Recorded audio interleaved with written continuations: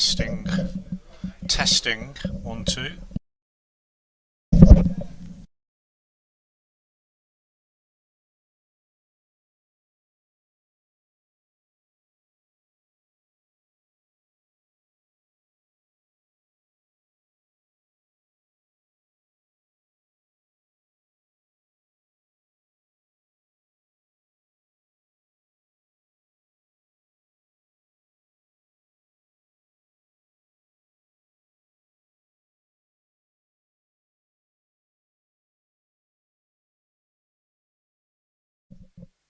Good morning everybody and welcome to Visit Worcestershire New Road on a beautiful sunny morning.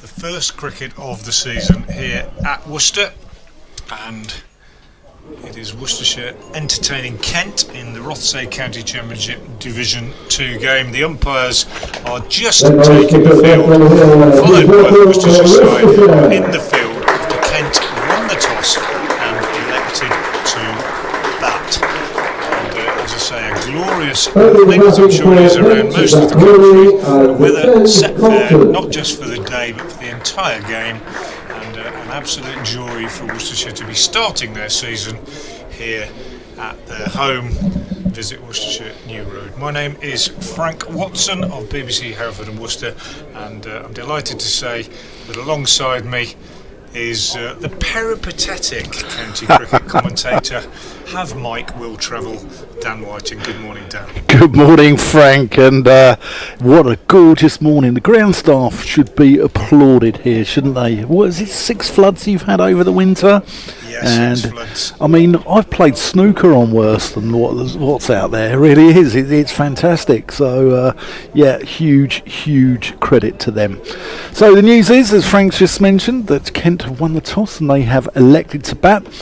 Ben Compton and Zach Crawley will open up for those from the Garden County, and as always, Compton will take the first ball in the first innings and Crawley will take the first ball in the second innings. I could not have accepted that when I was batting. I always liked being number 2. I always took 1, always. Did you? Yeah, always. Yeah, no, I like 2.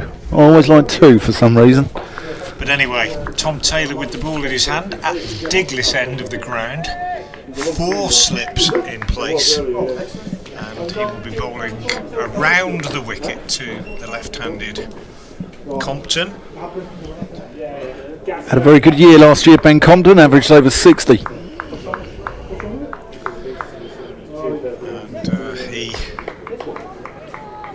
Taylor, of course, the leading wicket taker in the country last season. Good contest. At first slip, Brooks at second, Latigan at third, and Swanepoel at fourth. I think as Taylor comes in and bowls on the first ball of the season, he's left alone outside the off stump and goes through to Gareth Roderick, the Worcestershire wicket-keeper. Worcestershire's team showing 1 change from the side which won at Lord's last week, and that change sees Byers Swanepoel coming into the side for his first game, and he replaces Adam Finch. Here's Taylor again. Around the wicket, bowls, and Compton is defending this off the back foot, out on the offside up to mid-off where Brett Oliveira does the fielding. And the Kent team in this game is Crawley and Compton, the 2 openers out there, and then Sam Northeast, Tawanda Mayei, Daniel Bell-Drummond, Joey Everson, Chris Benjamin the keeper, Keith Dudgeon, Matt Milnes, Mikey Cohen and Matt Parkinson. Taylor again is in, Cohen pushes out on the offside, and again there's a good start then by Taylor. Good tidy start, nothing loose early on.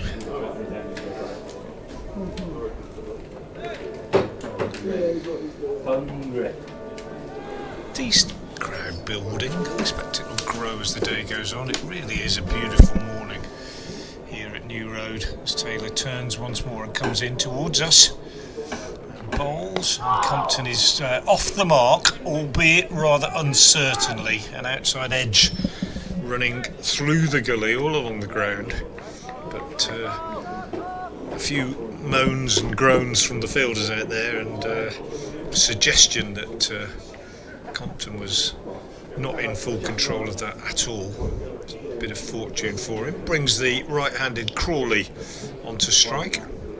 Slips change over. 3 slips and a gully now for Crawley.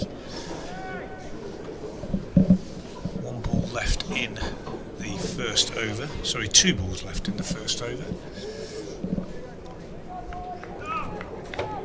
Crawley waits. Tall figure, bat raised as Taylor comes in over the wicket to him, and he's forward to this and just pushes up to mid-on. Matthew Waite does the fielding. Worcestershire, who escaped in their first game at Derby with a draw, having been on the wrong end of it for most of the game, batted very well on the last day, and then managed to win at Middlesex last time out. Had a week off last week. Taylor in once more to complete the first over. Balls, and Crawley is beaten outside the off stump. Feeling for that one. Pushing at it quite hard, and the ball going past the outside edge and through to Roderick. So a good start from Tom Taylor. First over going for just 1 run. And Oliver Hannon-Dalby will now take up the attack from the New Road end. The low knee from Edgbaston, Hannon-Dalby. Well, last week at Lords for Worcestershire, the week before last, and then having joined Worcestershire for a 2-game loan, has now extended that loan to take in the next 4 games in the county championship. Good news for Worcestershire, and it speaks of the plethora of seam bowling talent that they have up at Edgbaston. Here is Hannon-Dalby in, and Compton lets that go outside the off stump. Good delivery though, came back quite sharply at him, passed over the top of the stumps. Good leave by the left-hander, who, as Dan was saying, had a very good season last season, averaging 50. And so far, no signs of any demons in the pitch, which is good news for all concerned. Here's Hannon-Dalby in again. He bowls, and Compton is taken on the pad by this one. Hurried by it, actually. Does it nipped a little bit off the pitch and sort of hit him on the thigh, dropped down on the offside, but a good start from Hannon-Dalby as well. His line appears to be pretty good. Comes in again now, just turning at the top of his mark, and in to Compton, bowls, and that's a good leave by the left-hander outside the off stump. Our umpires today, Paul Baldwin and Simon Widdup.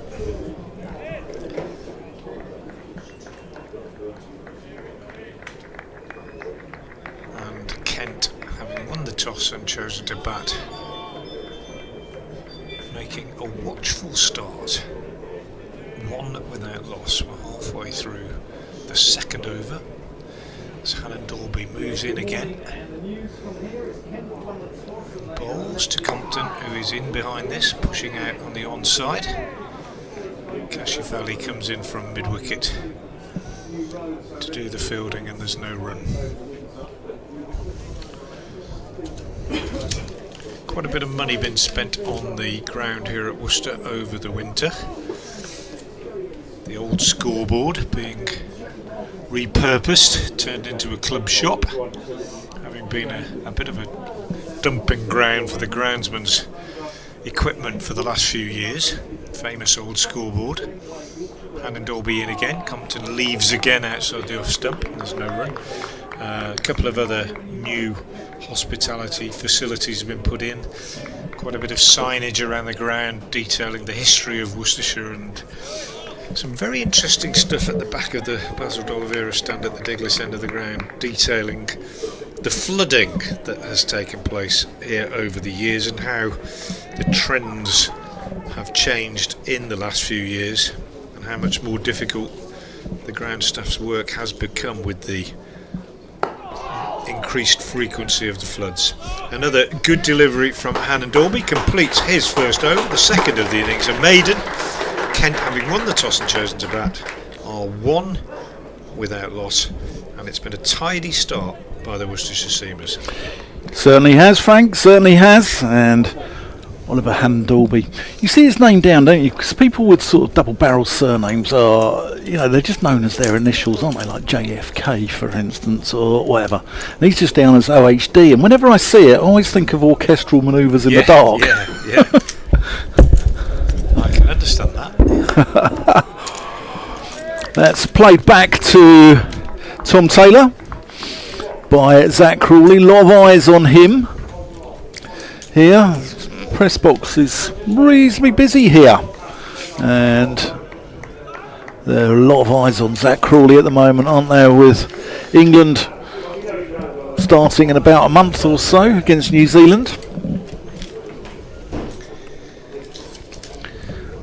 Here's Taylor past the umpire. Crawley gets on the front foot, pushes that back, hits the stumps at the non-striker's end. It looks an absolute picture here. There's not a cloud in the sky. There's a few aeroplane trails in the distance. Where are they going into? Birmingham? I don't know. They're going actually, up by the look of it. They're not. It's difficult to say, isn't it? We're not on any sort of direct flight paths that I'm aware of here in Worcester, so hard to say. They could have come from Bristol, of course. Yeah. Taylor in, and Crawley again, taking a large step down the wicket, pushing forward.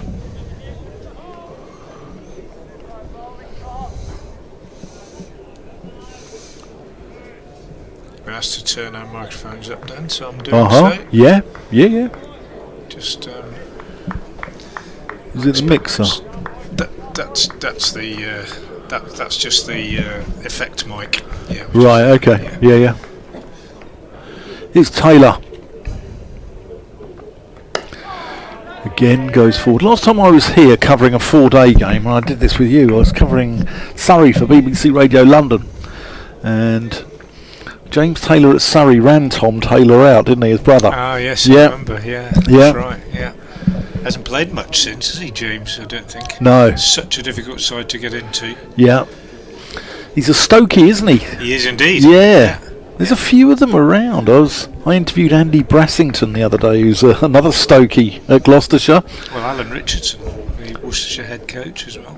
Oh, that's a good delivery. Goes past the outside edge of Zach Crawley's bat. Yeah, Dominic Cork was one.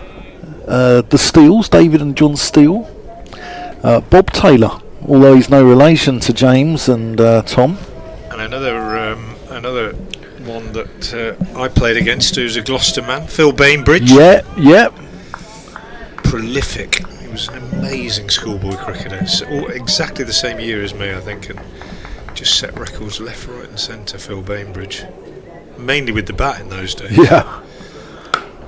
That's a lovely shot from Crawley. He's got his innings underway, and that's going to run away down the hill for 4 runs.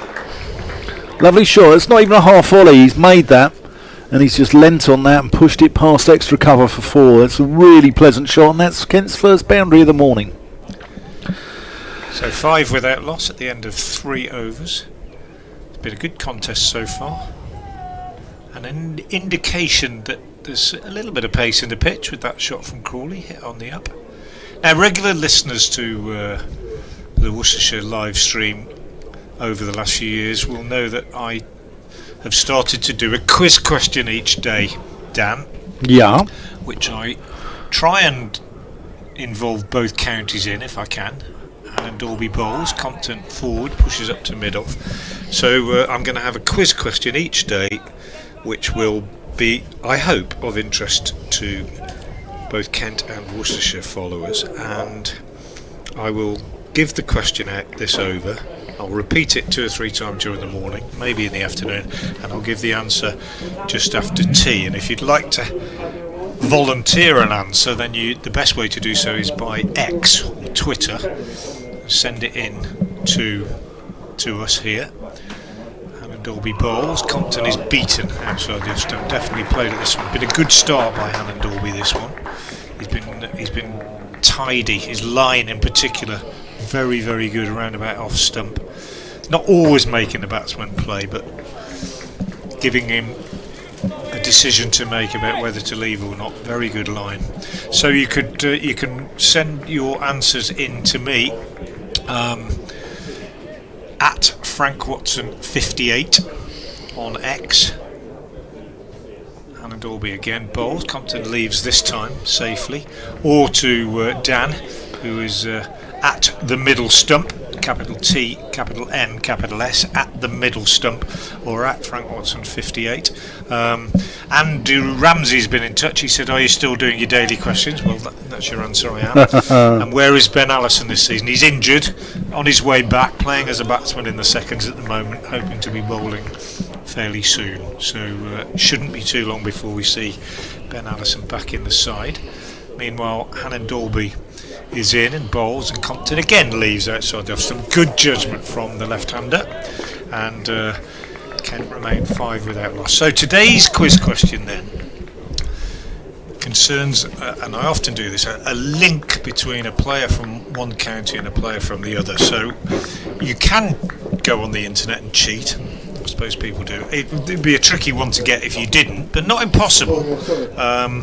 What is the link between Tim Curtis, the former Worcestershire and England opening batsman, Hannon Dolby plays out on the onside, who may well be listening, if you are. Good morning, Tim. What is the link between Tim Curtis and the former Kent seamer Charlie Hartley? Charlie Hartley, who played for Kent about 11 years ago, 11 years ago, 2014 to 17, I think. There's a link between Tim Curtis and Charlie Hartley. See, I don't even know this one. What is the link? Frank told me this one about an hour ago, and I could have cheated. I could have gone on the internet, but I haven't, and I'm flummoxed, Frank. Yeah, it's a tricky one. I try not to make them too easy.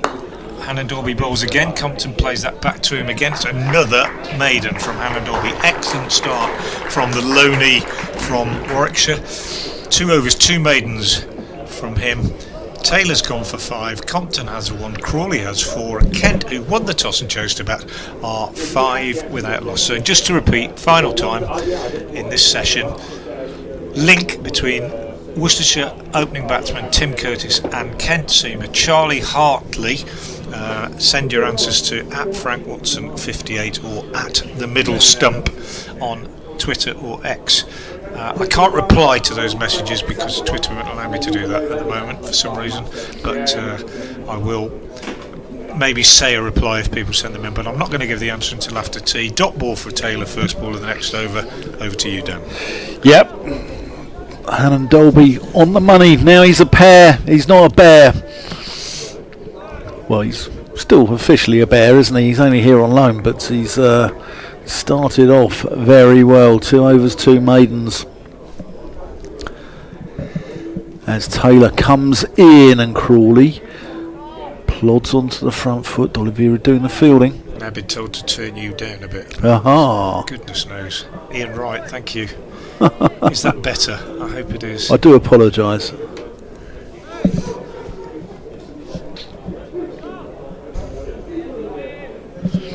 Yeah, gorgeous day here. Talking of Hannon Dolby,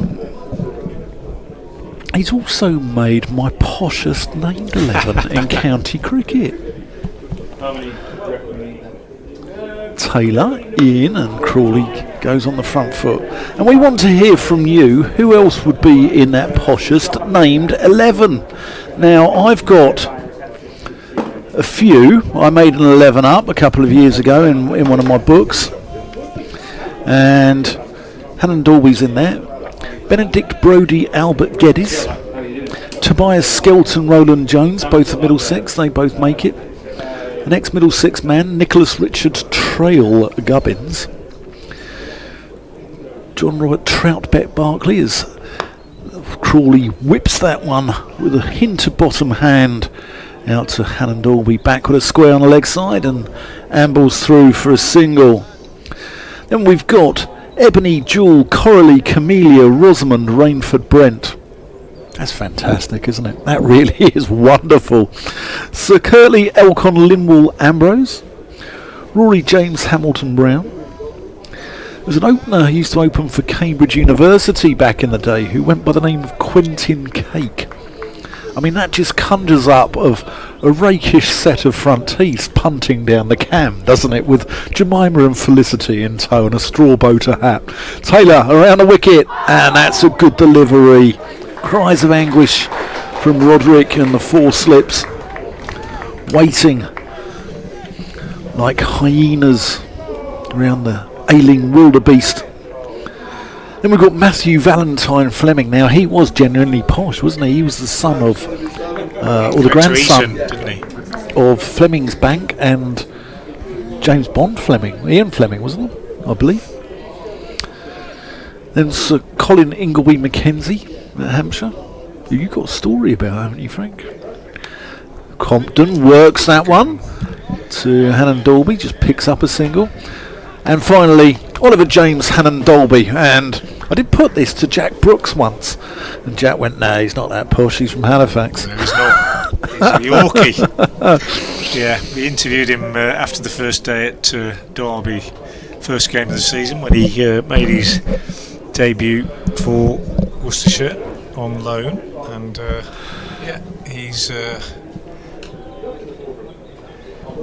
yeah.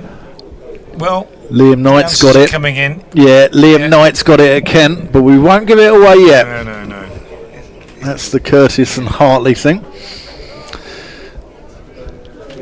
The media man at Kent, Liam Knight. Somebody moving behind the bowler's arm, distracting Compton as Hannon Dalby comes in over the wicket to the left-hander in the sunshine.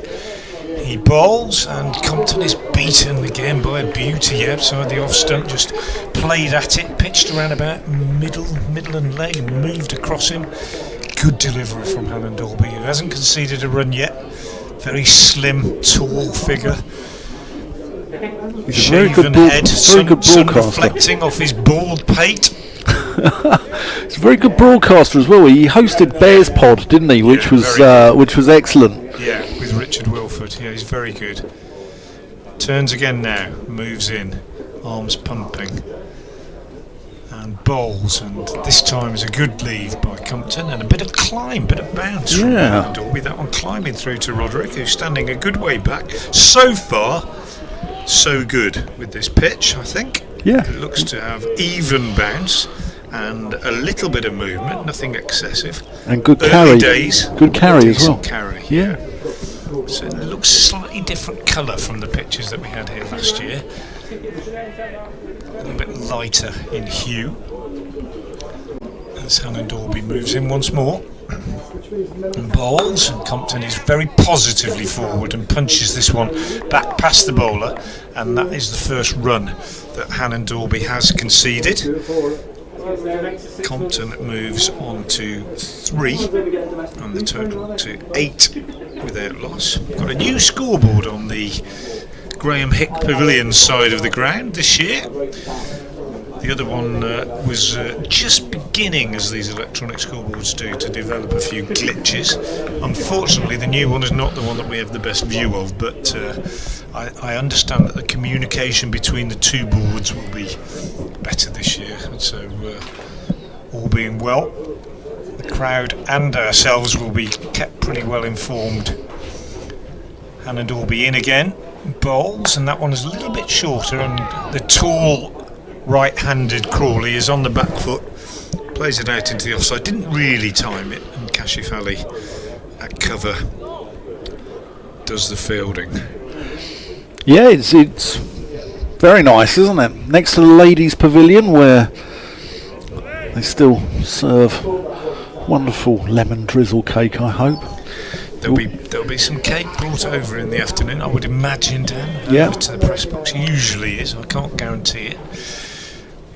Here's Alan Dalby in again. Bowls, and Crawley takes his bat away from that one. At least he appears to. Whether he took it away before he'd actually had a little push at that one or not, we'll have to wait until we've seen the replay on the screen. But again, Alan Dalby right on it in terms of line and length. Hasn't really bowled a bad ball yet as he comes to the end of his third over. That's tempting fate. Cue the half volley. But nice rhythm from the big man so far.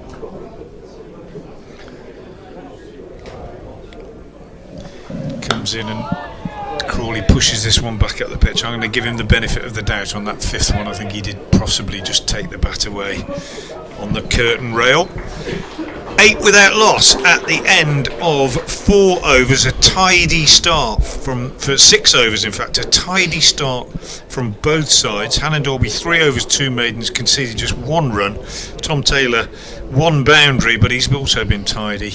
And well, it's a good start from both sides. I don't think either side will be complacent. I don't think either side will be too disappointed at the moment.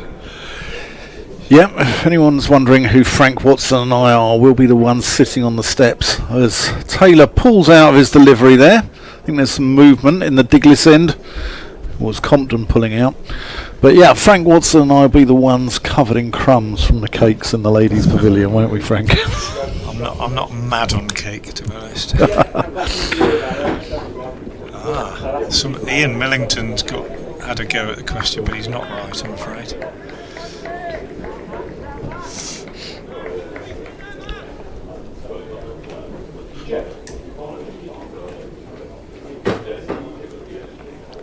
Oh, that's a good delivery. Goes past the outside edge of Compton's bat.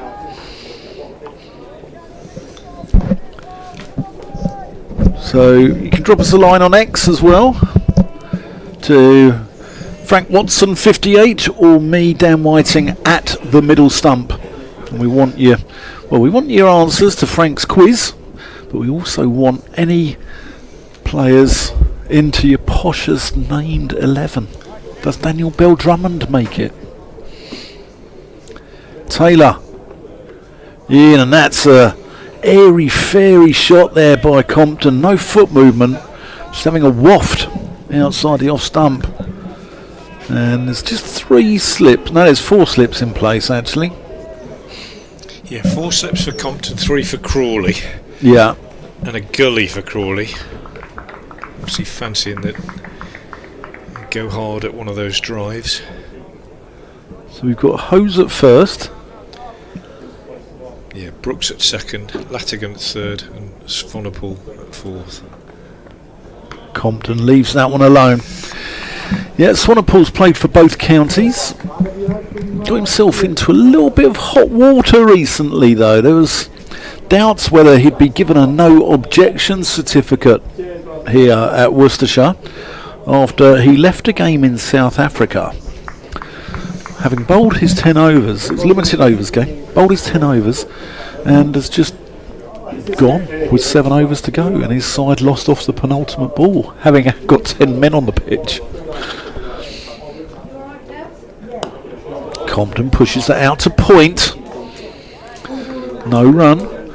I mean, you hear about it in club cricket, you've got an 18-year-old who's got a party to go to or something like that, but yeah, he didn't, as I understand it, and I don't know all the details, I haven't spoken to him about it, but he didn't just sort of walk off because he'd had enough. He went to catch a flight. He did, yeah. Which was the flight bringing him here. Didn't Vasbert Drakes also do the same? It was arranged for the next day, I don't know. I think Vasbert Drakes.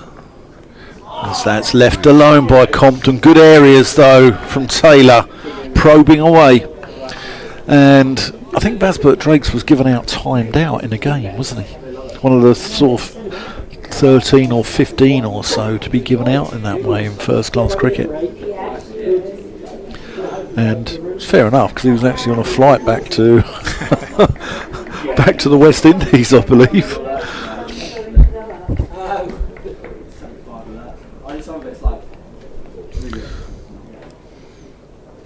Taylor to Compton, who prods at that, pushes it out to mid-off, end of the over. Kent are 8 without loss here. Ben Compton's on 3, Zach Crawley's on 5. Taylor 4 overs, 1 maiden, none for 7. Hannon Dalby 3 overs, 2 maidens, none for 1.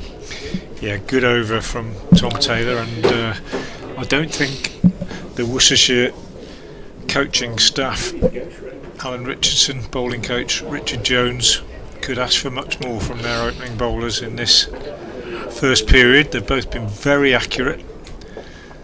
Hannon Dalby bowls, slightly over pitch, driven by Crawley, but nicely fielded at mid-on by Tom Taylor. No run added. They've both been pretty accurate, you could say. Well, to be fair, even to Taylor, the one boundary that we've seen wasn't a half volley, so they've both been accurate in terms of both line and length, and you can't really ask for much more than that.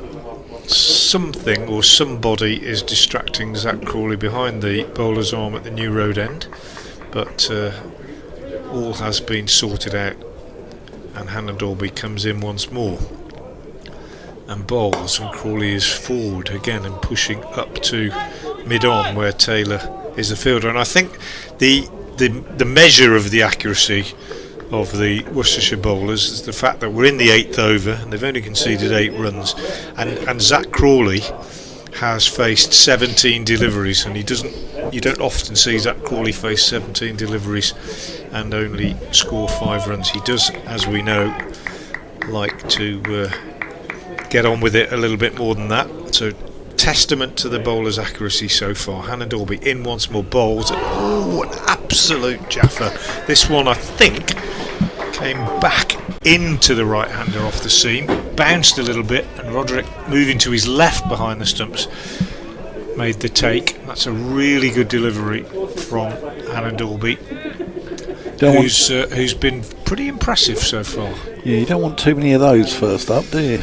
Well, you're just happy to miss it, that one, I think. Just going to watch a replay. The trouble is that our live stream's about 1 ball behind, so just as we watch the replay, he's coming in to bowl the next one. Comes in there and bowls it, and it's blocked out on the offside, and it came back between bat and pad, didn't it, the ball before. Very, very good delivery. So Hannon Dalby just hitting the seam, getting it to go either way. What I've noticed about Hannon Dalby is he's very clever in his use of the crease. Sometimes Dan Worrell's the same as well, and Keith Dudgeon at Kent is another one. Will go away, and they'll go wide of the crease, and either sort of the away swinger will drag you into it, or it'll just go back. It won't go back in, but it'll just go on with the angle. And Dalby in again, bowls, and Crawley drives, but again smart movement by Taylor at mid-on, cross behind the bowler, doesn't pick up cleanly but moved quickly, and that was enough to discourage Crawley from taking the run. And just a tiny sense that Crawley's getting a bit frustrated. 20 deliveries now for his 5, 27 deliveries for Compton's 3, and a very, very tidy start from Worcestershire. However, no breakthrough in the first half hour, as Hannon Dalby comes in to complete his 4th over. Bowls, and Crawley is getting runs here, down to fine leg 4. In fact, that is the first ball that Hannon Dalby has bowled, drifted into the pads, and Crawley just leans inside it and flicks it away, down to fine leg for 4. So a welcome relief, and a second boundary for Zach Crawley. He has 9, Compton has 3, and Kent are 12 without loss after 8 overs and half an hour.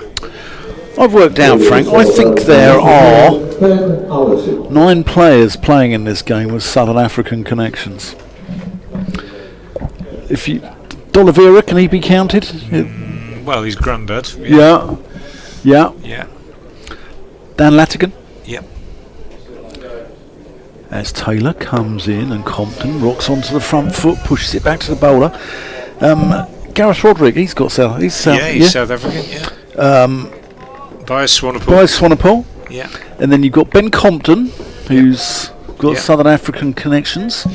Tawanda Miyeye, who's Zimbabwean. Chris Benjamin, Keith Dudgeon and Mike Cohen. Yeah. So yeah, there's a lot of Southern Africans in this game. As that's pushed into the offside, but who's that fielding at cover point? It's Kashif. Kashif Ali. Round quickly. I saw him play a wonderful innings a couple of years ago, first game of the season out Edgbaston, where he got 100 in either innings, didn't he? Yeah, he's absolutely superb. Not to be confused with the Kashif Ali that Kent had last year, who was an overseas bowler. Compton again, defence. He hasn't rediscovered that form. Right. He got 100 in both innings in that game. Had a decent season, but last season struggled a little bit. And so far this season, well, he played well in the second innings at Lord's, but he hasn't rediscovered that kind of form for a while now. Batting at 3, very important position, obviously. But it needs some runs, Kashif. Taylor in Compton pushes that to D'Oliveira at mid-off, and Dolby fielding down in front of us. He said on the Bears pod that he was very sort of an expert DIY. And if you're tuning into this, I know you're out on the pitch, Oliver, but if you are listening to this back, I've got a couple of pictures that need hanging up at home. If you want to pop round, you're more than welcome, mate.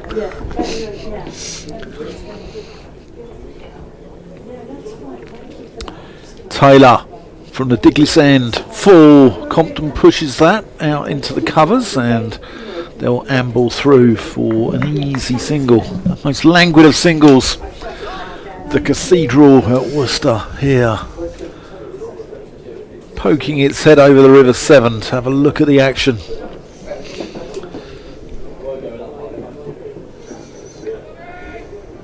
Beautiful venue, absolutely stunning. One of my favourites on the circuit. Although the hotel in the corner could do with a lick of paint, it has to be said, Frank. Yeah, it has been said. Oh, that's a thick outside edge. It's going to come down below us for 4 runs, but Crawley going to flash hard.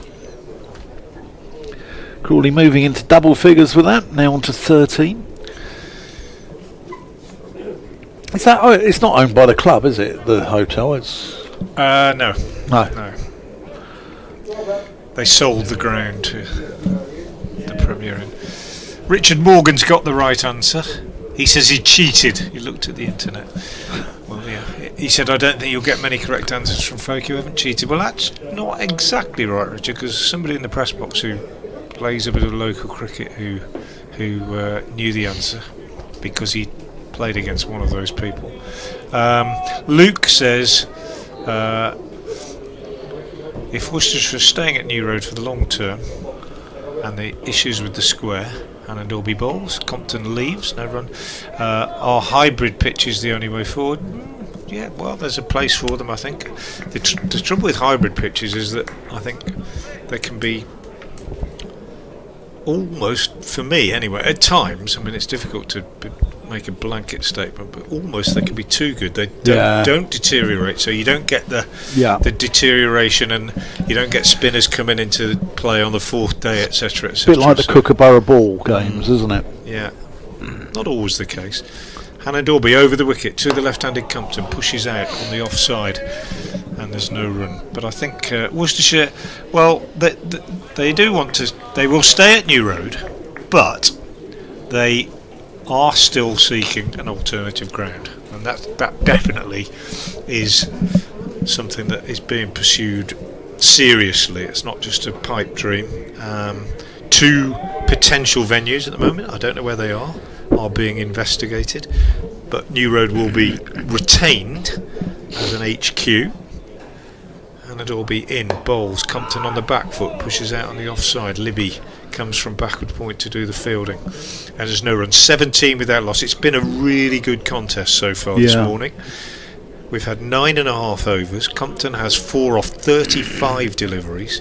Crawley 13 off 22. Hannon, Dorby and Taylor have been bang on in terms of their accuracy. However, from a Kent point of view, a good solid start. No breakthrough yet for the Worcestershire Seamers. Hannon Dorby in, bowls, Compton beaten outside the off stump by one again. That goes across the left-hander. And again, oohs and ahs from the slip cordon, but no edge from the left-hander. Now, if you're listening to this, right, and you're one of the knockers of county cricket, because there are plenty out there, and these are two, you know, the non-100 playing counties. This is good, hard, attritional cricket here. You know, this is what it's about, isn't it? New ball, both bowlers going at two decent batters. Hannon Dorby again bowls. Compton plays defensively up to mid-off. Yeah, and to be fair, you've got Hannon Dorby, who's, you know, highly experienced operator, has played a lot of Division 1 cricket. You've got Tom Taylor at the other end, the leading wicket taker in the country last year in Division 1 and Division 2.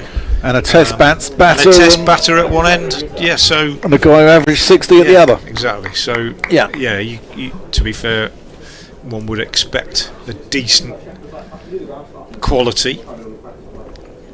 Worcestershire will hope when the bowling changes are made that they can maintain this sort of accuracy.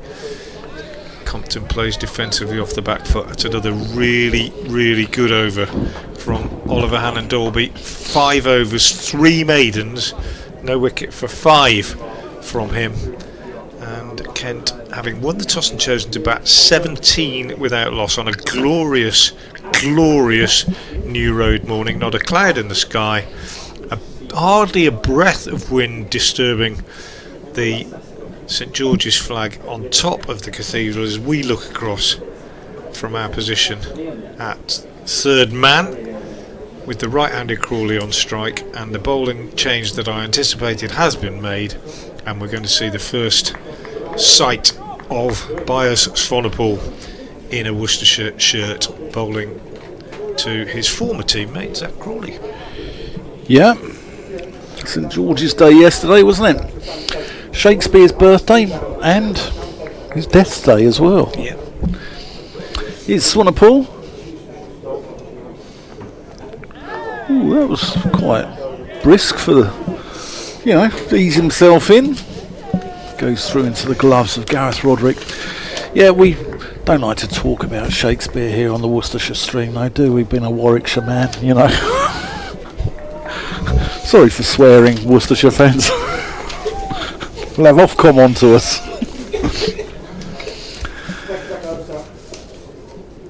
Swanepoel.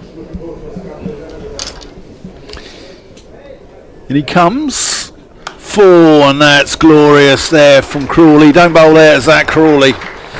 Nails it through the covers for 4 runs. Kent move on to 21 without loss. Crawley on to 17 from just 24 balls. And as I said earlier, there's people in here who are waiting for Zach Crawley to fail. And I would love it, to quote Kevin Keegan, just love it if he answered his critics. Because he's one of the nicest guys on the circuit as well. He really is. He's just a genuinely good bloke. You know, but that doesn't get you test selection, does it? You know, you could be the Don Bradman of blokes, but it's what you do in those 22 yards in the pitch. As Crawley cloths that a little bit, looking to push it on the offside, and just dribbles out into the leg side. Yeah, I think there's 2 ways of looking at it, aren't there? I mean, I don't disagree with anything you've said, and I think when he's going well, he's a magnificent player to watch. Yeah. But if you're a county batsman who's racking up runs in Division 1 on a regular basis and not getting even mentioned in the conversation, and you watch a guy who's averaging mid-20s or something in a test, then I think you're entitled to be a bit fed up about it. Yeah, I get it. It's just pushed out into the covers. Yeah, I mean, you know, Kent fans can also say, arguably probably one of the finest players playing county cricket at the moment. Daniel Bell Drummond's been very unlucky not to have even had a sniff of England over the years.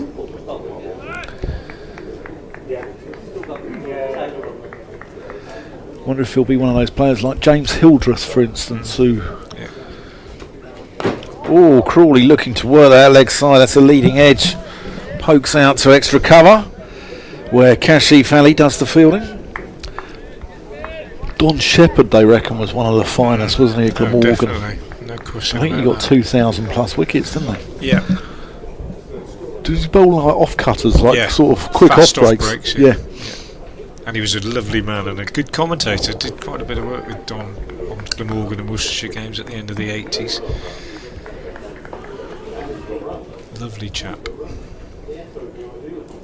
Swanepoel in. Oh, that's got climb on it. Roderick takes that shoulder height. And Crawley's a tall man, and that's past him at waist height. Was still on the way up when Gareth Roderick took that. Swanepoel's got some wheels on him. 21 without loss. You listen to me, Dan Whiting, and Frank Watson, live on BBC Radio Kent, BBC Hereford and Worcester, and on the BBC Sport app, and on the Worcestershire stream. Where else are we, Frank? We're everywhere, aren't we? I think that's about it. Oh, right, covered okay. It all. I'm just thinking of it, just having a look at that last delivery from Swanepoel. It's got it. It's all in the arm, isn't it? Really.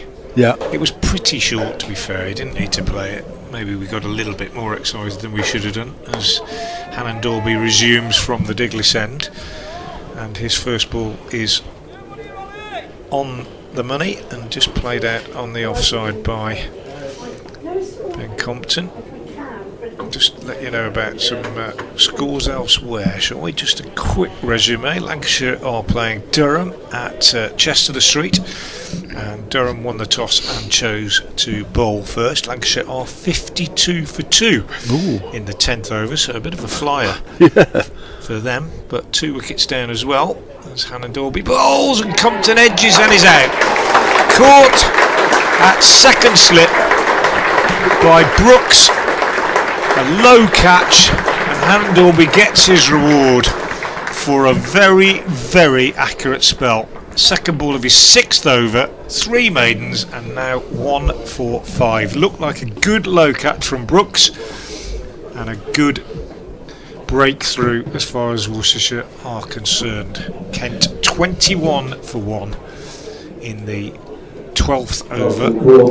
Yeah, thoroughly deserves that. Oliver Hannon Dalby, he's just probed away. He's been metronomic in his accuracy, and he's just banged away at the same length, same line, same lengths, and he thoroughly deserves that. He's in his 6th over and he's 3 maidens, 1 for 5, and that tells a story. Yeah, very, very tidy indeed. So there we are, 21 for 1 with that wicket. Compton caught by Ethan Brooks off Hannon Dalby, and the new batsman will be Sam Northeast coming out at number 3. Just going back to scores elsewhere then, Sussex are playing Yorkshire at Headingley. Yorkshire again won the toss and elected to bowl first. Sussex made a tidy start, 33 without loss in the 10th over. Glamorgan are playing against Leicestershire at Sapphire Gardens. Glamorgan won the toss and chose to bat. They're 17 for 1 off 9.5 overs, so good start by Leicestershire. Gloucestershire are playing Derbyshire at the county ground in Derby. Gloucestershire won the toss and chose to bat. They're 21 for 1 in the 10th over. Warwickshire made a quicker start at Trent Bridge against Notts, having been put into bat. They're 44 for 1 in the 10th over, and Essex 35 without loss at the Oval against Surrey in the 10th over, so a good start for them. So there you are, you're up to date with all the other scores here at New Road. Sam Northeast has just gone out to join Zach Crawley, and he is about to receive his first delivery from Oliver Hannon Dalby, who's just made the breakthrough for Worcestershire. Kent 21 for 1, and Hannon Dalby moving in with those 4 slips waiting to bowl to Northeast now. Bowls, and Northeast is driving this one up to mid-on, where it's fielded by Taylor. There's no room, but as you said, Dan, I think you used exactly the right word when you said reward for Hannon Dalby. Yeah, no, he does. He deserves it. Pushed away at off stump thereabouts, beat the bat a few times, made the batsman play, and eventually earned the breakthrough with a good low catch by Brooks. Comes in again now, Hannon Dalby. Bowls, and Northeast is a little bit tentative, pushing at this one. Couldn't say whether he actually pulled the bat away or played at it, but it was an unconvincing leave, if it was a leave. Yeah, back to the county of his birth, having left in 2017, Sam Northeast. Kent's side, by the way, for those just tuning in, Daniel Bildrum, Ben Compton, Mieye, Crawley, Northeast, Everson, Benjamin, Milnes, Parkinson, Cohen and Keith Dudgeon. Hannon Dalby again into bowl to Northeast, who is off the mark, just turning this one off his legs down to long leg for a single. 22 for 1. No room for Ben Dawkins or Ekansh Singh out of the side that travelled. Ekansh a little bit unlucky, one of 3 centurions in the second 11 in a game at Polo Farm, Canterbury, in the week.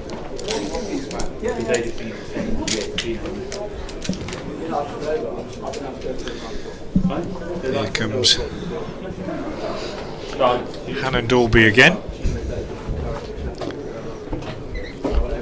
Just places the ball quite carefully between the fingers of his right hand, get the seam in the right place, comes in and bowls and hits Northeast on the pads. A big shout for LBW. Umpires a good look at it. They liked it, I think, but umpire decides not out. End of a very, very good over from Oliver Hannon Dalby. 6 overs, 3 maidens, 1 for 6 now his figures. And Kent at the end of 12 overs, having been put into bat, 22 for 1. Yeah, looked a good shout. That it did look a good shout.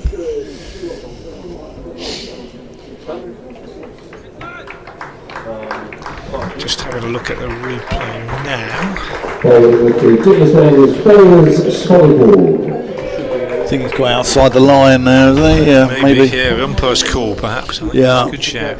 Swanepoel in, and Northeast just nurdles him into the leg side. And skiddy is the word I'd use to describe Swanepoel. Yeah. Reminds me a bit of Neil Radford, another slippery man from the South African is heritage. he Zambian, Radford? Yeah.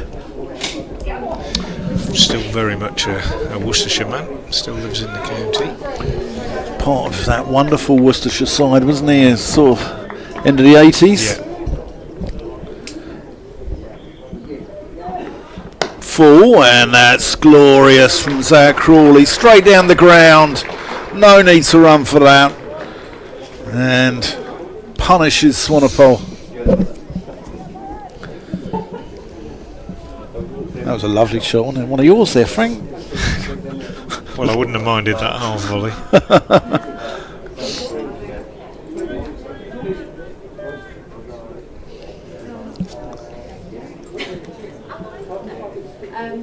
What's Swanepoel got in reply?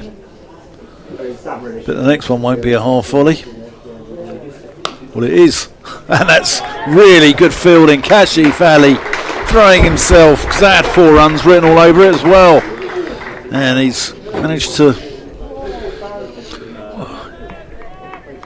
You know what though, if you're the bowler or you're Brett D'Oliveira, you're not perhaps too worried about seeing Crawley playing his shots like that. Was not quite a half volley. The one before was a full half volley, but he's in the mood now, and he only needs to get his judgment wrong, doesn't he? And we'll get the old nick. Yeah.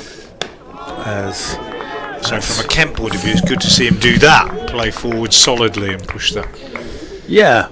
You just get, sometimes you feel it, don't you, in a test match? If he gets a really good start, you're almost worried, aren't you, that he's going to go for one that he shouldn't. And from a bowler's point of view, you're thinking, well, okay, you can have a couple.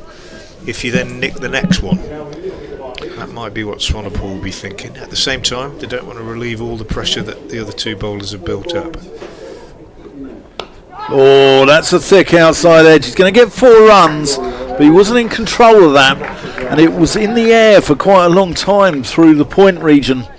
But he's got 4 more, and he moves on to 25. I'm just eulogising about that stop from Kashi Valley. I mean, you're a Norwich fan, Frank. It's like Kevin Keelan. Kevin Keelan. Well, yeah. Here you go. Look at them. Yeah. You could not have said something at a more apposite time, because I was given that this morning. Kevin Keelan came from Kidderminster. You might not know. Did he? Well, he was really? born in Calcutta, but he lived in Kidderminster for quite a long time. Right. Yeah. And that was an article that was written in a local newspaper in Kidderminster about him this very winter. Oh, that's a good shout. Oh. I'd like to have another look at this one, because, well, it was a strangled appeal, but it looked adjacent from our view here at Gully. A deep left third. I think there was an appeal for a catch, because I think they were hoping that it looped off the pad, having hit the inside edge, but no. So Swanepoel's first over concedes 9. Sorry, his second over concedes 9. He's 2 overs for 13 now, and Kent 31 for 1. Hannah Dalby continuing from the New Road End bowls, and this one is worked away on the onside by North East. So Swanepoel 2 overs for 13. Hannah Dalby 6.1 overs, 3 maidens, 1 for 6. Tom Taylor 6 overs. 5. Well, actually, the scoreboard was wrong, actually, and I think the official NV play will be readjusted as Hannah Dalby bowls, and it's blocked by North East because the scoreboard didn't realise that Swanepoel had bowled his first over. It still had Taylor. Taylor only bowled 5. Right. Down as 6, and then they realised, so I think there will be adjustments made. Yeah. But anyway, it's 31 for 1. We're in the 14th. Good job we're on the ball, Frank. Yeah, actually, yeah. The official scorers didn't notice the first bowling change. Hannah Dalby in once more in the sunshine. Beautiful morning here at New Road. He bowls North East on the back foot to one that just bounced a little bit more. Yes. Just plays it back up to mid-on. Let's hit him on the splice there, isn't it? Bowls a heavy ball, doesn't he, Hannah Dalby?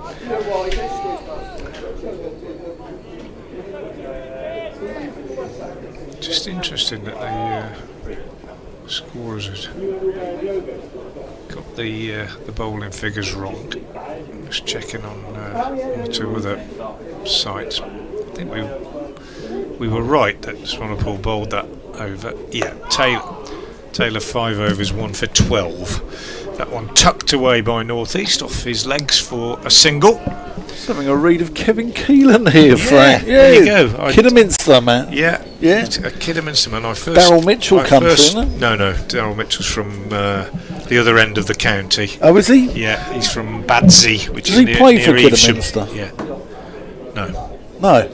Well, he might. I met him there a couple of years ago. He might have done, but I played for Kidderminster in the Birmingham League when I first started in the Birmingham League, but do a very nice different age. Here we go. Here's Hannah Dalby in bowls, and Zach Crawley is playing this defensively back up the pitch. And there's no one. Chris Oldnall, who's in the press box next to us, one of the 3 men whom the press box is named after. It's a Kidderminster man through and through, and it was he who wrote that article because he found out that I supported Norwich City, and Kevin Keelan played in goal for Norwich, the very first game that I ever went to, and I didn't realise that he had begun his professional football career with Kidderminster and then went to Wrexham and then to Aston Villa and then found his way to Norwich, where he played about 500 games. But yeah, still has family in Kidderminster. Here's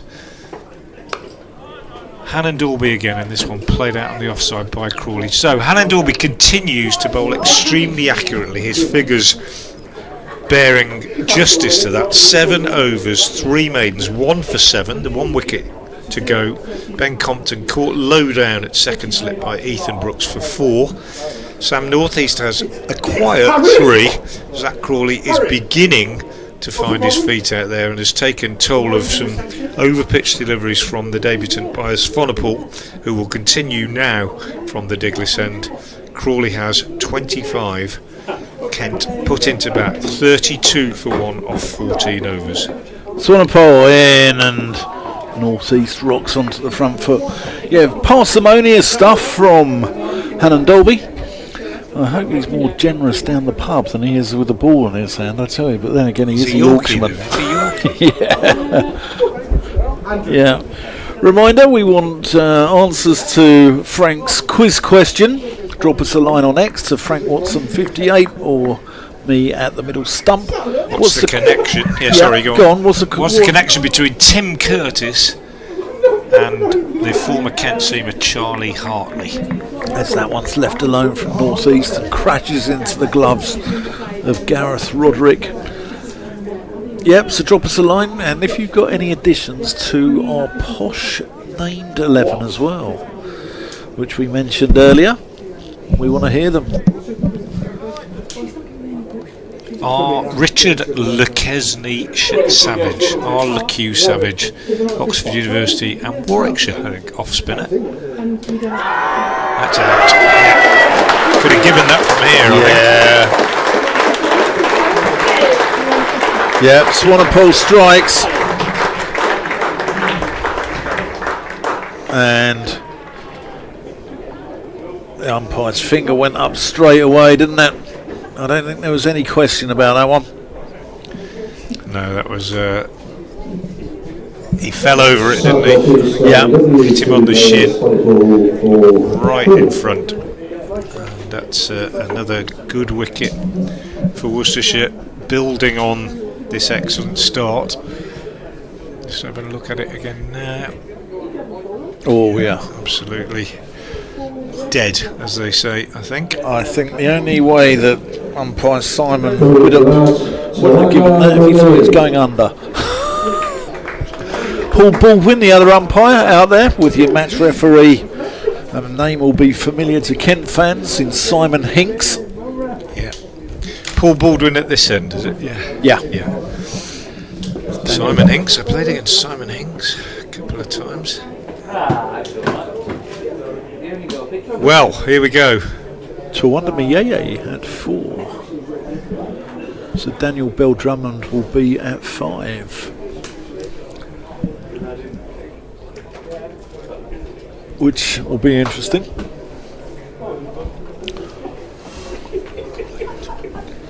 So Tawanda got 100 against Durham, first game of the season. Really good innings against a good attack. Matt Potts came steaming in that day, and it was an outstanding 100.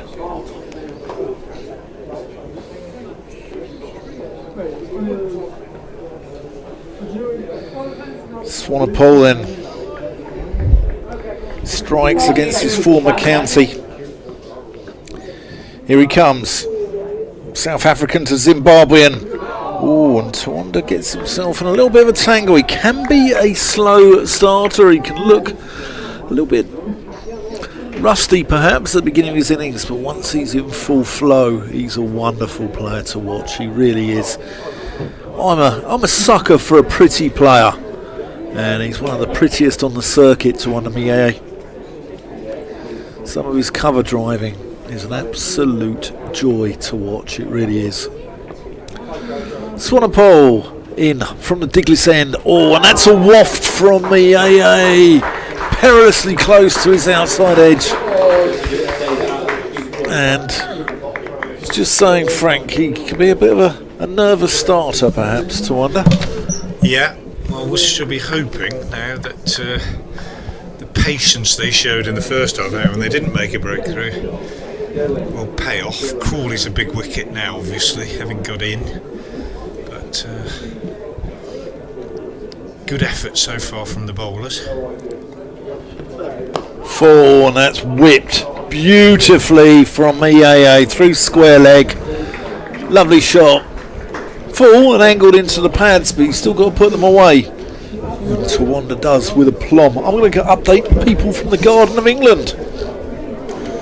Off goes Dan Whiting to speak to BBC Radio Kent with the news that the visitors here at Visit Worcestershire New Road are 36 for 2.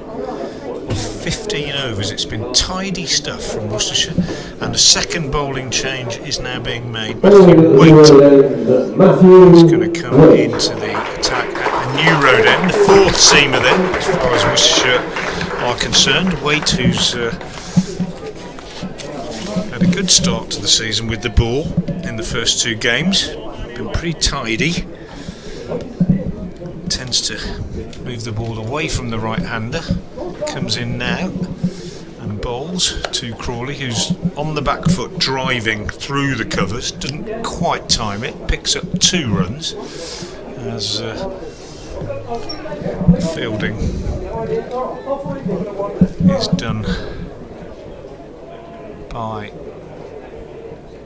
Swanepoel, moving back from mid-off. Extra cover, in fact. 3 slips then for Waite, bowling to the right-handed Crawley. Hose at first, Brooks at second, Latigan at third. Waite is in, bowls, and Crawley is watchfully in behind this one and pushing it up to mid-on, where it's fielded by Taylor. So 3 men out this morning. Sorry, 2 men out this morning. First to go, Ben Compton Court. Low down at second slip by Brooks off Hannon Dolby, and then Sam Northeast LBW to Swanepoel for 3. Compton out for 4. Crawley holding things together on 27. Waits now as Waite comes in and bowls to him, and he's popped this one up on the onside, and D'Oliveira racing in from mid-wicket. Can't get there, and it lands frustratingly 3 or 4 yards in front of him. And there's no addition to the score. 38 for 2 it remains. First wicket going down with the score on 21, and the second wicket going down with the score on 32. 32 for 2 has become 38 for 2. Waite is in, bowls. Crawley is forward to this and pushes out on the onside, and D'Oliveira, the captain, again comes in from mid-wicket to do the fielding. Encouragement from the outfielders for Matthew Waite. Beautiful day here at New Road, just perfect conditions for the first home game of the season for Worcestershire. Waite is in and bowls, and Crawley is taken on the pad. Big shout for LBW. Think he might have got a nick on it. Umpire Paul Baldwin unmoved. Looked fairly straight, but just a suggestion. I think that he got a nick on it and the appeal died before it really got going. But a good start for Matthew Waite. 1 ball left in his first over. 2 runs conceded so far. Turns again now. Moves away from us and bowls, and Crawley is out. Caught behind. Doesn't like the decision. Got an edge, and Gareth Roderick took it. And a wicket for Matthew Waite in his first over. And Kent now, having won the toss and chosen to bat, in a bit of trouble at 38 for 3 at the end of the 16th over.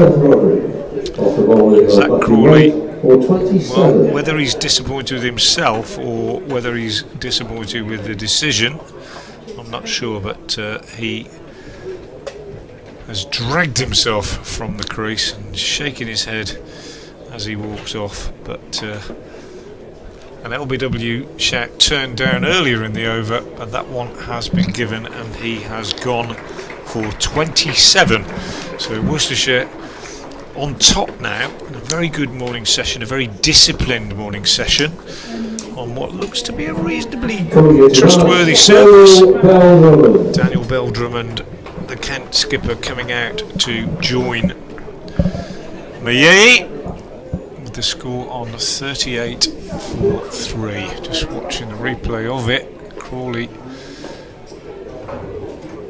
shaking his head, whether in disappointment or in disagreement with the umpire's decision, I couldn't say, but he has to go, and Kent are 38 for 3, as I say, and Worcestershire, having been very, very tidy early on, are now reaping the rewards. Just watching a replay of that one now. Not sure how much it's going to tell me. No, it doesn't really tell me a great deal, if I'm honest. So we'll have to see what can be gleaned from further replays, perhaps later on. Here's Swanepoel starting a new over, bowling to Midday, who is on 4. Having clipped the last ball of Swanepoel's previous over through square leg. This one he just punches up to mid-on, and there is no addition to the score. So Compton out for 4, North East for 3, and Crawley for 27. Worcestershire very, very tidy in their out cricket this morning. By Swanepoel in once more from the Diglisone bowls, and Midday is forward to this one and pushes out on the offside. Bit of chirping from the Worcestershire fielders out there, bit of encouragement for the bowler. Plenty of applause and encouragement from a side which is on top at the moment. Swanepoel in again, bowls, and Midday is on the back foot, pushing out on the offside. Fielding is done by Ben Allison, who's on the field as a substitute. Not ready yet to bowl, Allison, hence he's not in the side, coming back from a back injury, but able to be out there on the field, be part of things, and it won't be long before he's fit and pressing for a place, one imagines, in the Worcestershire side. Swanepoel is in again, bowls, and Midday leaves alone outside the off stump. No run. Tom Taylor going through some fairly vigorous loosening up exercises at mid-off, suggesting that he will be back for a second spell fairly shortly. But for the moment, Swanepoel and Waite, the two change bowlers, both picked up a wicket, going along nicely. Swanepoel bowls again, just short of a length. Midday is in behind this and plays it very solidly up to mid-on, where Waite is indeed the fielder. 38 for 3 it remains. Zach Crawley, I think, might have been a little bit hard done, but I mean, Paul Baldwin's got a far better view of it than we have there. Yeah, hard to say. I think. Well, I looked at the replay, couldn't really. I thought initially Crawley's body language suggested disappointment, but whether that's with himself or with the decision, I don't know. Midday leaves this one alone. Tidy over from Swanepoel, and at the end of it, his first maiden. It's 4 overs, 1 maiden, 1 for 17 for him, 38 for 3. But it came, I think I got the impression that it might have come back between bat and pad and been an inside edge. But it definitely hit the pad. Whether it's an inside edge onto the pad is a different matter. But I mean, it's been given out caught behind. I mean, it got outside the line anyway. So, oh, definitely caught behind. Yeah. Yeah. That's what it says on the scorebook anyway. But as the replays that I've seen, it's not conclusive really. But as we say, Paul Baldwin has got a far better view. I think probably the noise would have been the giveaway as much as anything, wouldn't it? Anyway, you win some, you lose some. Yeah, look in the book. Short leg going in now. deep short leg. There was one that popped up in the air in the previous over. In fact, it was from Crawley, I think. But Bell Drummond yet to receive a delivery. He's on strike, 3 slips and a short leg. Yep, here he comes. Kent skipper in his benefit year.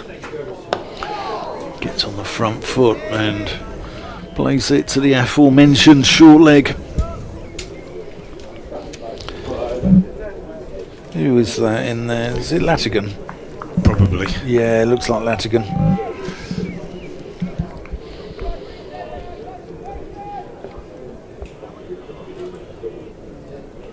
He's a character by all accounts, isn't he, Frank Latigan? Yeah, nice lad. Yeah. So he's... His weight. That's the cry from Daniel Bill Drummond. His weight. He's... no run. He's fitted in very, very well. Quite modest. Quite talented. Yeah. Good fielder. He was pulling points in the club bar at the start of this season. It's a good story, but it's true. And then he got his contract and they stopped all his shifts. And he said, I still want to work behind the bar. You're a professional cricketer now, you can't do that. Pour me one later if he wants. Here's Waite. Bill Drummond gets right forward. Defends. But yeah, he's got great potential. I don't think anybody wants to get too carried away at the moment, but he's made a good start to his professional career. Good temperament, that's what it would appear. Certainly in first couple of games he's lost partners at the other end, and you know, the young player at the top of the order has been the one who's had to hold it together, and he's done that very well. Left alone by the man they call Deebs.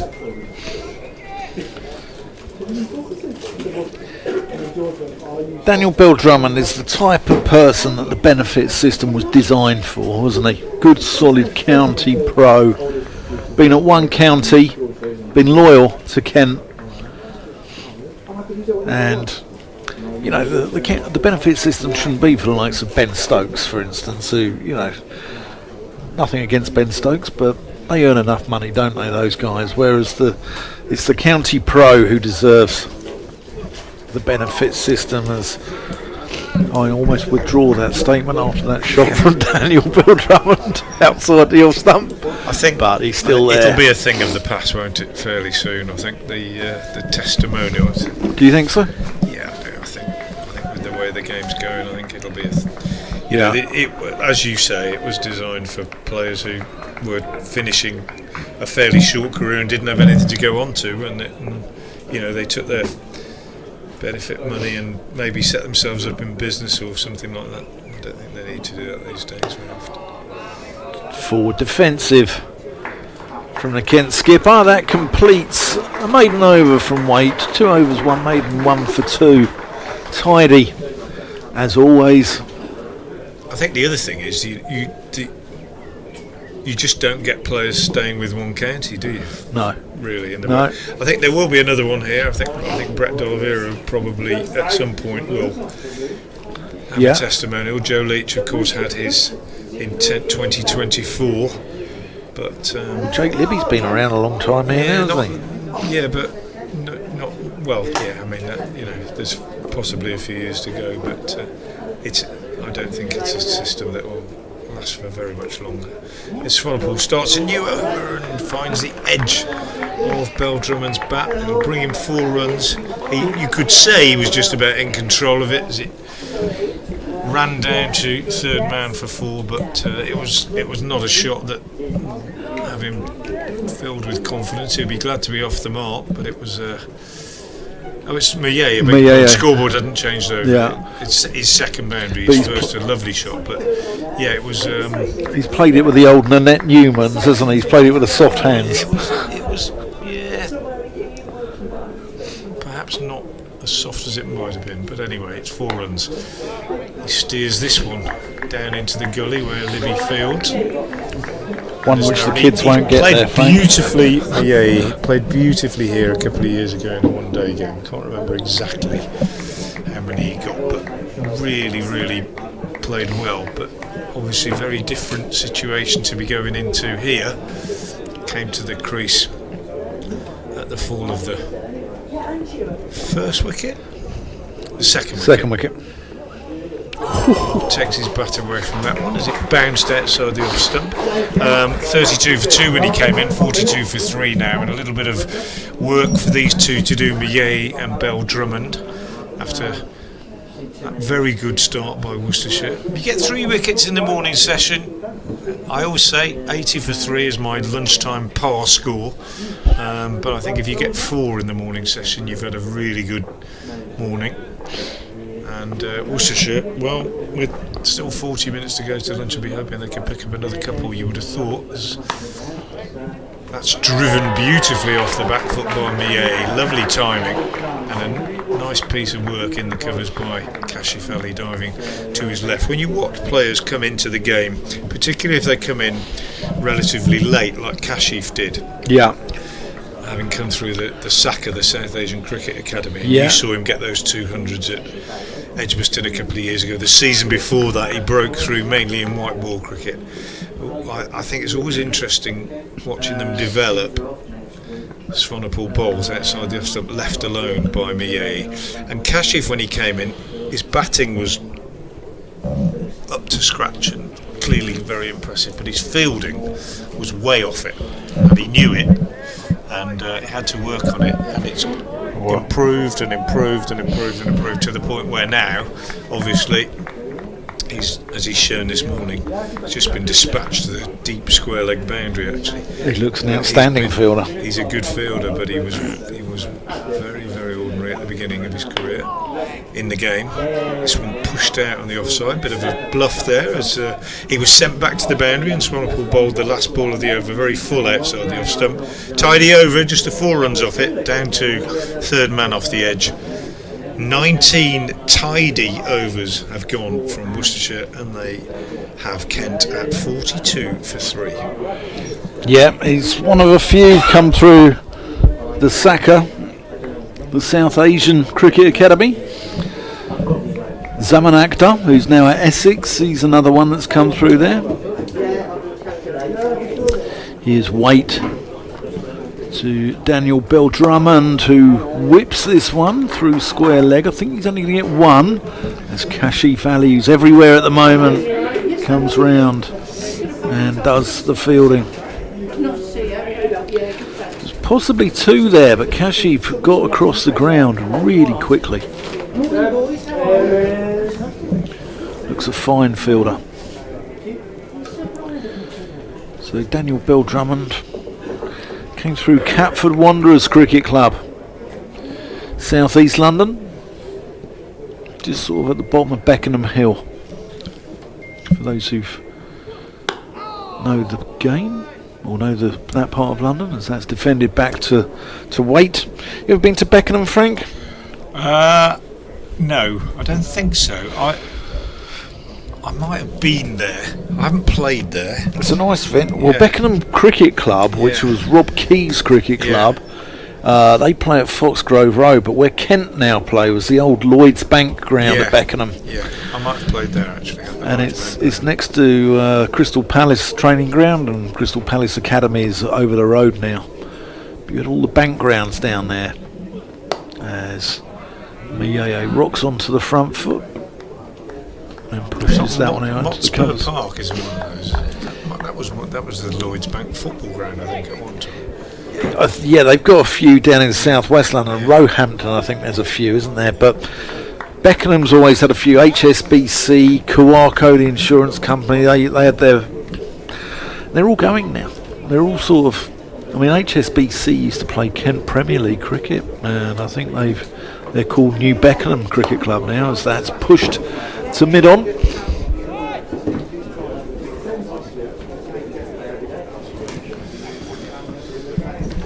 Metropolitan Kent, as it's known by the marketing guys in the club office, Liam Knight and Nick. I've been to the boys. I've been to most of the Kent out grounds. I think went to Folkestone. They don't play there anymore. Cheriton Road, being there with Worcestershire in the 80s when they were just building the Channel Tunnel. pushed. Sorry, yeah. Pushed into the cover. There's a wonderful photo of Alan Knott. I think he made his debut at Folkestone. And he's got like the North Downs behind him there. Just remember one 4-day game there in the 80s, and it just blew the wind from straight down the ground for 4 days. Bowling from one end was really, really difficult for both teams. 88, I think it was. Knowing you all up, Frank, you'd have been uphill into the wind. I wouldn't. I didn't bowl, so yeah.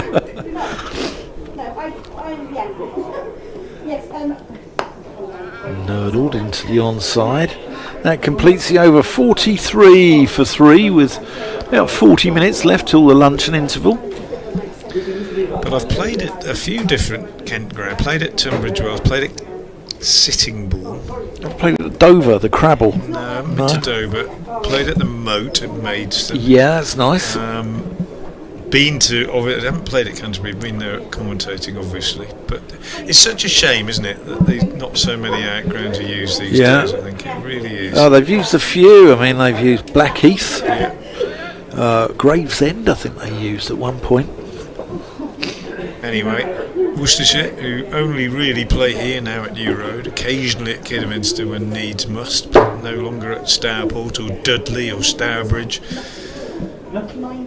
Times have changed. Swanepoel from the Diglis end bowls, left alone outside the off stump by Daniel Bell Drummond, who is on one. The men out, if you're just joining us this morning, after a tidy start from both teams, the breakthrough made by Oliver Hannon-Dalby in the 12th over when he had Ben Compton caught at second slip by Ethan Brooks, and then Swanepoel picking up his first wicket in Worcestershire colours when he had North East LBW for 3. Balls again now to Bell Drummond, who drives sweetly off the back foot but straight to mid-off, and there's no run. And the third wicket went down when Zach Crawley was caught behind by Gareth Roderick off the bowling of Matthew Waite for 27. So Worcestershire striking 3 times in fairly quick succession, and Kent now, having won the toss and chosen to bat, having to do a little bit of rebuilding. But it's been tidy cricket from Worcestershire this morning. Hardly been a ball that their batsmen haven't had to play. Bell Drummond forward pushes out on the offside, and there's no run. I think if I were the coach sitting in the dressing room watching this, or the bowling coach perhaps, I would be particularly pleased by the fact that hardly anything has been left alone and hardly anything has been on the leg side. And I think that's testament to the all 4 of the seamers that have bowled. Not saying there haven't been any bad balls, but only they've been few and far between. Yeah. Swanepoel is in again and bowls, and that one tucks Bell Drummond up and he just drops it down on the offside. The bowler does his own fielding. Yeah, just hurries him up a little bit. Matt Cole's been in touch, sports editor. Good morning, Matt. Sports editor at BBC Radio Kent. He says Twander's batted at 4 and Daniel Bell Drummond below him in every innings this season, apart from the second innings against Northamptonshire when there were 2 night watchers ahead of them. Comes Swanepoel again and bowls. Bell Drummond's forward and plays up to mid-on, and there's no run. That's it. That's all he says. It's very disappointing. Matt Cole's normally much more amusing than that when he gets in touch on social media. Come on, Matt. You can do better than that. Well, if you're still listening, Matt, Frank said that, not me, your employee here at BBC Radio Kent. All right? Not me, sir. Not me, Matt. 43 for 3 then, in the sunshine. Swanepoel coming in to complete his 6th over, bowls, and that is a glorious shot from Bell Drummond. Driven down the ground, a tumbling attempt at a stop by Tom Taylor at mid-off. And he just took enough off it to stop it from going all the way to the boundary, and they just did they get 3 or 2? Yeah, 3. 3, they got 3. They're very alike, aren't they, these two? Very alike. In build, yeah. In build. Possibly tell them apart by their bats. Yeah, they're different bat manufacturers, so that might be the easiest way to tell them apart. But they are similar height, similar helmets, similar build, both right-handed. Lovely shot. And the scoreboard hasn't responded yet, has it? Bell Drummond's gone to 7, I would say.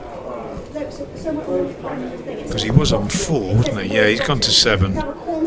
No, he's not. He's gone to 4. He was on 1, I beg your pardon. He's hit on the pad by this first one from Wet anyway. So it's 46 for 3. Bell Drummond's gone to 4. Yeah, he has 8. I beg your pardon. Yeah, the scoreboard's selling us a lemon here a little bit, isn't it? Occasionally. Yeah. Bell Drummond just taking one on the side pad there. First up, a little nip backer from Waite, who again has been very tidy, like most of the Worcestershire bowlers this morning, as Daniel Bell Drummond leaves that one alone. I think the line has been the most impressive from the bowlers. And the lengths as well. The lengths have just been sort of nagging back of a when length you think stuff. Midday clipped one through square leg for 4. I think Crawley did. Yeah. But other than that, there've been a few boundaries driven on the offside, but very little down the leg side at all. Yeah.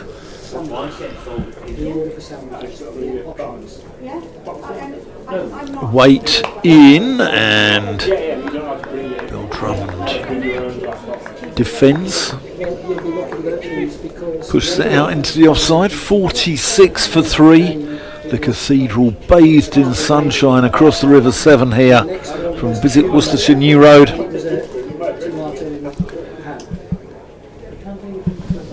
Gorgeous sight. Outfield looks an absolute picture. As I said, I've played snooker on Worst, Frank, I think.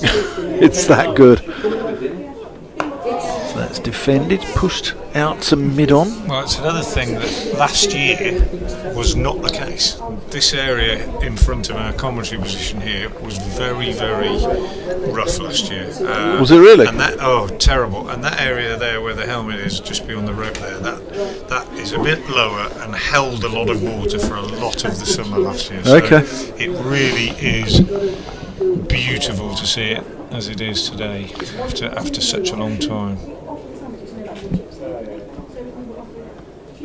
It's sort of fiddled there. It was angling in, and Daniel Bell Drummond plays it with a hint of bottom hand up to mid-on. I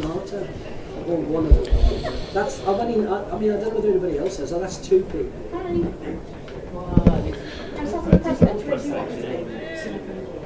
I had the pleasure of interviewing Daniel after his double 100 at Lord's last year. Lovely man.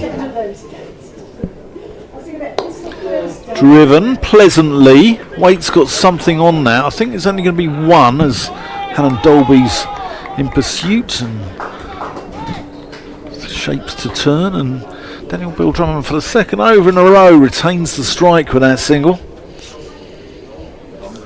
Tom Taylor coming back into the attack at the Douglas end, as I thought he would. Swanepoel then, his first spell as a Worcestershire bowler ends with figures of 6 overs, 1 maiden, 1 for 24. A tad more expensive than his teammates. Yeah, but he's also removed the dangerous Sam North East as well. Yeah. Prolific run scorer in county cricket over the last 10-15 years. But Tom Taylor yet to get a wicket. Probably the spearhead, I think Worcestershire would agree, of their attack.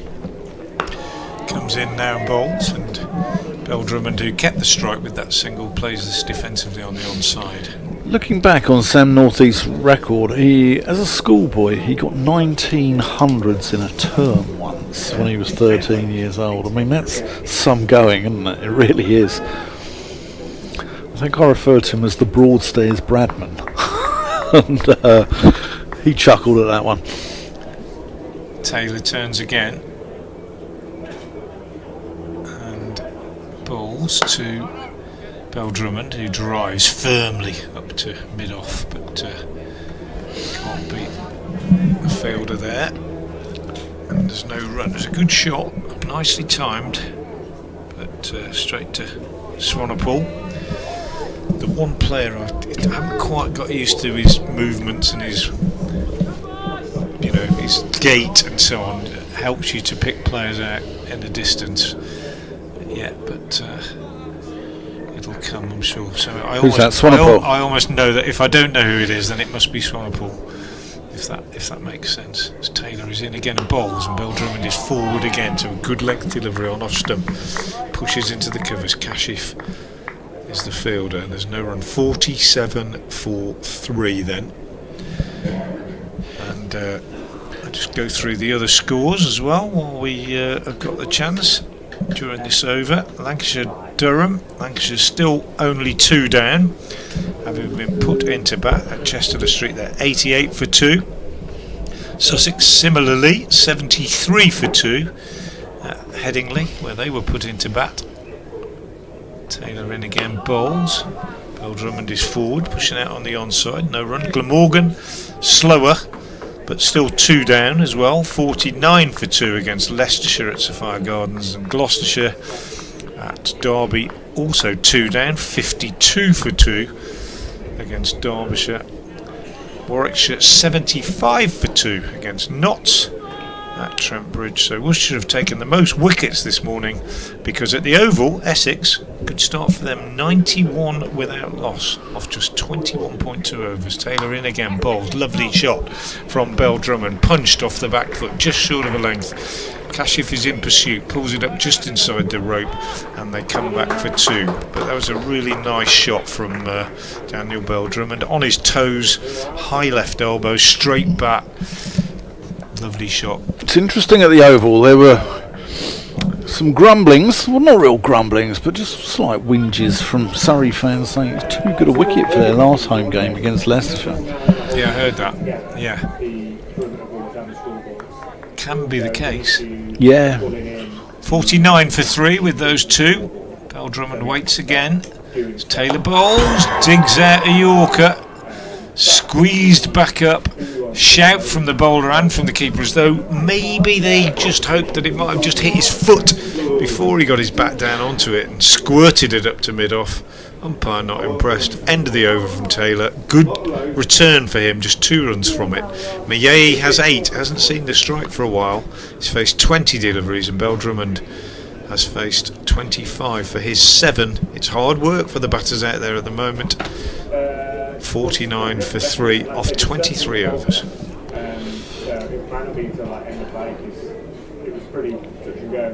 Certainly looked that way to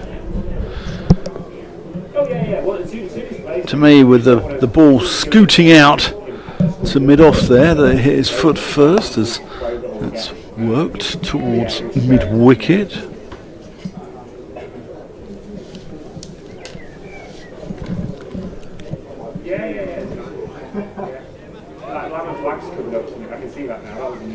Taylor just adjusting his field. He's taking a slip out, actually. I think they're going 2 mid-wickets. No, yeah, they are. In fact, he's got a short mid-wicket in. In fact, it's very short. It's like a sort of silly mid-on, but with no helmet on. As that's solidly defended by Tawanda Midday.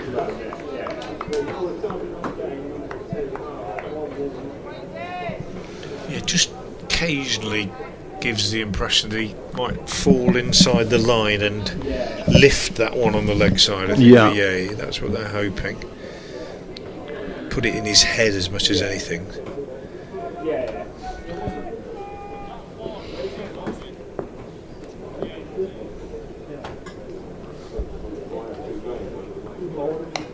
Sick outside edge. That's going to go away down to the Diglis end. Couple of fielders in pursuit. Ethan Brooks being one of them, who does really well to haul it in inside the rope and keep them to 2.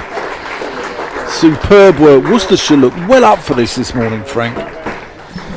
Yeah, they've made it. I mean, they made a decent start to the season. They won at Middlesex, didn't they? Which was a really good result. Middlesex obviously hung on at Derby, having played badly for a couple of sessions and got themselves into a bad position, but battled for the draw at the end. That's the Kent 50 up, by the way. Comes up in the 24th over. So yeah, I would say they're in reasonably good spirits. Wait to Midday, who Gets on the front foot, pushes that to the distinguishable figure of Oliver Hannon-Dolby, the DIY man. That's what he's like with his building work at home. That's not that he has to bowl batters and not rely on a slip cordon at all, that sort of stuff. But he looks like he's been a real asset since his arrival, Hannon-Dolby. Yeah, handy. Roderick's going to stand up. I like this from a keeper. Obviously it brings stumpings into play, but it also brings LBW. That's what we don't see. Batters can't just walk down the wicket at bowlers. There's Midday, leaves that one alone. So batters, you see Keaton Jennings do it quite a lot. He likes to just walk down the wicket to bowlers, and the keeper is now pinning him back into his crease, which brings LBW into the equation because he can't lunge forward and get outside the crease. And I like this, a positive mood there from Gareth Roderick. Arrived from Gloucestershire. He's been here about 4 or 5 years now, I think. 5 or 6 years probably. Yeah. As that's pushed to mid-off. Goes out to Tom Taylor. Kent 51 for 3 to one of Midday's on 10. Daniel Bell-Drummond's on 7, having lost. Ben Compton caught by an excellent catch low down from Ethan Brooks off the bowling of Hannon-Dolby for 4. They lost Sam Northeast, who was given out LBW, probably with the ball hitting about halfway up middle stump. And then Zach Crawley, who could have been slightly unlucky with his decision, caught by Gareth Roderick off the bowling of Matthew Waite. Taylor starts a new over bowling to Bell-Drummond, turns this on the onside, and there's no run. Johnny Blaine's been in touch. He said memories of that Midday innings a couple of years ago finally ended by that random signing, James Hartshorn. Indeed, Worcestershire signed a New Zealand seamer called James Hartshorn. I think plays for Central District, so I'm not sure. And it might have been, I think he played one championship game. He might have played just a couple of one-dayers and was an unremarkable bowler, you would say, as Taylor bowls, and this is driven up to mid-on and there's no run. But, Johnny, have a look at what he's done this season, because I've noticed James Hartshorn's actually turned in 2 or 3 very good performances in New Zealand for whichever, I think it's Central District, Central Stags or whatever they're called. So maybe he was a little bit better than we thought when he came here, but he did look not particularly special, I would say. Taylor bowls outside the off stump, left alone, taken by Roderick. And that's not to say that he wasn't a perfectly competent county cricketer, if you know what I mean, but he didn't look like a great first class cricketer. And he only played a couple of games. It was a sort of injury fill in really, but he's done pretty well since then, from what I've noticed. And Johnny says he's looked and he has done well. Anyway, here's Taylor in again, bowls, and this time Bell-Drummond is driving up to mid-off. Just a feeling that Bell-Drummond is finding his timing a little bit out there, finding a bit of rhythm, just beginning to hit the ball a little bit firmer, but nothing extravagant as yet, just getting himself in. And he's faced 29 deliveries for his 7. Bit of rebuilding to do for these two, and they came together at 38 for 3. It's 51 for 3 now. Taylor from the Diglis end, still wicketless, is in, bowls. Bell-Drummond drives again firmly, nicely into the ground. The ball bounces up and Taylor throws a hand up to his right and parries it away to mid-on. Waite is the fielder there. So runs hard to come by this morning. I said 80 for 3 is my par. I don't think they'll get to 80 by lunch. 20 minutes to go. Worcestershire will be very, very keen to get one more before the break. Taylor in. bowls outside the off stump, left alone by Bell Drummond. End of the over, a maiden, 7 overs, 2 maidens, no wicket for 14 Taylor. The other bowling figures, Hannon Dolby 7 overs, 3 maidens, 1 for 7. Metronomic in his accuracy this morning. Swanepoel 6 overs, 1 maiden, 1 for 24, and Waite 5 overs, 1 maiden, 1 for 6. And we're going to see Ethan Brooks have a little bowl at the New Road end with his medium pace licorice all sorts. He's just being used sparingly, but as the fifth seamer in most games at the moment. Keeper standing up. Here we go. In he comes. Starts off with a full toss, which is nailed through extra cover by Tawanda Mieye for 4 runs. Lovely shot. I mean, it was a loosener, wasn't it? Very much a loosener. His brother Henry is currently on loan at Gloucestershire, having departed Warwickshire a few years ago for Middlesex. He's found himself persona non grata in NW8. Here's Brooks, and that's short, and he's got cover out in the deep. So it's just going to be one more to Wonder, who moves on to 15. Yep, Kent is going along at 2 and over, which is credit to how Worcestershire bowled this morning. If I'm honest with you, they've just been. Cricket's a simple game, isn't it? I mean, you can get all funky, and you know there are always new innovations in cricket. As that's chopped away by Daniel Bell Drummond, can't get it past gully. But it's a simple game, line and length still are. It's the currency, isn't it? And if you bowl the right line, bowl the right length, you'll be a millionaire sooner rather than later. Henry Brooks inside for Gloucester today. Their game at Derby. So that's just pushed out to Kashi Valley at extra cover.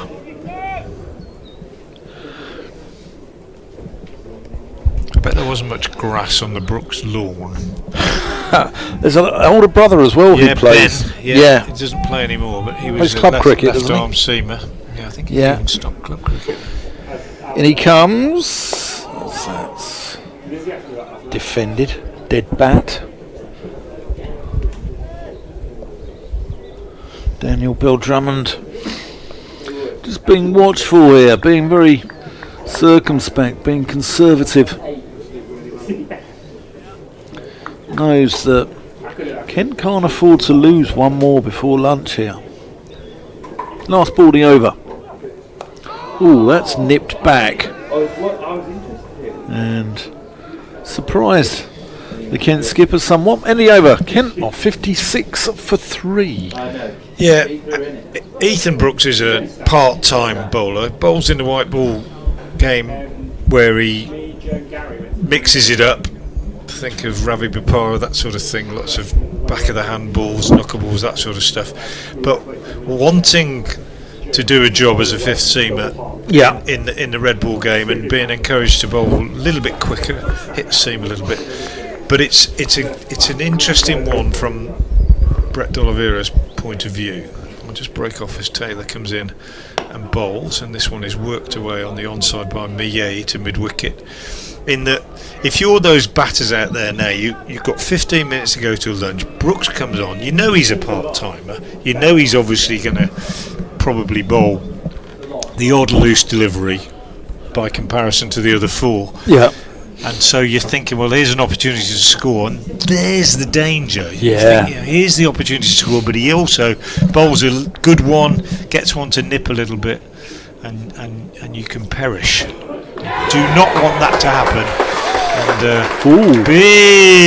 big shout here for caught behind, and Millet is not moved, and nor is the umpire, and that was a huge and very confident shout from everybody concerned. Ooh. And that suggests to us that they really thought that was out. Umpire didn't. You win some, you lose some, as we said. We were- Zach Crawley was out. Were you a walker, Frank, back in the day? Yeah, Yeah. I only never walked once, and I Was that when your remember- car ran out of I petrol? remember it to this day. And I was ashamed. No, I was a walker, but I was a keeper. You see, so Right. I think keepers often walk because they feel they've been on the wrong end of it. You know, with the gloves on too much. But yeah, I was a walker. Yeah. Anyway, Midday isn't. As Taylor bowls outside the off-stump, left alone. I say that Midday isn't. Maybe he isn't. He just didn't hit it and didn't think he'd hit it. But he kept his head down, and it was a massive shout, wasn't it? It was huge, and it was past the outside edge. It was Well, what the I kids don't call know. now a celeb appeal, wasn't it? It was Well, like the it was- bowlers just run off, and It was a very, very confident Yeah. appeal, and you just don't know. You just don't know, do you? I think if I ask the Worcestershire guys afterwards, they'll say, yeah, he definitely nicked it. Taylor bowls, he leaves that one alone outside the off stump, and it's taken by Roderick. And if you ask them about the Crawley one, he would say, well, no, I didn't hit it. So you just Yeah. don't know. That's what the umps are for, isn't it? of course, 200s are pretty, you know. They don't walk, do they? These No, days? they don't. Generally speaking, No. they don't walk. And boys, you know, that's fair enough. I think there are very, very, very few batsmen these days that walk. I was one of the worst, Frank. I was selective walker. Well, that is the worst. Yeah, yeah. Taylor bowls outside the off stump. Ooh. Yeah, he lets that go. Taylor he falls all right? over at Is the he end of okay? his Yeah, So he's when all you right. say I was a selective walker, what you mean is I was a cheat. yeah. I mean, obviously, if you smash the cover off it, you Yeah. tuck your bat under your hand. You get a reputation with the umpires for being a walker, and then when you get a tiny little feather, you stay there, and they go, "Oh no, he's not." Yeah, a damn yeah. walker." Yeah. Well, there were a few like that, weren't there, in the county game as well. And look, you know, the umpire's there to do a job, Yeah, and I think as long as we've said it hundreds of times, I'm sure, and people have heard it. Taylor bowls, and Midday is forward, pushing up to mid-off, and there's no run. End of the over, good over from Taylor, and his figures now are 8 overs, 3 maidens, no wicket for 14, very tidy. yeah. I'm If you- poacher what- turn gamekeeper Yeah, now. what I was going to say is, you can't have it both ways. If you're a walker and you get given out when you not hit it, then you can be fed up. But if you don't walk, Yeah, don't whinge. don't whinge. Yeah. Brooks to carry on.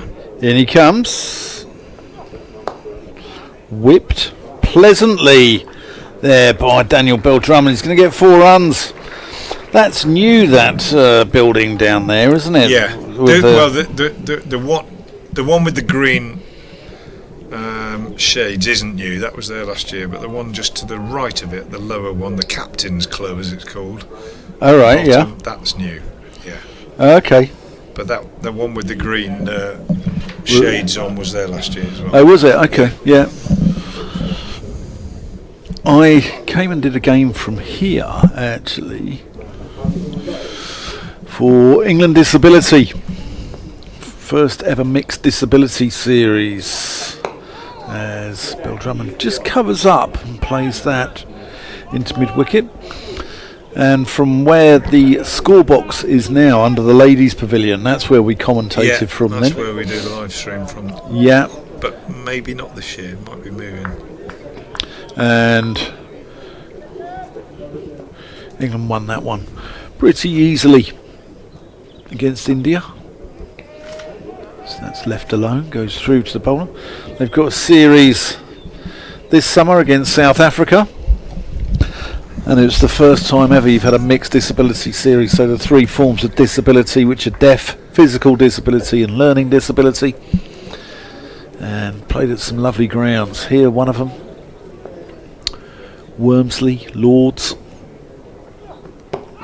as Bill Drummond marches down the pitch, goes on the walk there to Brooks. Just over 10 minutes to lunch. Kent could do with coming out of this without any further collateral damage.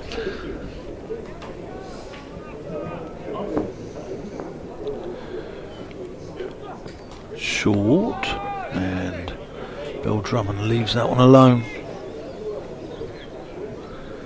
60 for 3 now, Kent. 28 overs, so we'll probably might even get 31 in before lunch, which is reasonable going actually when you've had all the seamers. There's been no spinners into the game. Kent have got Parkinson in their side. Nurdle towards mid-wicket. End the over, 60 for 3. Yeah, Kent have been guilty a few times of slow over rates. At Durham at one point they were -4, which is, starting to get nervy then, isn't it?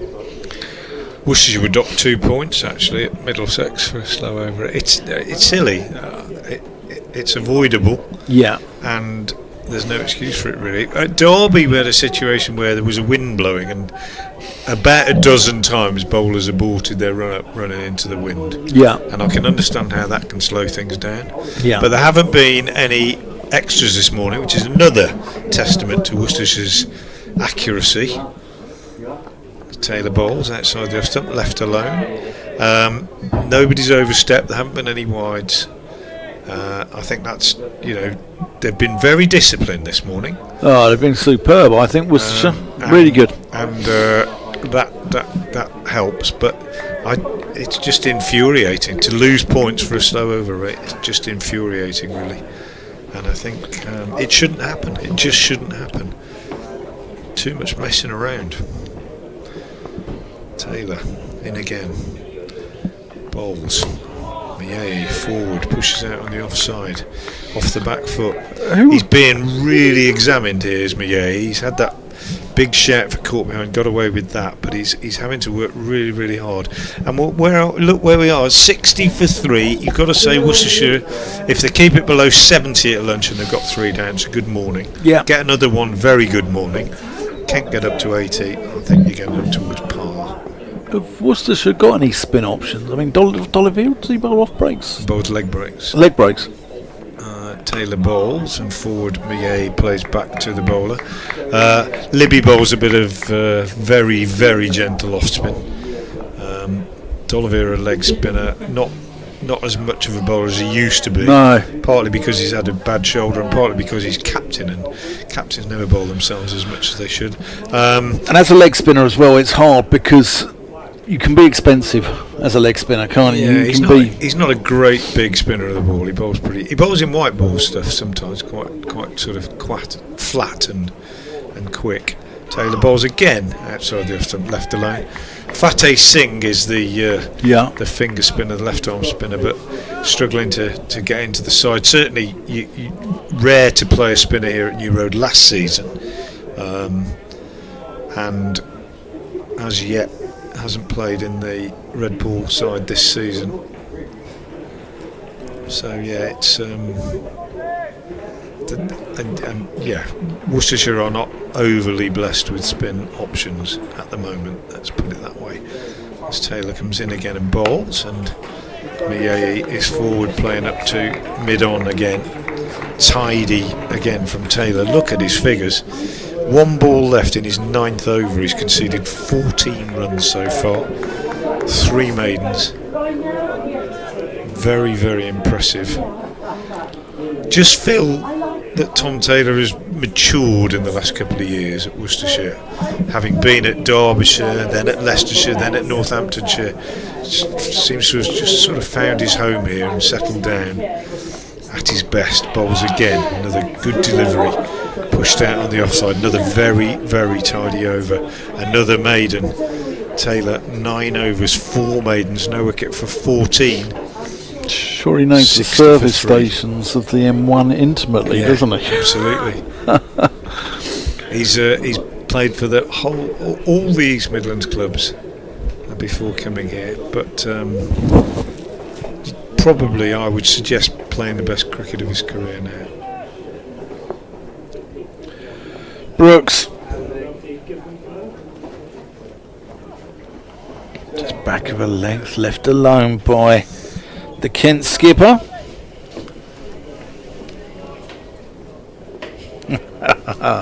Ben Watts, also from BBC Radio Kent, saying, I never walk except when I get out again a few minutes later.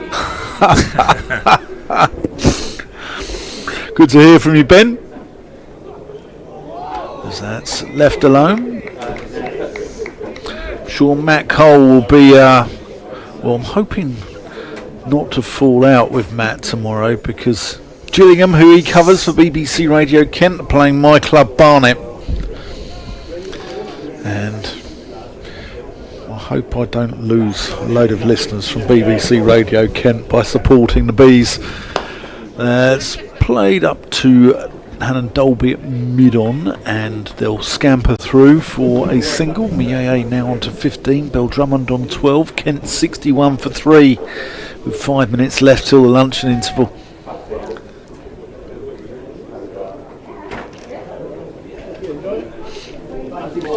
Yeah, Henry Brooks. Oh, he actually got into the England. That's left alone. Actually got into the England squad of 25, didn't he, a few years ago? I think during COVID. And his career's just stalled a little bit through injury, mainly. Interesting to see if Gloucestershire, who have been shorn of seamers, having had 6 departures last year to various other counties.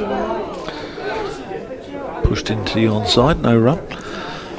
You're not going to get any sympathy here with a story of players departing to other counties, I'm afraid.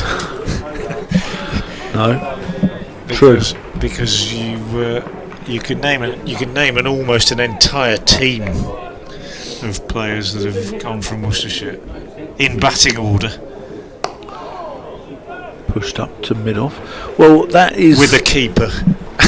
Yeah, I mean that is the story of clubs like Worcestershire, Kent, Gloucestershire, Derbyshire, Leicestershire perhaps, who are, the non-100 playing counties, and you do fear what's further down the line for them, don't you? Yeah. Are they just going to become feeder clubs for, the big clubs harvesting the test match hosting grounds? Lancashire yesterday just announced Ben Charlesworth signing, and you wonder if they're going to become like they're going to harvest players and just put them out on loan. Yeah, that said, I think we're looking at a bowler here, Tom Taylor, coming in from the Diglis end. This time Beldrummond is forward, bit of extra nip. A player who started at Derby, went to Leicester, went to Northampton, came here. You got Matthew Waite, started at Yorkshire, came here. Ethan Brooks started at Warwickshire, came here. Jake Libby started at Notts, came here. So it can work the other way if you're shrewd, and I think that's what you've got to do. There's some football clubs that do it quite well as well. They lose their players, but they find players from elsewhere, and I think that's what's beginning to happen. Taylor bowls, Beldrummond defends, and there's no run. At the same time, you're hoping to develop players through your own academy. Latigan's come through the Worcestershire Academy, and Kashif came from Saka. So you're finding other ways of finding players, but yeah, it's the pressure's on, isn't it? The pressure's on in terms of recruitment. Yeah. So it's not easy if you get your best players snatched away. And I think Worcestershire members would like to see an end to that trend. This one is edged down through the slips, all along the ground. Excuse me, down to third man for 4. First boundary off Taylor for a long, long time. Might even be the first altogether, actually, off Taylor. And that is a fortunate boundary for Beldrummond, although he did play it with soft hands and keep it down. 16 he goes to, 65 for 3, the Kent total. As Taylor comes in again and bowls, and Beldrummond is defending out on the offside. This will be the last over before lunch. It'll be lunch at the end of this over, with Kent on 65 for 3. It's been a really, really competitive morning. It's been good cricket. I can't remember proper cricket. I can't remember off the top of my head a more accurate session of bowling from Worcestershire in the last couple of seasons than we've seen this morning. very, very tidy. Taylor bowls outside the off stump, left alone by Beldrum. One ball left then before lunch. I'll give you a quick story of the morning. A tidy start from Kent after they won the toss and chose to bat. Compton and Crawley opened the batting. No wickets in the first half an hour, but Compton eventually out first for 4, caught by Brooks and slip off Hannah Dolby. 21 for 1 at that point, 32 for 2 when North East was LBW to buy a Swanepoel for 3. Taylor bowled, last ball before lunch, pushed out on the offside, and there is no run. That is lunch.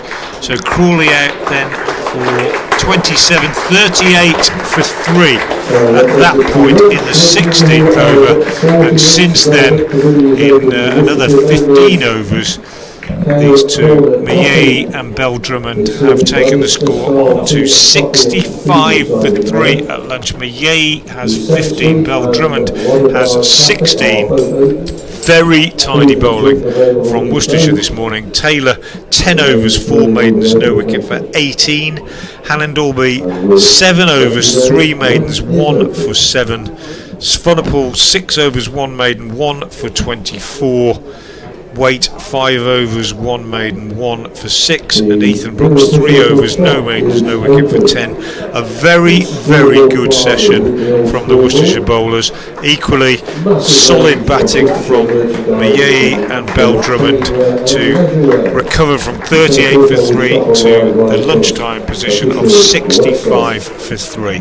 Just a quick repetition of my quiz question. If you'd like to have a go, get in touch at Frank Watson 58 on Twitter, and the question is, what is the link between the Worcestershire batsman Tim Curtis and the Kent seam bowler Charlie Hartley? What is the link? What links Tim Curtis and Charlie Hartley? I'll repeat that this afternoon. Answer will be given after tea at Frank Watson 58 on X or Twitter if you'd like to have a go. Hope you've enjoyed our coverage this morning. We'll be back when play resumes at around about 1:40. Until then, thank you very much for being with us.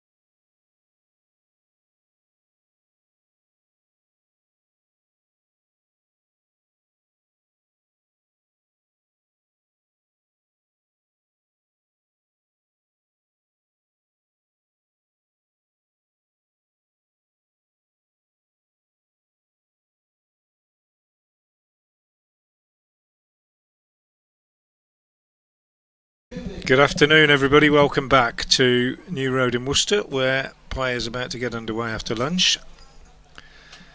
Day 1, Rothesay County Championship Division 2, Worcestershire against Kent. And the lunchtime situation is that Kent, having won the toss and chosen to bat, are 65 for 3. The not out batsman at the interval, Midday, who is on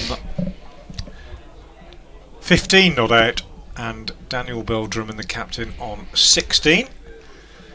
Worcestershire very, very disciplined in the field this morning and with the ball. None more so than the bowler who is about to take up the attack after the interval, who is Oliver Hannon-Dalby, who bowled a lovely spell this morning. 7 overs, 3 maidens, 1 for 7. And he is going to bowl in the afternoon sunshine at a beautiful New Road under cloudless skies from the New Road end. And he will be bowling to Midday. 3 slips in place. I'm Frank Watson from BBC here in Worcester. Alongside me is Dan Whiting from every other BBC station. Hannon-Dalby in, and that's punched out to extra cover. Well, you know, I mean, maybe it says something for the quality of my commentary, Frank, that no one seems to sort of keep me on for more than 4 months, perhaps. I don't know. Plenty of trials. Yeah. No, good to have you here, Dan. And Dan's worked for BBC Radio Gloucestershire. You covered Surrey, Gloucestershire and Kent in the last 3 seasons or so, Dan, haven't you? Yeah, I have. On a regular basis, anyway. Gloucestershire, I'm in my 5th year with them now, so that's just pushed out to mid-off. Kent, I'm in my 2nd year, and Surrey, I was just covering for Mark Church for 1 year, our colleague from the BBC. Just think of me as like the super sub. I'm like David Fairclough without the ginger hair, you know. So I remember him. That was when I was at university in Liverpool, when he was in his pomp. Always scored when he came on, didn't he? He did. Here's Hannon-Dalby in to Midday, who leaves that one, goes through to the gloves of Gareth Roderick. 3 slips in place, a gully, extra cover, mid-off, mid-on, Shaw mid-wicket, and it looks like Tom Taylor down at long leg, isn't it? Just having a chat with the 12ers. Is it weight? It's weight. Tom Taylor's at mid-off. Hannon-Dalby in, and that's pushed out to the aforementioned Taylor. Hannon-Dalby again just banging away at that length. I reckon there'll be a hole in the pitch if Kent bat well, because Hannon-Dalby will have just created this crater because he lands the ball in a sort of 6-inch radius, doesn't he? Yeah. Sort of a 6-inch zone. Every ball, back of a length.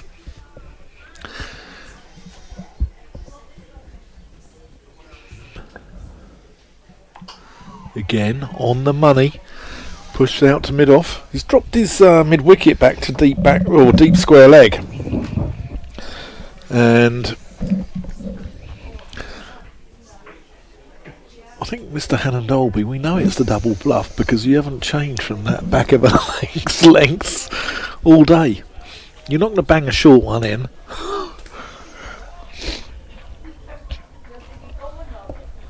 Keeper stood up, Gareth Roderick.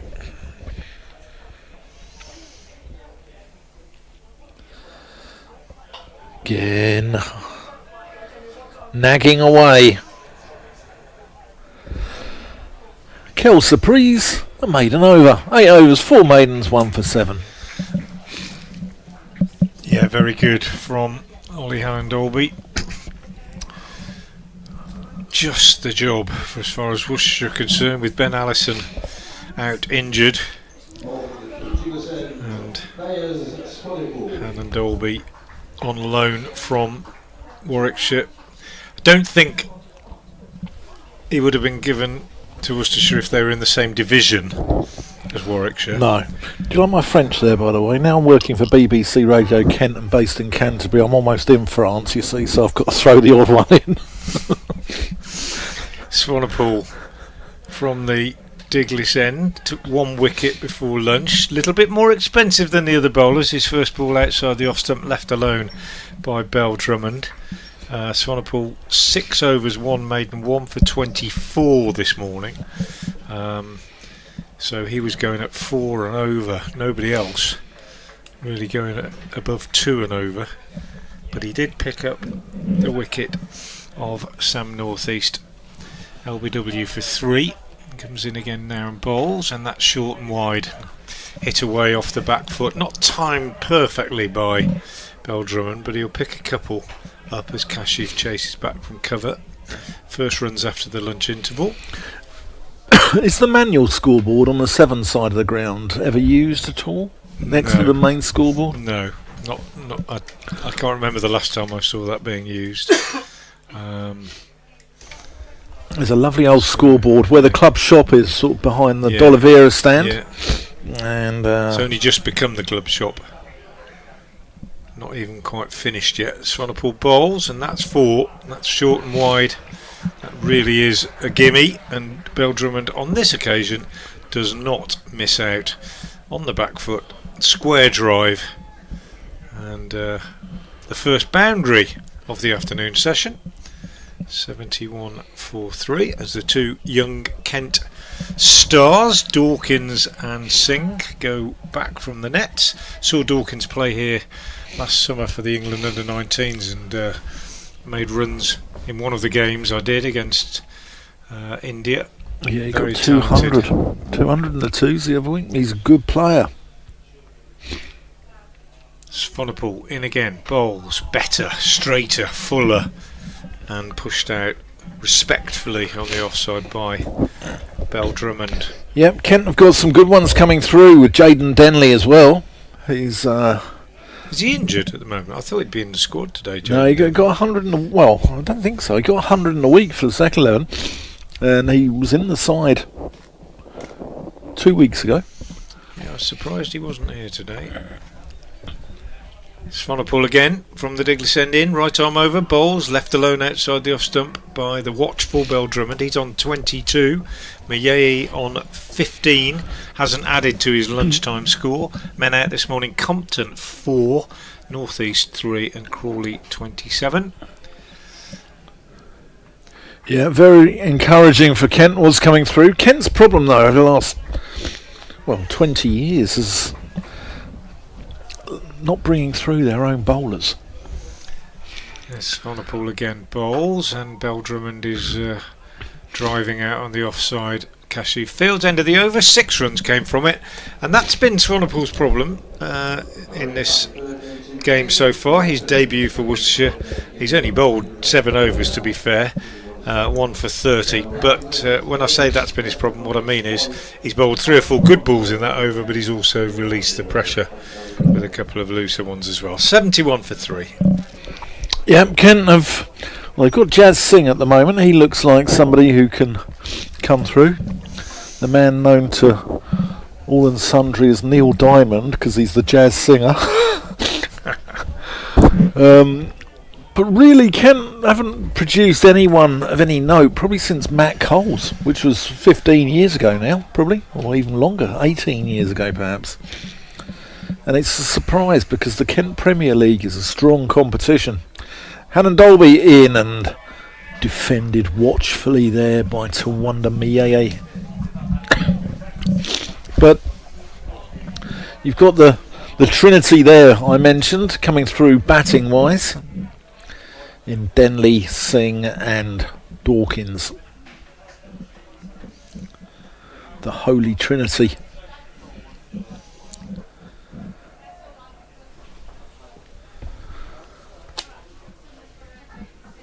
And Dolby in past umpire Baldwin, and that's pushed out again to mid-off.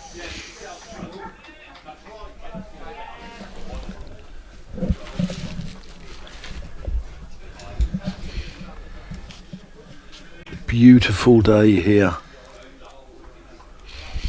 Visit Worcestershire New Road. A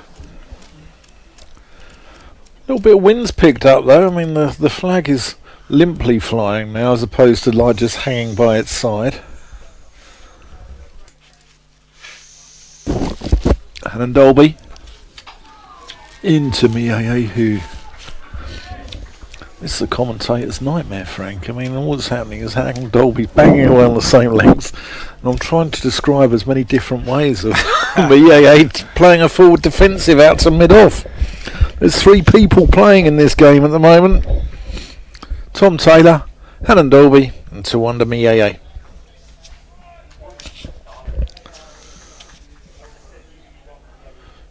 Hannah Dolby won't get bored.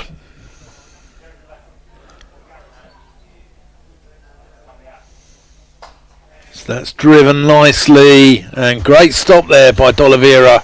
Saves 4 runs.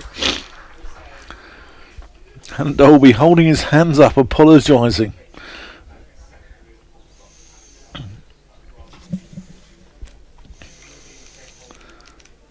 But pleasant shot by Midday. Just leant on it, pushed it down the ground, showing the full face of the bat. Kent need. They need a centurion here.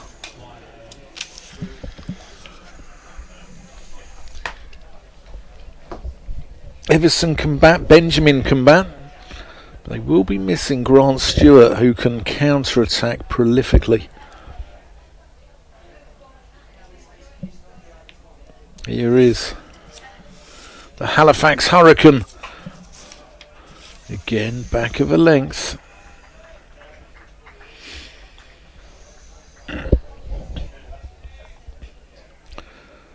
You ever been to the Shay at Halifax, Frank? I haven't, no. It's quite a nice town, Halifax, actually. It's got all old Victorian buildings there. Been worse places in the UK. Wild horses wouldn't drag the name of Huddersfield next door to it out of my mouth, but here is Hannah Dolby, and it's high on Daniel Bell. Sorry, to under Mia's bat.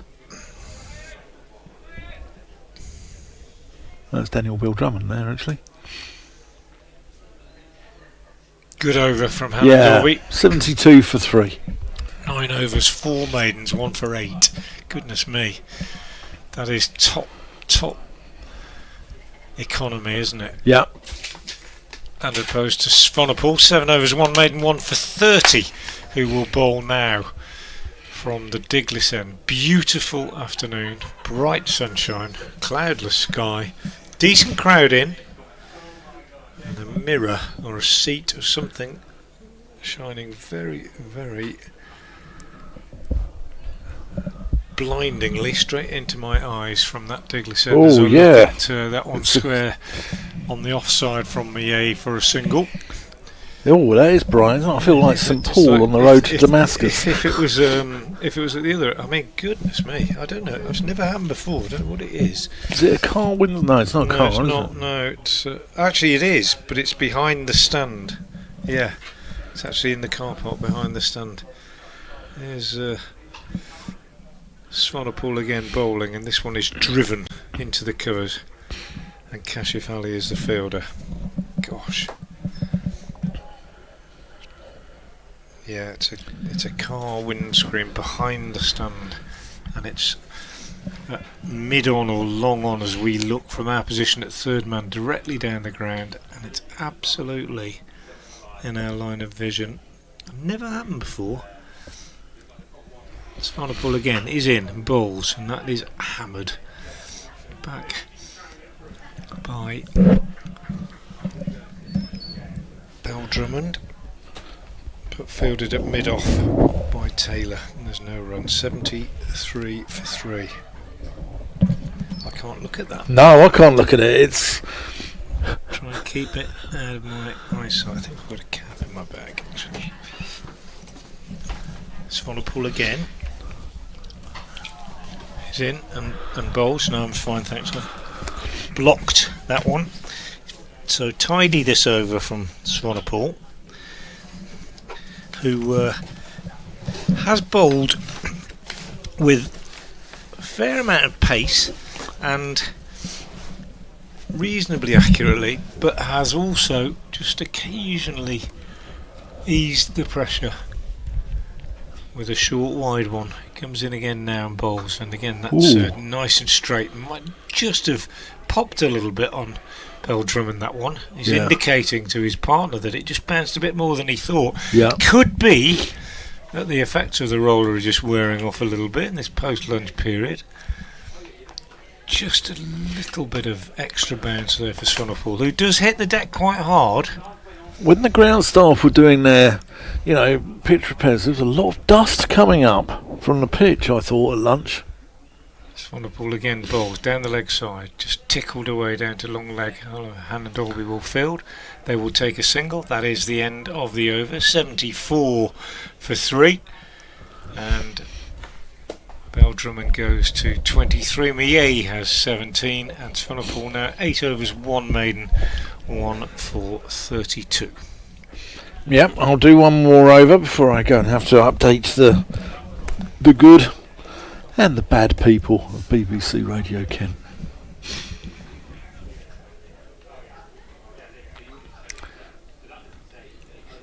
Hannon Dolby about to start his 10th. Here he comes, knees pumping. Daniel Bell Drummond equal to it, gets in behind it.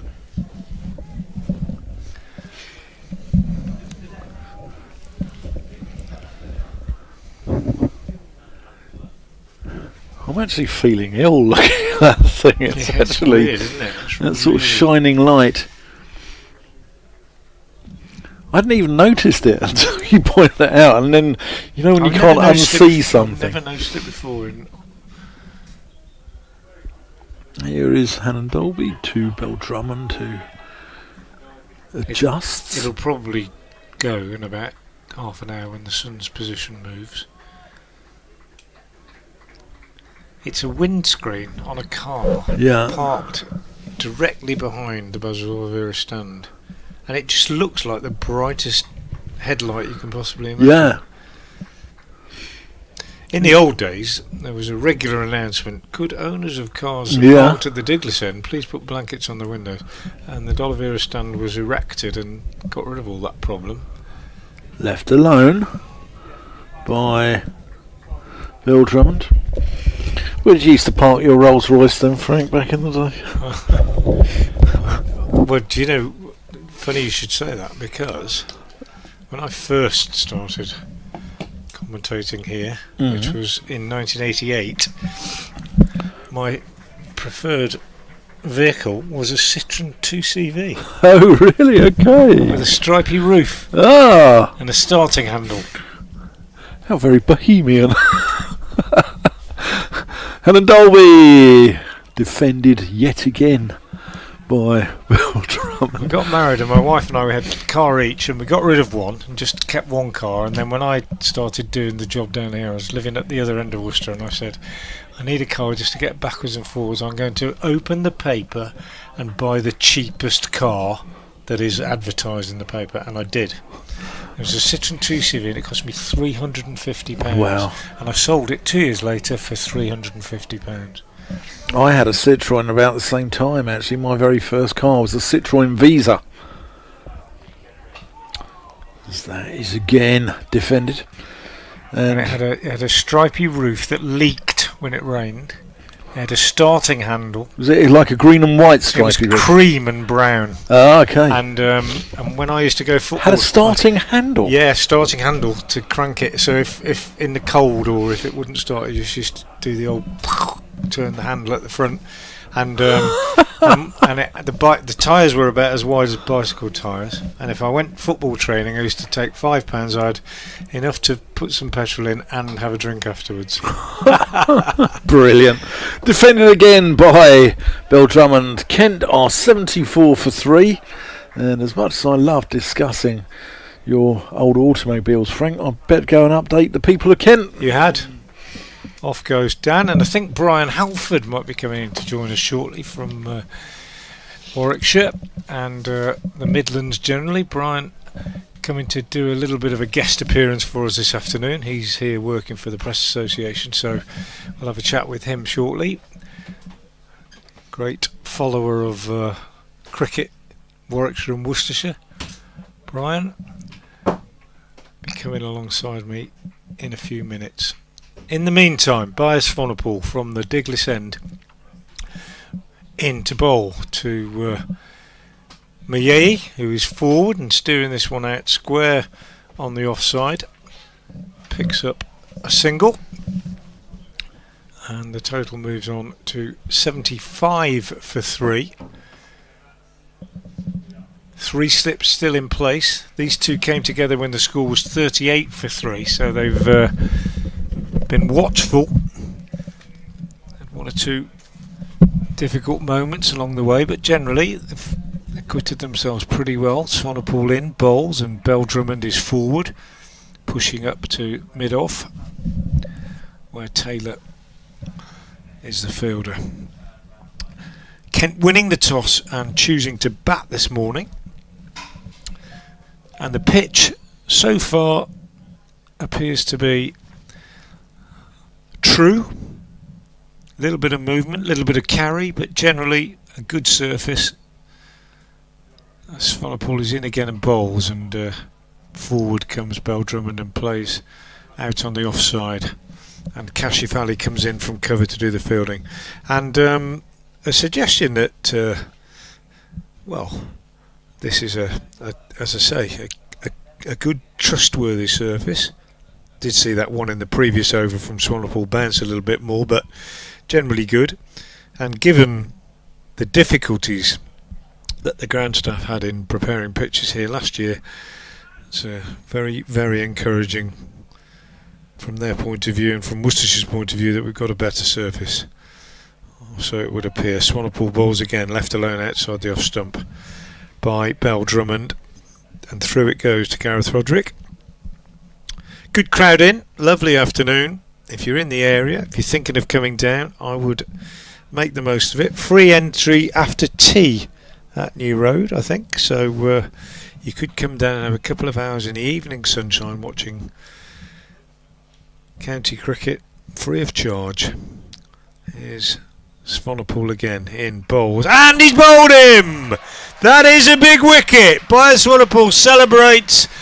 Error of judgment from Daniel Bell Drummond, left that alone and saw it roar back and take out the leg stump, I think. It might have even deflected off the bat as he was trying to leave it. But that is a big, big wicket for Bias Vonapole.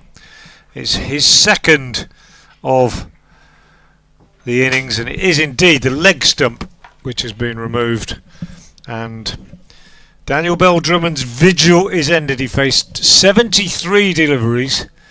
He has been dismissed for 23, and Kent are 79 for 4.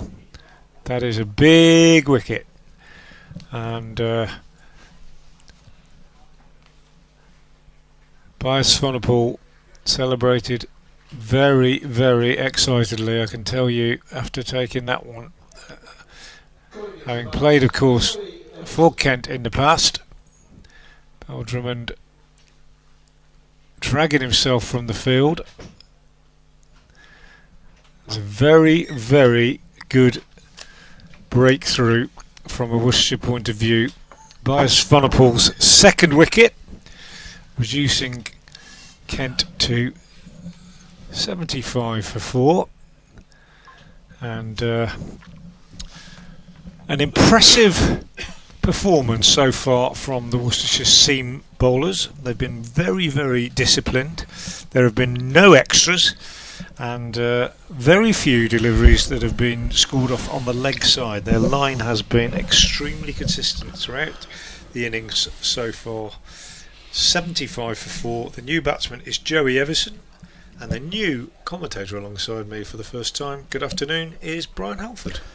Good afternoon, Frank, and good afternoon, everybody. And what a fascinating game we have here. Really interesting contest. Interesting decision from Kent to choose to bat. But the pitch hasn't at all been bad. It's just offered a little, as you would expect on the first morning. Worcestershire have bowled well, and a really good start to this championship match. Swanepoel bowls and Everson is off the mark. His first delivery with 4 runs. There's me saying that very little has gone down the leg side, and actually Swanepoel concedes a boundary on the leg side to Everson. The first ball that Everson has faced. A bit of a loose one, but a very big wicket in that over for by Swanepoel, whose figures now are 9 overs, 1 maiden, 2 for 37. He's been expensive by comparison to the other Worcestershire seamers, but 2 big wickets for him. And a bowler that you know very, very well at this New Road End, Brian Oliver Hannon-Dolby, has been exemplary in terms of accuracy. 10 overs, 5 maidens, 1 for 8. Yes, I know plenty of the Warwickshire fans are wondering why he's not playing for Warwickshire right now, as he comes in to bowl to Midday, who just turns it onto the leg side, and they scamper a single. Midday moves to 19 and the total to 80 for 4. Very fine bowler Hannon-Dolby. Started well for Worcestershire. Warwickshire have recruited several first choice seamers. I think Hannon-Dolby's pretty unlucky to be not in their team, but he's a great pick-up by Worcestershire, as his figures today suggest. 10.1 overs, 5 maidens, 1 for 9, and he's built the pressure, which of course has helped the other bowlers.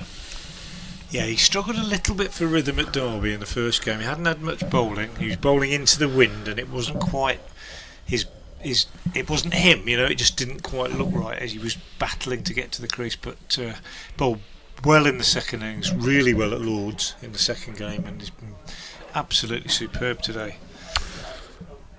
And he's got 3 slips waiting as he bowls for the first time to Everson.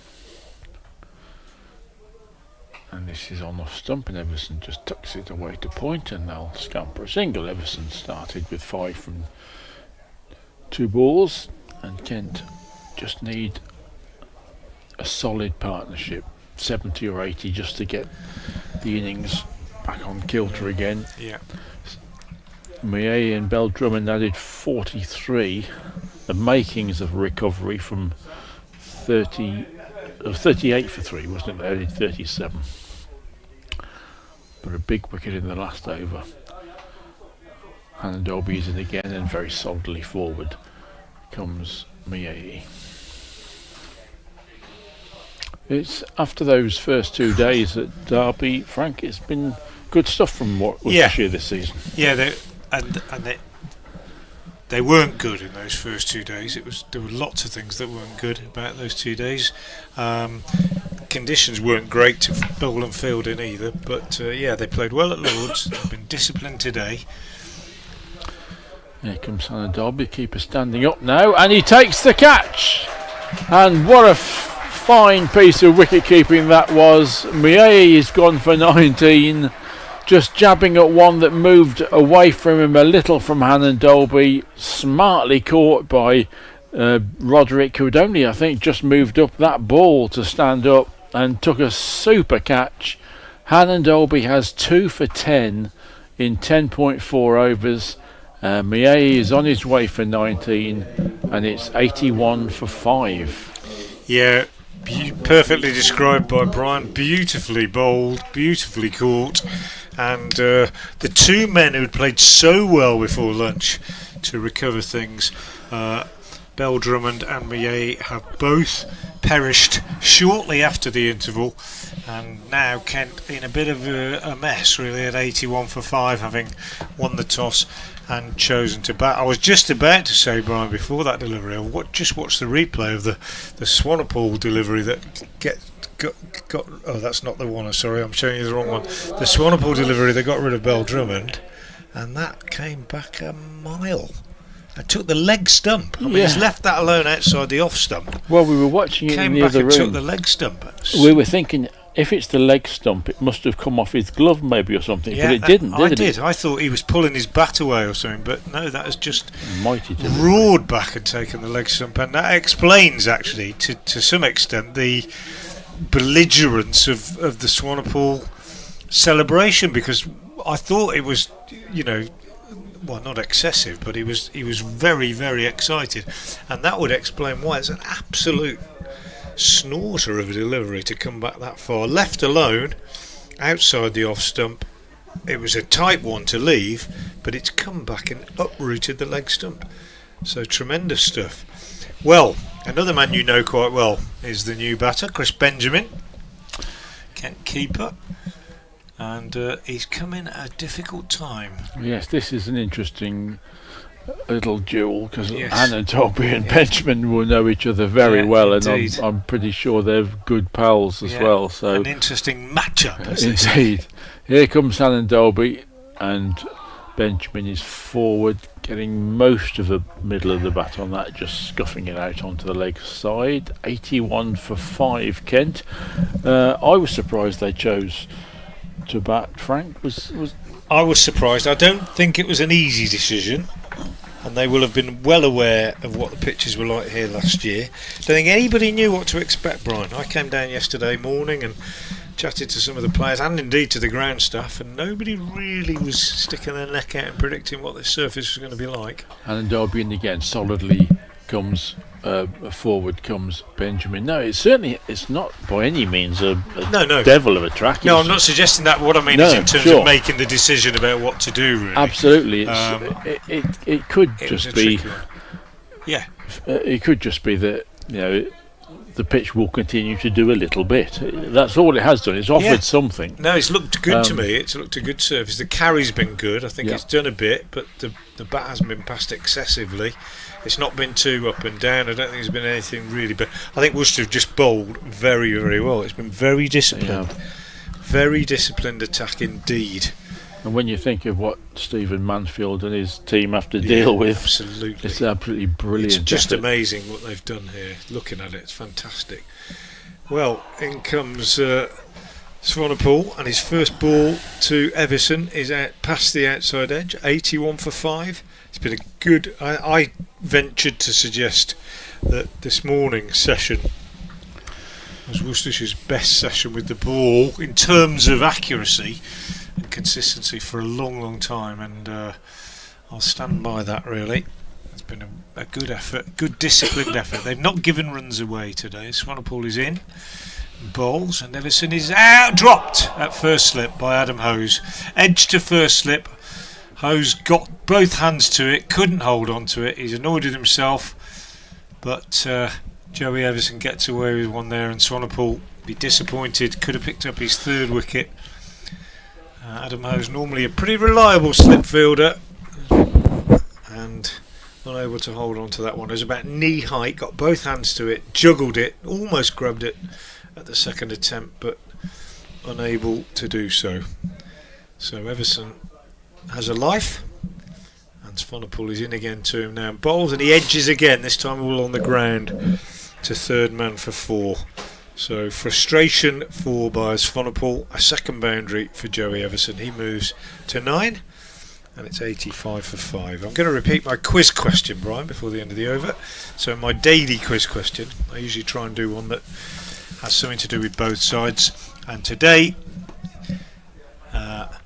question is, what is the link or the similarity between former Worcestershire opening batsman Tim Curtis and former Kent seamer Charlie Hartley? Swanepoel in again, bowls, Everson pushes forward, beaten outside the off stump, Roderick takes. So what is the link between Tim Curtis, former Worcestershire opener, and former Kent seam bowler Charlie Hartley? At Frank Watson 58 on Twitter or X if you would like to have a go at that, and I will give the answer after tea. Not an easy one. You can cheat. One or two people have been on the internet and found out the link. I've got some other good ones for the rest of the game, but that's today's question. Here's Swanepoel in again from the Diglis End bowls, and Everson is again beaten outside the off stump. This is good stuff from by Swanepoel since lunch. Picked up a wicket, had a catch dropped, and almost getting another one there, and Brett D'Oliveira just running across, give him a pat on the shoulder and say, just keep going, mate. It's a controversial start to his Worcestershire career for various reasons, which we don't need to go into now, but warming to his task a little bit in this post-lunch period. Comes in again now, strides in, bustling seamer I think we'd call him, and this one is pushed back to him by Everson. He fields off his own bowling. It's the end of the over. Very unfortunate not to pick up another wicket. 10 overs, 1 maiden, 2 for 41 his figures. Kent 85 for 5. Yes, past the outside edge 3 times in that over, and then found it, and 4 runs for Everson down to the third man boundary. I do wonder if there's a chance for fleshing out the cordon a little bit, go in there. The ball's doing a lot, so maybe get a 4th slip in there, and really try and be ruthless and keep Kent down. 85 for 5. Joey Everson has 9. Chris Benjamin still to score as he waits for his former teammate Ollie Hannon-Dolby to come in. Hannon-Dolby half fields that off his own bowling, and there is no run. Wickets falling here, not quite as quickly, Frank, as when these two sides met at Tunbridge Wells in 1960. Indeed. I don't know whether you're aware that the King Pairs website that myself and a couple of colleagues have set up to keep Worcestershire supporters informed and entertained. There's a feature on there of the game in 1960 between these two sides, which was all over in a day. Hannon-Dolby is in again, and this is nicely driven by Benjamin. I played at Tunbridge Wells in a game for the Worcestershire Cricket Association many years ago, and Doug Slade was in the side, and he said, shall I tell you about the last time I played here, because he was in that game, and we said, yeah, go on then, and he told us all about it. And he top scored. He top scored in Worcestershire's first innings with 9. The entire championship match done in a day. Kent 187, Worcestershire 25 and 61. As Hannon-Dolby is in again, and this is edged for 4 by Chris Benjamin. Have I got that right, or will it be chased? The 3 players chase it and none of them get it. It is 4 to get Benjamin off the mark. And yes, I think that only twice in Worcestershire's history have they discharged a whole match of the day, and the following day's paper reported the pitch as nothing more than a strip of dried mud to start with, and by the time Kent had played innings on it, it had broken up into a bed of sand and gravel. Neither bowlers nor batsmen could hazard a guess as to what would happen when the ball was bowled. Sounds quite entertaining. This one beats Benjamin outside off stump.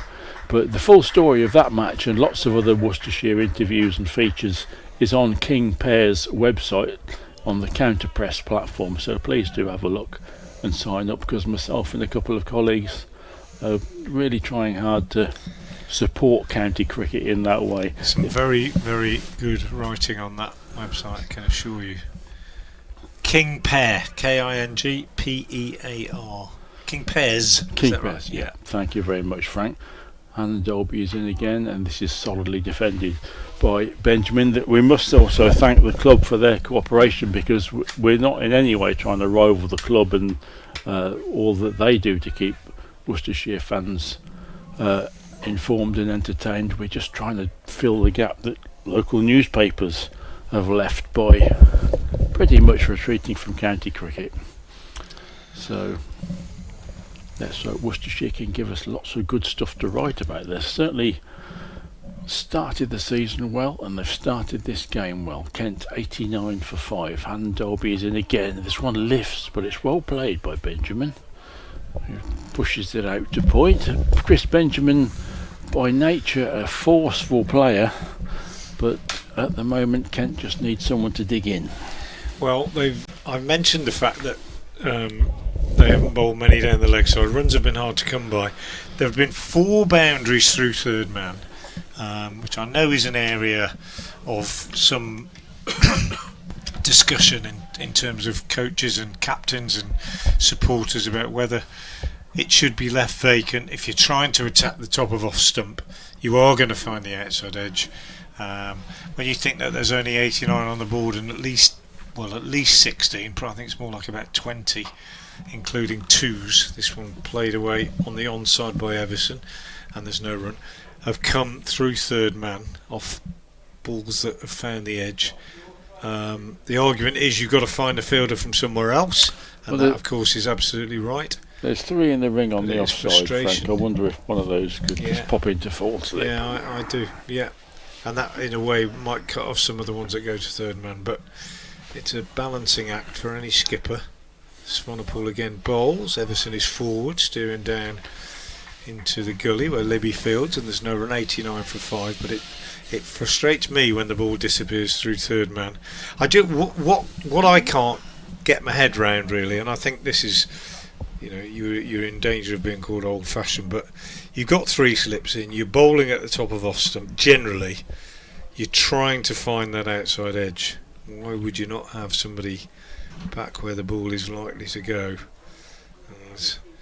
This one is down the leg side, an athletic diving stop by Roderick. He can't hold on to the ball, but managed to get a hand to it and prevented any buys or leg buys. Not sure if it did take a touch off the pad, but a good goalkeeping style dive to his left by Roderick, and there's no addition.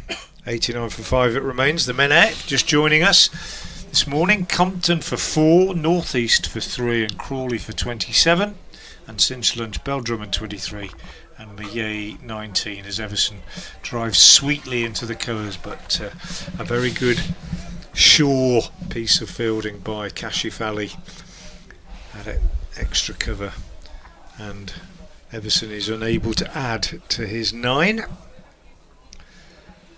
Benjamin has 4, bit of rebuilding needed by this 6th wicket Kent pair. Everson already had a life put down at slip by Hose. Just pushes this next one to D'Oliveira at mid wicket. It is a perfect day here at New Road. The only problem for me is that windscreen on a car behind the D'Oliveira stand, which has just started to catch the sun again. For some reason it stopped, and it is a blinding light. Reminds you of the old days where the cars at that end of the ground always had to put blankets on their windscreens before the D'Oliveira stand was built. This one is wide, and Everson throws his hands at it. An extravagant shot, but doesn't time it, and it just trickles up to mid-off really, and that's the end of the over from Swanepoel. 11 overs, 2 maidens, 2 for 41.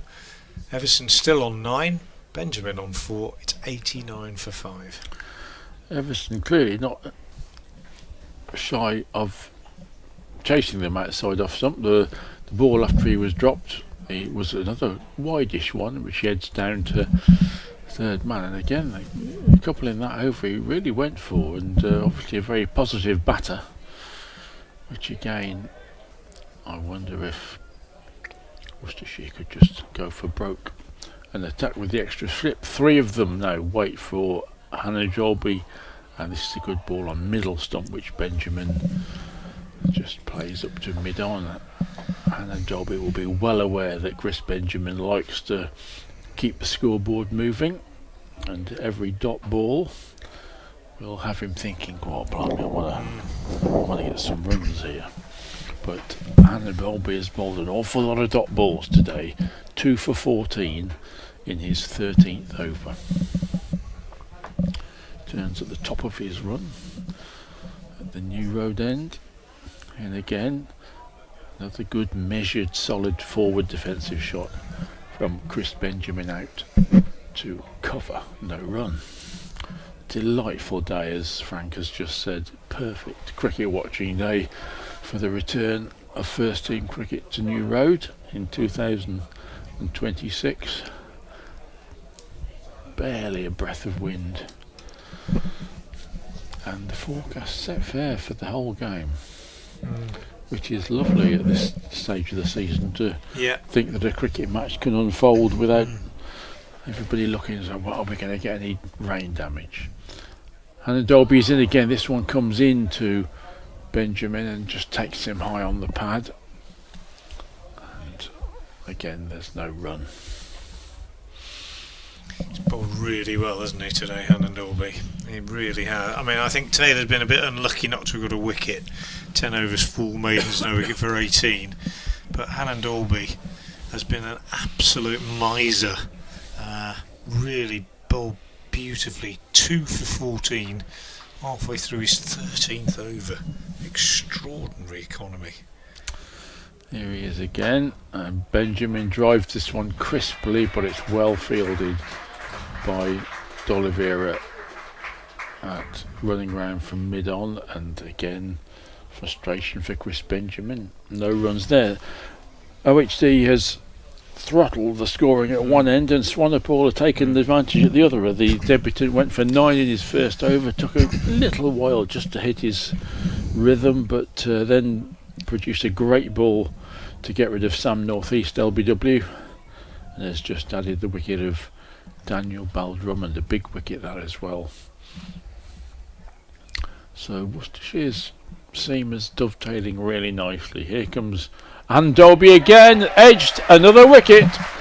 Benjamin can't really be reproached for that. It was a really good delivery which Benjamin pushed forward to and tried to defend. It just nipped away, the classic off-cutter really, and Hannon Dolby has 3 for 14 in his 13th over, and Kent at 89 for 6. Yeah, superb bit of bowling from Ollie Hannon Dolby, and Kent now in real trouble. I think from the Worcestershire point of view, and I hesitate to say this because you never quite know, but this has not been a pitch like we saw here last year, where the batters were playing and missing at everything and struggling, and it was seaming around all over the place. It's been much more disciplined than that from the bowlers. They've had to earn the wickets, but they've done so. Hannon Dolby in particular has been, as you were saying, Brian, that he's throttled the batters, and it's been very good indeed. And I think Worcestershire will be very happy, and not, I would imagine anyway, at least not sort of trepidatious about what's going to happen when they bat, because it's not been that kind of a pitch. But obviously we reserve judgment, as you always do, until both sides have batted on it. But it really has been a superb performance from the Worcestershire seamers, and in particular Hannon Dolby. And well, it's 4 more games, isn't it, that he's been given this loan, and I don't know if that's a loan that can be cancelled, or whether, you know, if he picks up 20 wickets or something, Warwick will say, well no, actually we'll have you back because you're in good nick and we'd rather you were bowling for us. It might depend on what they're doing in their games, I suppose, but he couldn't really have done much better. And in the absence of Ben Allison injured, he's the perfect addition to the Worcestershire seam attack, I think. 3 for 14 from 12.5 overs as Matt Milnes takes guard. And one of the great cliches, of course, is for bowlers to put the ball in the right areas. Well, Oliver Hannon Dolby has done that, and that ball to get Benjamin was just about the perfect ball. Here he is to bowl to Milnes, who meets his first delivery with a good solid forward defensive shot. Oliver Hannon Dolby, 13 overs, 6 maidens, 3 for 14, very warmly applauded by the Worcestershire supporters, and Kent are in a pickle. 89 for 6, Joe Everson on 9, Milnes yet to score, and Kent have got to find something big here to get themselves a respectable total. We're going to get to at least 200. Yeah, if you'd shown Ollie Hannon Dolby a little clip of him walking back to Long Leg at New Road and being applauded by the crowd, I don't think he would have believed that it could happen, but that's what has just happened.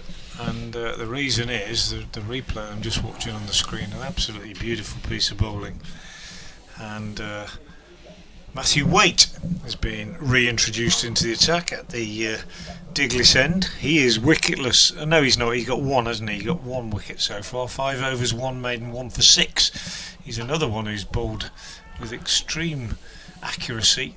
His first ball is driven up to mid-off by Joey Everson, and there's no run. He's bowled well all season, Matthew Waite. It's become an integral part of this Worcestershire seam attack, with his ability to move the ball away from the right-hander and hit consistent lengths, which he generally does.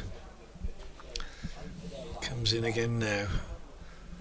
Bowls, and Everson is taken on the pad. Strangled appeal.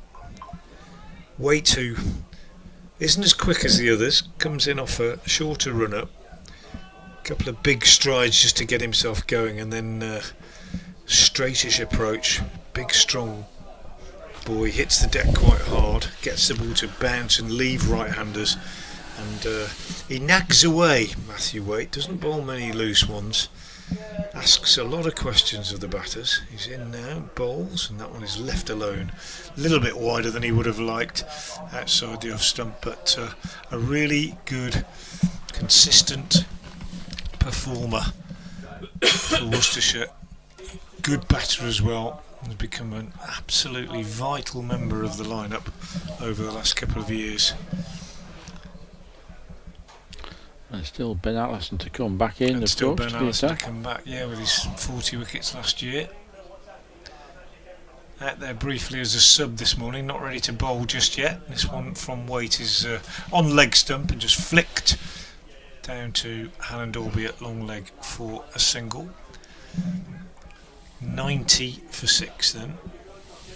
Lunch it was 65 for 3, so good afternoon's work so far from the Worcestershire seamers. And I still keep looking at that extras column. No extras yet whatsoever. No balls, no wides, no leg byes even. Testament to the consistent line that the Worcestershire seamers have bowled. Waite trying to build on that, is in again now and bowls, and that one actually is the worst ball he's bowled. A little bit short, a little bit wide, and Matt Milnes is off the mark with a square drive off the back foot to the boundary. A rare loose one from Waite, 94 for 6. Got to put those away when they come along. There haven't been many of them. And a good start for Milnes. Everson's had a life. Could have been worse for Kent than it is already, as Waite comes in again, looking to straighten up slightly, and he does so right on the line of off stump, and Milnes is blocking it back up the pitch. End of the over, 94 for 6. Milnes has 4, Everson has 10, and the bowling figures: Waite now 6 overs, 1 maiden, 1 for 11. Brooks 3 overs, no maidens, no wicket for 10. Taylor 10 overs, 4 maidens, no wicket for 18. Swanepoel 11 overs, 2 maidens, 2 wickets for 41. But the pick of the bowlers, this man, Ollie Hannon Dalby, 10 overs, 3 maidens. Sorry, I beg your pardon. 13 overs, 6 maidens, 3 for 14. 13 overs, 6 maidens, 3 for 14. It does not get much better than that. Well, let's see if Ollie can make it even better. Here he comes to bowl to Everson. Short outside off stump, and Everson thrashes it away to the point boundary. A little bit of width there, and for the first time Hannon Dalby just dropping short as well, and Everson very quickly onto it. Moves to 14, and that suggests as well, Frank, that I think it's a good pitch, because that was put away quite comfortably, wasn't it, by the batter. It's by no means a nightmare pitch. No. They've just bowled very well on Yeah. it. And Dalby in again. This is a good delivery, which Everson has to adjust to a bit of lift, but he does it very well and just plays it down back to the bowler. Kent hoping for a recovery fuelled in the East Midlands. Joe Everson, product of the Lincolnshire pathway. Matt Mills, Nottingham born. I wouldn't mind an East Midlands built century stand here just to get Kent back into this match. 98 for 6. Hannon Dolby is in again, and this one beats Everson, who plays quite firmly at it outside the off stump, through to Roderick. And welcome back to Dan. Hi! It's not great, is it, from a Kent perspective? Benjamin nicking off there. Hannon Dolby getting his 3rd wicket of the innings. Yes, they've got some work to do. But how often have we seen in the last few seasons that batting does get easier? I think even more now than in previous eras when the ball gets soft. Hannon Dolby is in again, and Everson stands up straight and plays this one to mid-off. Yeah, I think,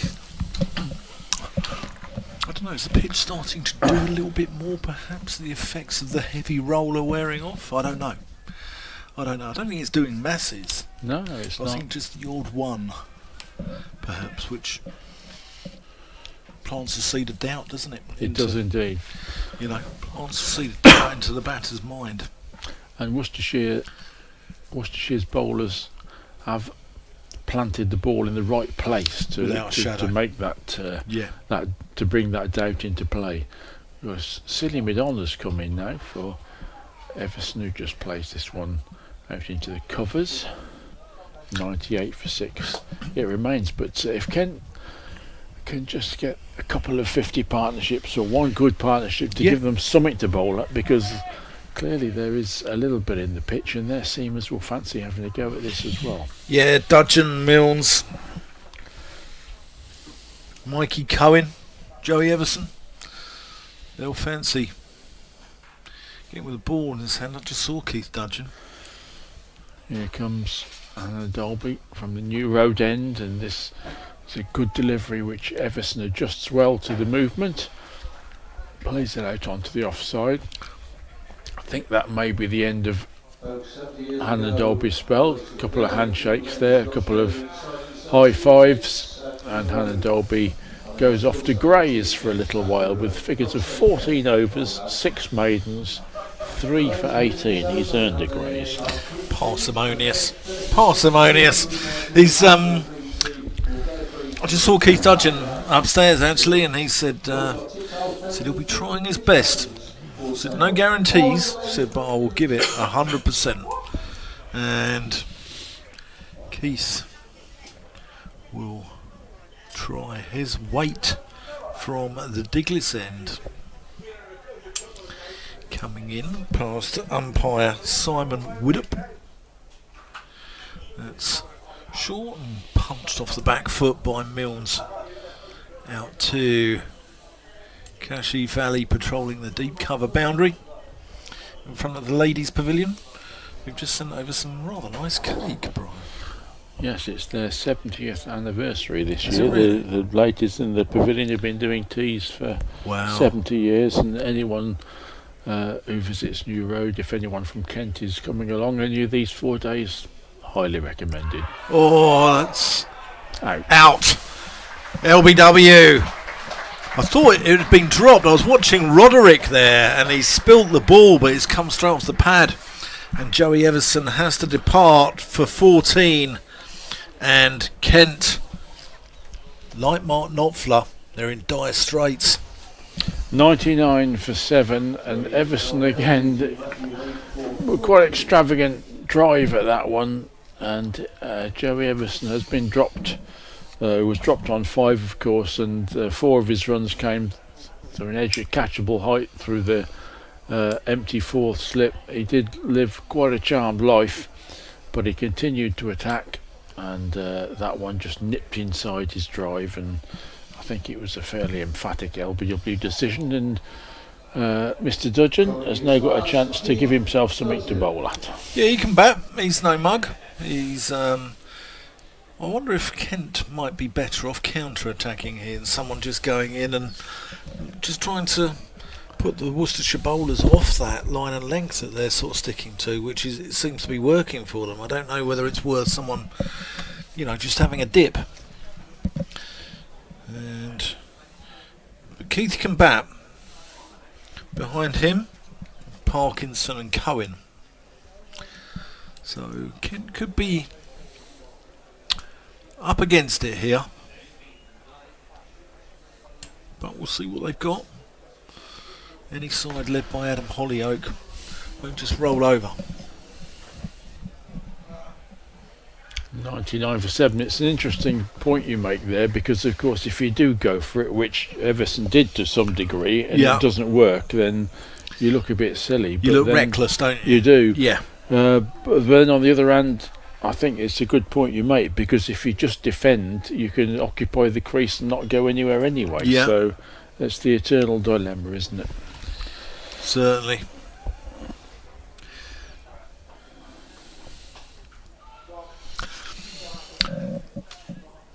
Let's just defend it. Sam Billings has been in touch, actually. He said he's loving the commentary on the stream, chaps.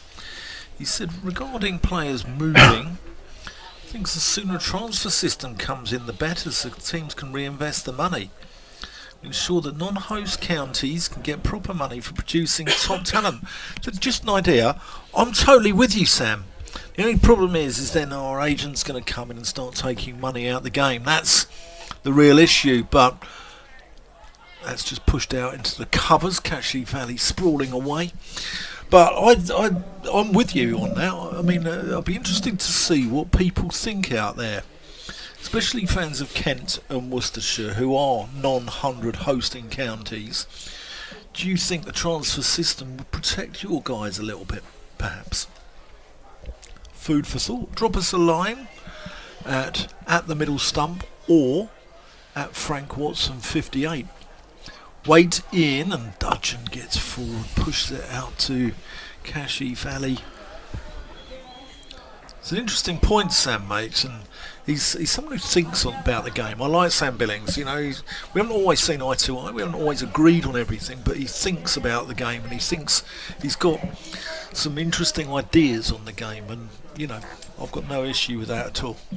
It is an interesting point, isn't it, transfers, because it's a little bit more complicated than in football, isn't it? Because when a football team signs a player, they get him lock, stock and barrel. Yeah.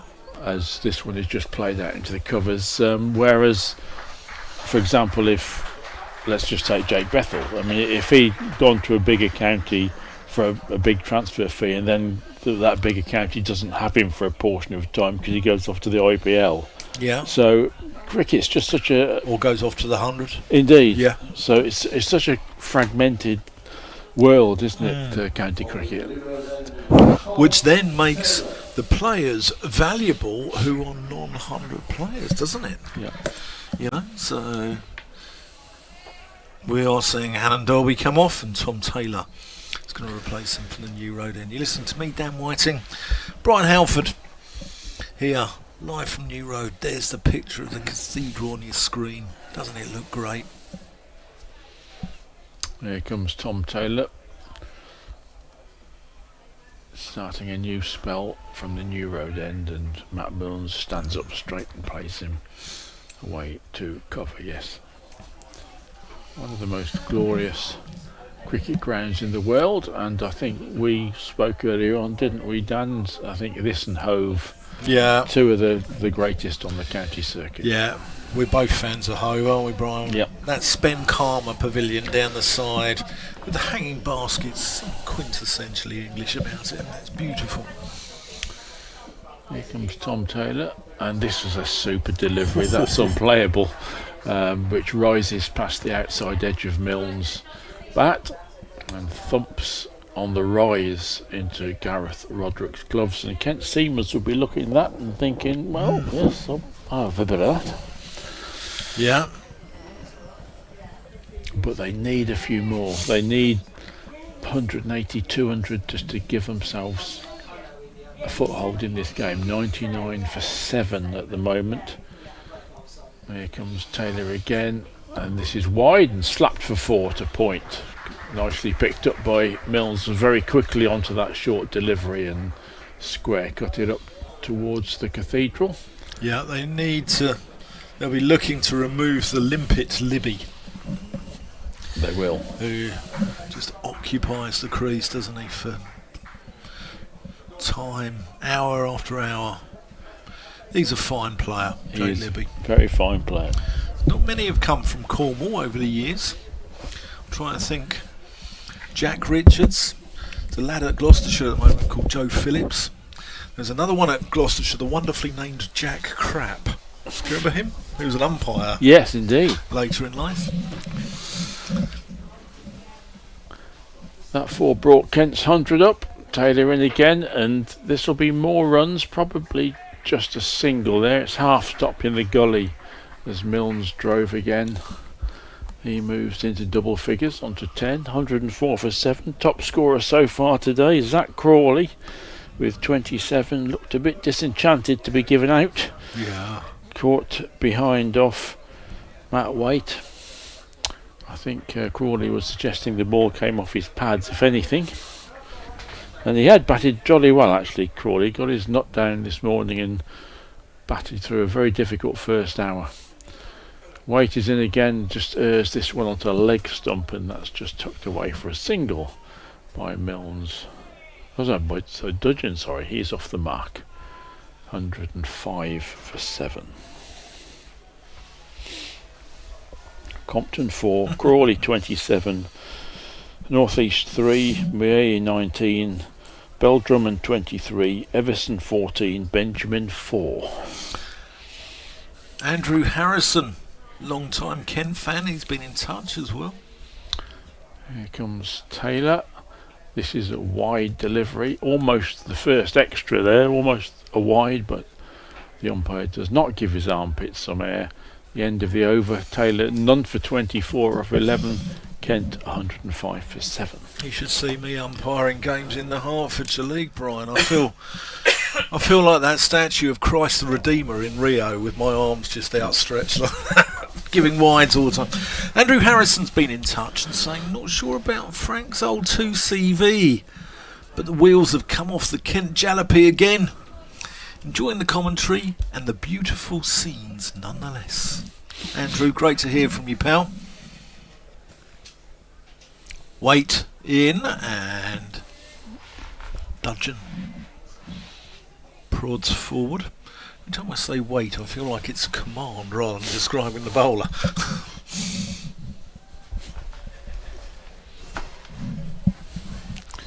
But he's a war horse, isn't he, Matthew Waite? He is. Consistent performer. Yeah, and he comes from the Diglis end. Oh, that's a good seed. Past the outside edge and into the gloves of Gareth Roderick. Well, at the moment, Dan, they're resisting your suggestion that maybe having a go might be. I mean, it is the eternal dilemma, isn't it? Because if you get a couple of 4s away, it can just rattle the bowler a little bit. It can. I just think Kent needs to do something to stop the bowlers pounding away at the same line and length as Waite's doing here, and that's hit Dudgeon in the Dudgeons by the look of it. Yeah. A bit of an optimistic LBW. Caught him right in the Dudgeons. Yeah. I had some commentary that went viral against Worcestershire a few years ago when Mr. D'Oliveira was playing sort of for time at the end of the day and leaving, and got an arm ball from Zafar Gohar at Gloucestershire at the time, straight in the, as I described it, the Venerables. As Waite comes in, Dudgeon defends, and I then said 2 balls left in the over, and just about for Mr. D'Oliveira, and it just went. I mean, you know, I was lucky. The umpire, you know, having done it on the 4th ball, he sort of gave me an open goal. It's a bit like sort of Kanchelskis crossing one over for Sheringham, you know, back in the 90s, setting me up. But yeah.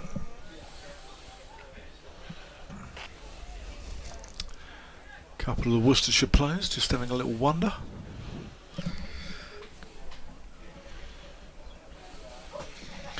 Is that Finch and Jones? There we go. Dudgeon over the top of cover. That's what we want to see. 4 runs. Counter-attacking. That's what Kent need. And this Do is, another 10 of those. I think loose balls are there to be punished, haven't they? It's Yeah. It's not as though the pitch is a bad one at all, because when the ball is short, there's time to rock back and punish it. And that was a really lovely punishing shot off an over pitch delivery. So perhaps that's the first blow of the recovery. Dudgeon again, head over the ball, textbook forward defensive, pushes it out to mid-off. End of the over, Kent 109 for 7, Matt Milnes is on 10, Keith Dudgeon's on 5.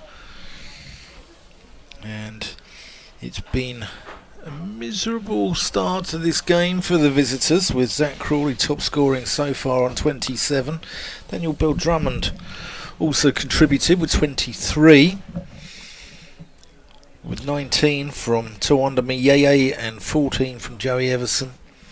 And then single figure scores for Compton, North East and Benjamin. We were just talking before you came on, Dan, about Kent against Worcestershire at Tunbridge Wells in 1960, when Kent bowled Worcestershire out for 25. Right. And that just makes me think as well, many years earlier, 1913, was it Warwickshire's lowest ever total? 16, I think. That was Kent as well. Was it? At Tonbridge.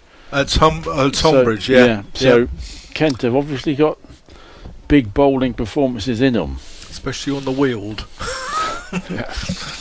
Kent media team. I'll let take this ball. But the ball's been just tossed to the umpires, and it's got. Oh, it should have had another wicket, another drop there. Hit the helmet. Milnes. Did it hit the helmet? I don't think so. No, it was just dropped at first slip and just went a little bit behind. Hose again, the culprit there. That's the second one he's put down.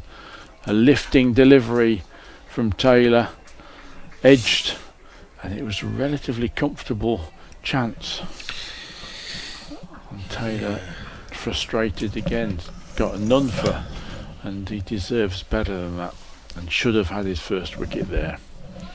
110 for 7, Kent. Here comes Taylor again, and this is a controlled edge from Dudgeon this time, and it'll get 2 runs down to third man. 112 for 7. It didn't miss the helmet by much. That would have been 5 penalty runs. Well, that would have been galling for Tom Taylor. Yeah. Should have had a wicket and almost copped 5 runs out of it. Yeah, so the Kent social media team, very clever. They call their games against Sussex the War of the Wealds, which is very good. And I'll come on to the one against Surrey after this ball. Dudgeon plays this one into the mid-on gap, and it's misfielded, so it will be 2 runs instead of just a single. 114 for 7. Worcestershire have been outstanding in the field and just starting to unravel a little bit, haven't they, with that drop catch and a misfield there. So against Surrey they play Clackett Lane Services is on the border of Kent and Surrey, and I believe half the services are in Kent and half are in Surrey on the M25. So when they play each other in T20 cricket, it's known as El Clacketo. Aye.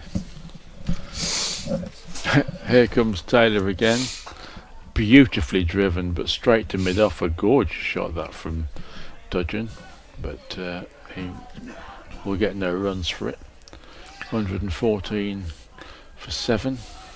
I think that's Fred Atkins down at Kent, runs a little publication now called the Spitfire. I think that was his brainchild. But it's genius, isn't it? El Clacketo. Yeah.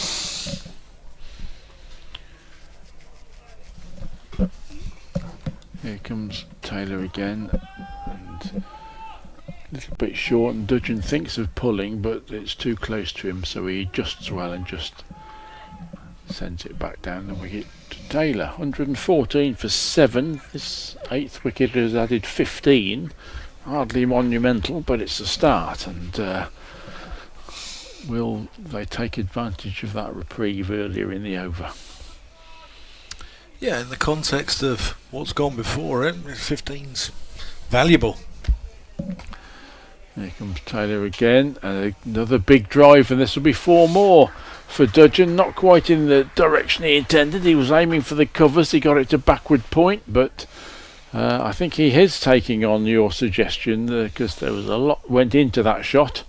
And Dudgeon moves to 13, overtakes Matt Milnes. He's on 11, and Kent have had a good few minutes, 118 for 7.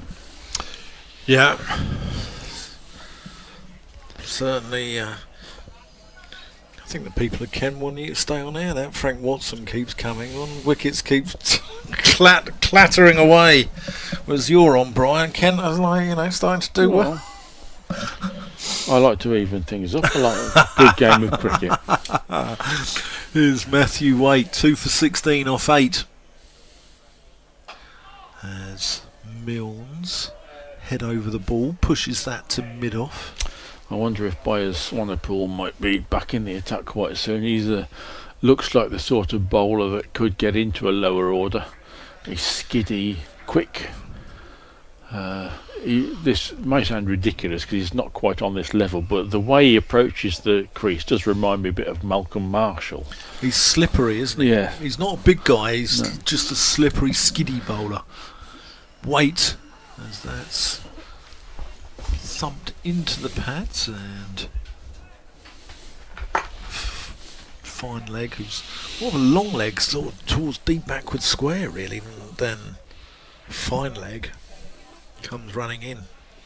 He's only about 20 yards behind square leg there, isn't he? Yeah.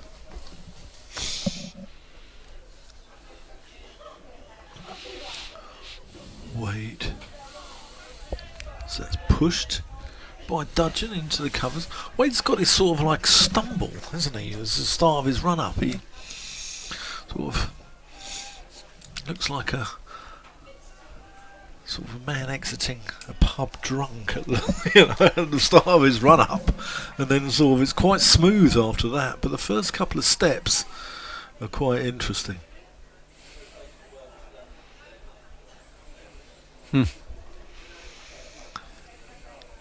Dudgeon drives handsomely, but only picking out mid-off.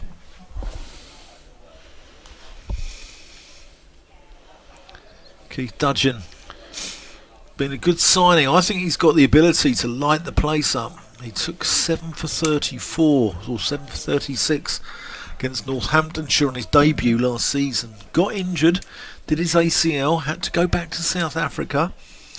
Then first game of the season at Durham, he took 7 wickets in the game. As that's pushed into the covers, but no run. And he didn't have fair so well at Canterbury in the last game, but he's, to pick up 15 wickets in your first 2 games, you've got to have something about you. And I think he's a real character. He comes out and does his interviews with me in like these big fluffy slippers. He said they're so comfortable, if I could put spikes on them I'd wear them out there. Well, that would be a sight to behold. Yeah. Waite into Dudgeon, who pushes that to mid-on, and that concludes the over. 119 for 7, Dudgeon 13, Mills 12. Listen to Dan Whiting, Brian Halford on BBC Radio Hereford and Worcester and BBC Radio Kent, and live on the BBC Sport app. Well, Keith Dudgeon can clearly time the ball as well. He's played some really some drives. Doesn't have a first-class century to his name. This could be the day. Oh, Brian. 88 is his first. He's got quite a long way to go yet. He's only on 13, but we shall see. Tom Taylor begins a new over from the New Road End, and this is very handsomely driven by Milnes up to mid-off. If Dudgeon does go and, never mind Ben Stokes, I think you're the new Doris Stokes. Well, I've been called worse. I actually bat more like Doris Stokes than Ben Stokes. For those who don't know, Doris Stokes, she was a psychic who was on That's Life, I think, wasn't she? Did she emerge through a game show or something, or a talent show? This one will bring a single to Milnes, inside edge of that, but got plenty of the bat on it. It goes off down to long leg. He joins Dudgeon on 1320 for 7. Or as Del Boy, that well-known Kent fan from Peckham, would say, some sort of physic.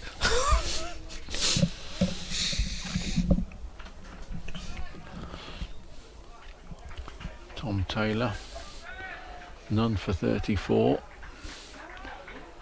Accepts the ball from his captain, who's fielding at mid-off, and a bit of applause from the captain, geeing up his bowler, who comes in. And again, this is nicely driven by Dudgeon. Nice full swing of the bat, but finds only mid-off. 120 for 7. The flag right at the top of the cathedral is pretty limp. Not much of a wind. It's actually a divine day for watching cricket. Unbroken sunshine, no threat of rain at all. It's actually quite hot out there. Yeah, it's 21 degrees, I think, today. not bad for the back end of April, is it? Here comes Taylor again. This is pulled crisply, and that's 4 runs. That's a fine shot from Dudgeon. Little bit short, but he was very quickly onto it and pulled away for 4 runs just in front of the ladies' pavilion, and that's perfect timing because the ladies' pavilion starts to serve cake in 1 minute's time. So I wonder if Dudgeon factored that in when he we might pulled have to just the ball keep over you a there. little bit longer, Brian, because I've got to update. Here's Frank. So I'm going to just update the people of Kent, and I'll come and relieve you in 5 minutes. No worries. Taylor in again. This is driven beautifully through the offside this time, and that's going to be caught just inside the rope, but it will be more runs for Dudgeon, 2 of them. He moves to 19, and the partnership moves to 37. Good stuff from this 8th wicket pair. 99 for 7 has become 126 for 7, and the first inkling of a Kent fight back, Frank. Yeah, I have a theory about when it changed, actually. I'll just come to that in a minute. Here comes Taylor to complete his 13th over, and another super drive. That's 4 runs for Dudgeon, and that's turned into an expensive over from Tom Taylor, but that was a gorgeous shot to the relatively short boundary up near the hotel at extra cover. And a good over for Kent, 130 for 7. Milnes has 13, Dudgeon 23.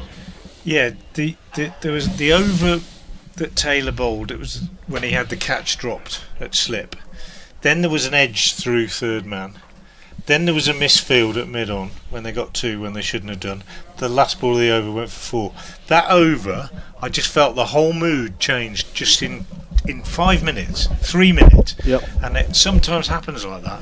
Worcester just went a bit flat, a couple more bad deliveries, and the mood changes, and suddenly they've added 31 for this 8th wicket, and they've seized the initiative a little bit as Matthew Waite comes in to bowl to Milnes, and he drives, and they've just become positive in their footwork. He gets another single and been forceful, put back to ball. The bowlers, having been relaxed and settled in their lengths, have just been disturbed a little bit, and such is the stuff of fightbacks. And Worcestershire now need to regroup and just rediscover a little bit of calmness and rhythm, and Kent need to just make sure that it isn't wasted by somebody doing something silly in the next few minutes. His weight again is in and bowls, and just half forward is Dudgeon pushing out on the offside. 23 off 25 though for him. That's changed the mood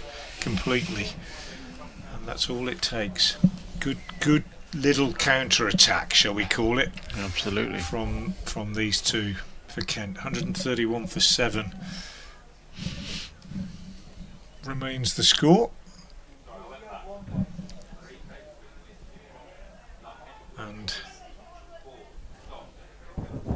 Bit of a discussion, not sure what that's about, between Waite and one of the umpires. And he comes in again now. 2 slips in place. Bowls, and on the back foot goes Dudgeon and plays that up to mid-off. Excuse me, and there's no run. So the men out since lunch: Bell Drummond for 23, Midday for 19, Benjamin for 4, and Joey Everson for 14. 99 for 7, and Kent at that point looking in a bit of disarray, but good positive response from this 8th wicket pair as Waite comes in and bowls, and he's full of length and pretty straight, and Dudgeon just pushes up to mid-on. It's a better over from Matthew Waite, just to glue some dot balls together and absolutely restore that pressure. Yeah. I wonder if Brett D'Oliveira is tempted to think about Ollie Hallandorby again, probably a little bit early. 14 overs, 6 maidens, 3 for 18 is extraordinarily tight figures. Waite in again, bowls, and this time on the back foot Dudgeon plays out into the covers. I wonder if Swanepoel could have another outing. He hasn't bowled since lunch, I don't think so. 11 overs, 2 maidens, 2 for 41 for Swanepoel. And a little bit more expensive than the others, but 2 good wickets. In comes Waite again and bowls, and Dudgeon is forward again, pushing out on the offside. So good over from Matthew Waite, who has figures now of 11 overs. Sorry, 10 overs, 1 maiden, 2 for 18.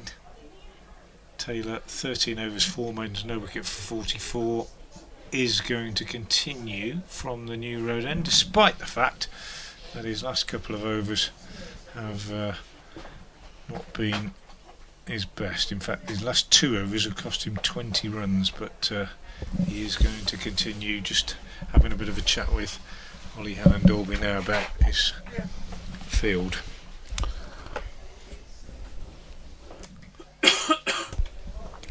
Yes, this is the second time They're changing the ball. the ball has been thrown to the umpires, and this time they've asked for the box of balls to come out.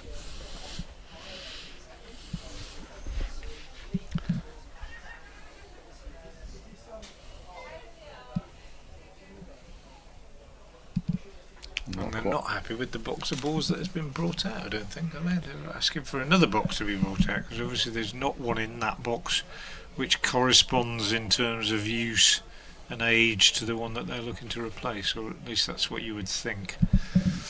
I'm not quite sure what can have happened to the ball to put it out of shape, because it hasn't. It's not as though it's been lifted for 6 and landed on concrete. I think absolutely. No, it hasn't been in bashed time-honoured around. fashion, when the ball hasn't taken a wicket for a while, Yeah. it's thrown to the umpires, who are having a good old route round. We've got a couple of boxes out there now. Chance for us to tell you about the scores elsewhere. Lancashire 186 for 4 at Chester Street, having been put into bat. Sussex 168 for 5 at Headingley against Yorkshire, who also won the toss, chose to field. Glamorgan 176 for 4 at Sophia Gardens against Leicestershire, they chose to bat there. Gloucestershire 120 for 3 at Derby, having chosen to bat. Warwickshire 177 for 5 at Trent Bridge. 3 wickets there for Josh Tongue for Notts, and Essex going really well at the Oval, 185 for 1 against Surrey. Here is Tom Taylor starting a new over, and that one is played back up the pitch to him by Matt Milnes, who's on 14. Dan Whiting's back. Big thanks to Brian Halford for his giving us a little bit of a breather in mid-afternoon. But we were just saying, Dan, excellent fight back for these two. There was one over that Taylor bowled where there was a catch put down, a misfield at mid-on that resulted in runs. Taylor bowls again, another drive up to mid-off, no run, and then a boundary off the last ball. And I just felt in that one over, just in the space of 4 or 5 deliveries, the mood changed. The batters got on top, the heads went down a little bit in the field, just a little bit. The catch was dropped, wasn't it? Catch was dropped at slip, and then the misfield at mid-on. Mid-on, edge to third man, drive through the covers, just in one over. The mood changed, and they capitalised on it, these two, Dudgeon in particular, and they've fought back well. It's been a real good little counter attack from these two. This one defended off the back foot into the covers, no run. But I was calling for someone like Dudgeon to come in and to counter attack, to put the bowlers off their line and length, because if you just let the bowlers dictate to you, Hannon Dolby will just bang it on the same spot all day, won't he, or Tom Taylor or whoever. And I think it's someone had to come in and try and make Worcestershire do something a little bit different, go to plan B. I'll come on to it after this ball. Taylor in again then, balls now, and that is driven, not timed, attempted drive, he just checked it in the end to Latigan. Did you say close at sort of short mid-on? Did you say for the T20 games you commentate from a different box here? Is that correct? The BBC use this box, but I do the T20 games for the club. Oh, do you? Okay. From where you did those. Yeah, gotcha. Before. Yeah. Kent start theirs actually with the game against Sussex Sharks women and then Sussex Sharks men. This next one is played back to the bowler by Milnes. So Taylor has rediscovered a little bit of rhythm and accuracy in this last couple of overs. He's wicketless, Tom Taylor, which is not fair to him really. He's bowled better than his figures suggest, 0 for 44. Hannon Dolby, the pick of the bowlers with his metronomic accuracy. 2 wickets also for Swanepoel and Waite. Taylor is in again, bowls, and again Milnes is forward and pushing out on the offside, and that is a much better over from Tom Taylor, who has now bowled 14 overs, 5 maidens, no wicket for 44. I think it's great, the double headers. Have you got any double headers here? Kent have got obviously start theirs, both games against Sussex, which is on the bank holiday weekend at the end of May, which should be a fantastic occasion. But I think it's great for the growth of the women's game as well, isn't it? Yeah, we've got a couple. Home and away. Bias Swanepoel coming on at the Diglis end. Ethan Brooks warming up, suggesting that he's going to come on and have a go from the New Road end. Worcestershire just want to keep some sort of pressure up. 32 runs now added for this 8th wicket. Here we go, South African to South African. Swanepoel to Dudgeon. And Dudgeon's equal in the battle. Who does Swanepoel play for over there? Well, he doesn't anymore. No.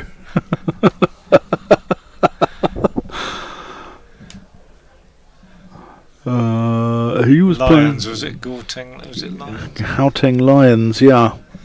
So but that association has been Tarnished. finished. Yeah, as Dudgeon defends. But he started off at Free State, Northern Cape, Knights, Warriors, Sunrisers, Eastern Cape. Dudgeon's at Bowland. His opening partner, Glenton Stearman, also came from, who sadly his stint at Kent's over now. He's had to go home having torn his thigh muscle. Here's Swanepoel in as Dudgeon, textbook forward defensive.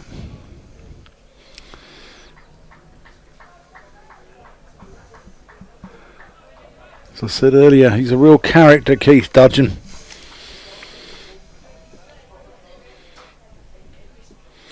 Brian's nailed him on for 100 already when he had about 15 runs.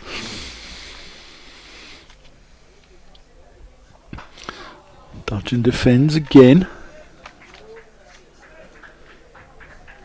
Being a little bit more conservative now. Dudgeon, but he's playing each ball on its merits, which is the right thing to do. But give him any width, I think he'll flower you through the covers.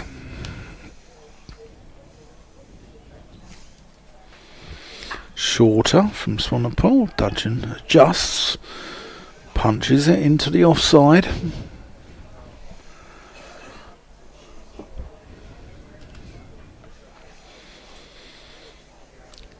Swanepoel's been the quickest bowler on display today so far.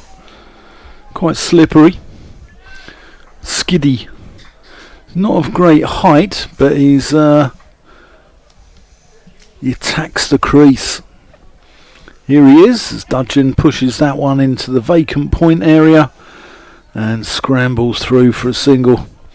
He'll retain the strike. Kent are 132 for 7. Dudgeon's on 24. Matt Milnes on 14. You're listening to me, Dan Whiting, and Frank Watson.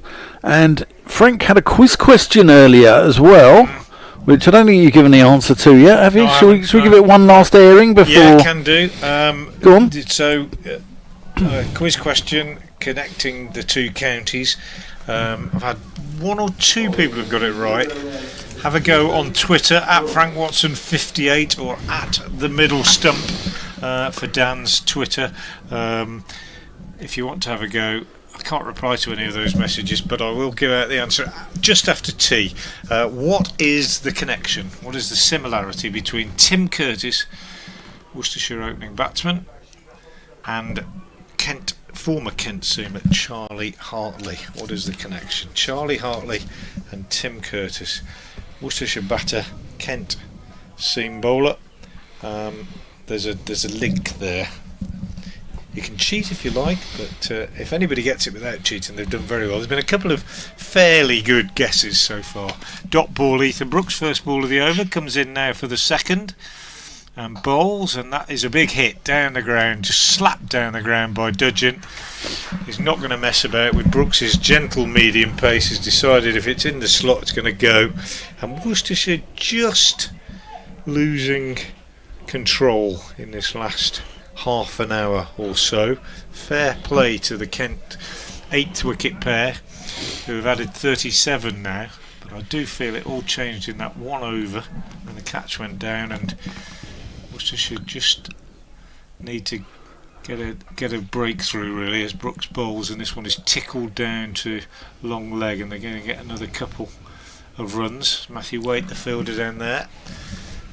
Runs just flowing more easily now than they have at any stage in the day, and you can feel it. You could feel the change as these two just decided to be a little bit more positive, and they got a little bit more to work with as well. 138 for 7 now.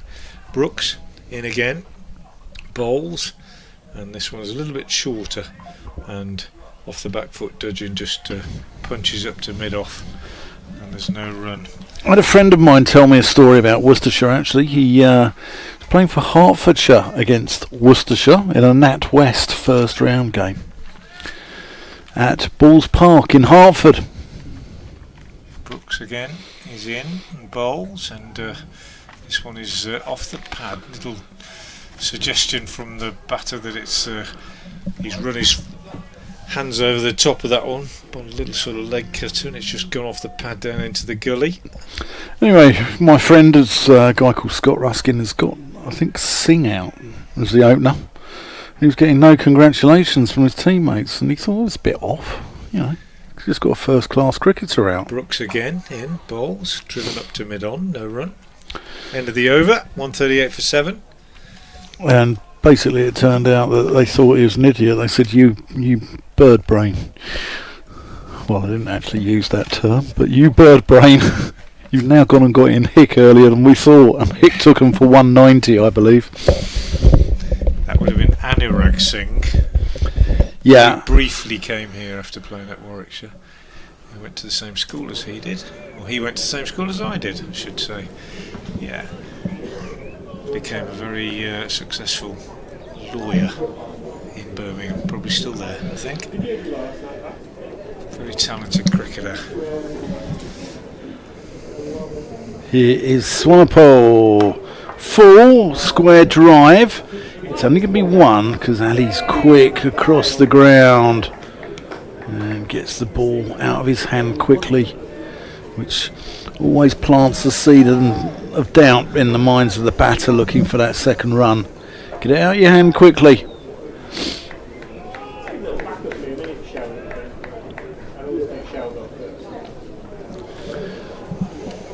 Milne's on to 15 now. Dudgeon facing, he's on 30. Make that 32 probably. Could even be 34. It is. That is a cover drive of blistering power. It's burst through the hands of extra cover and just run away down that hill towards, what type of tree is that, Frank? It's a chestnut, horse chestnut. Is it? Yeah. A conker tree. Yeah. There used to be 4 of them. Right. 3 lost to disease, sadly. Dutch Hill? No. Only quite recently. That's where that facility has been put in to replace. Right, okay, gotcha. It was, yeah.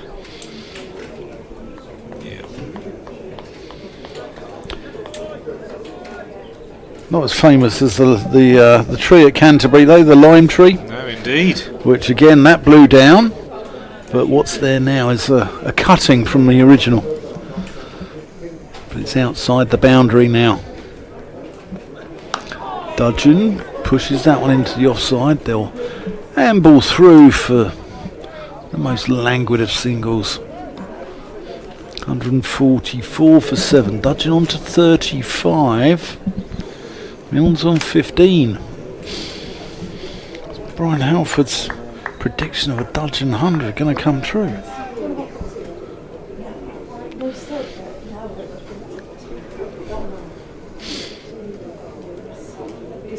Swanepoel full, and that's now into the covers, and they'll come through for one. Ali doing a lot of work out on that deep cover boundary, mopping things up.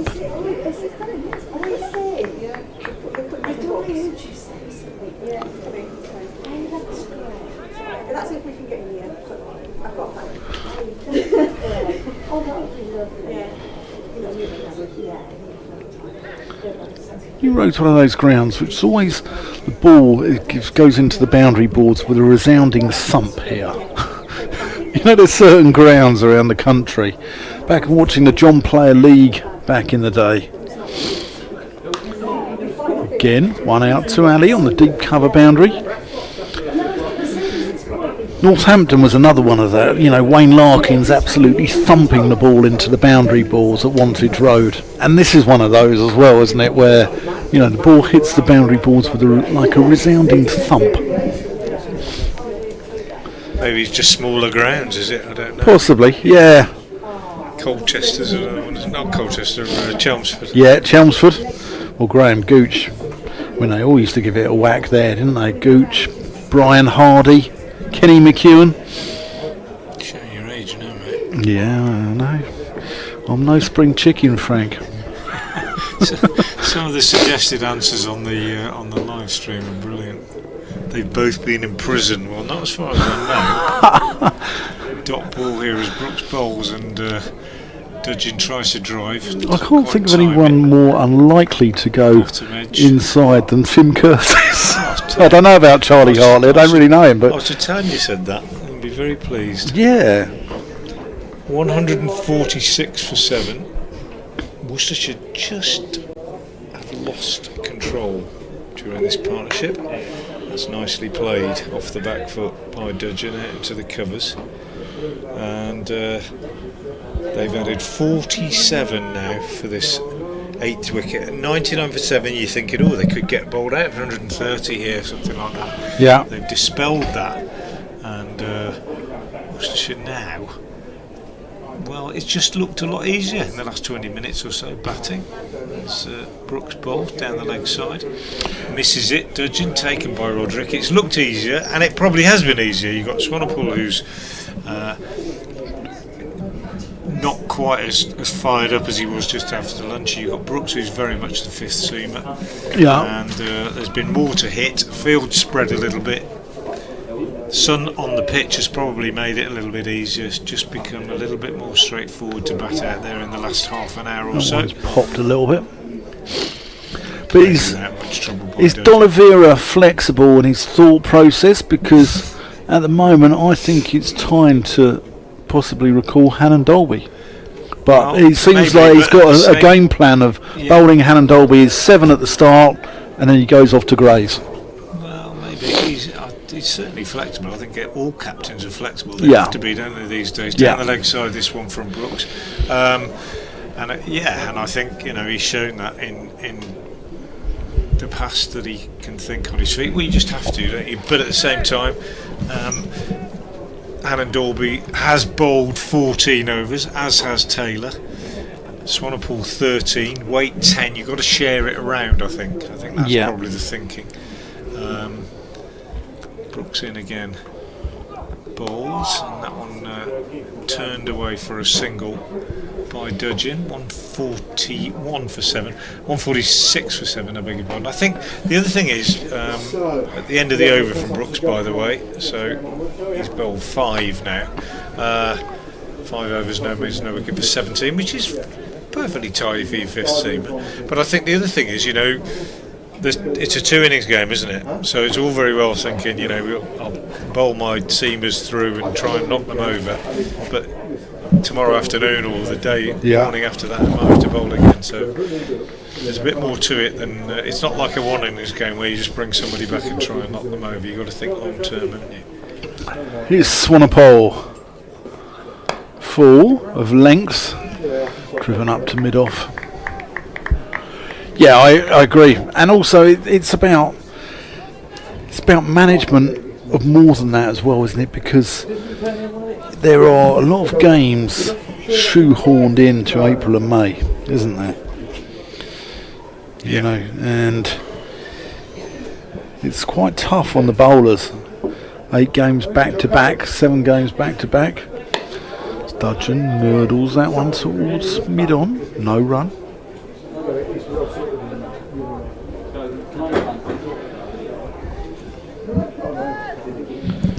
Frank, I'm very impressed with your health regime here. With all your porridge lined up on just there. my breakfast. Yeah. Walk in, you see, Yeah.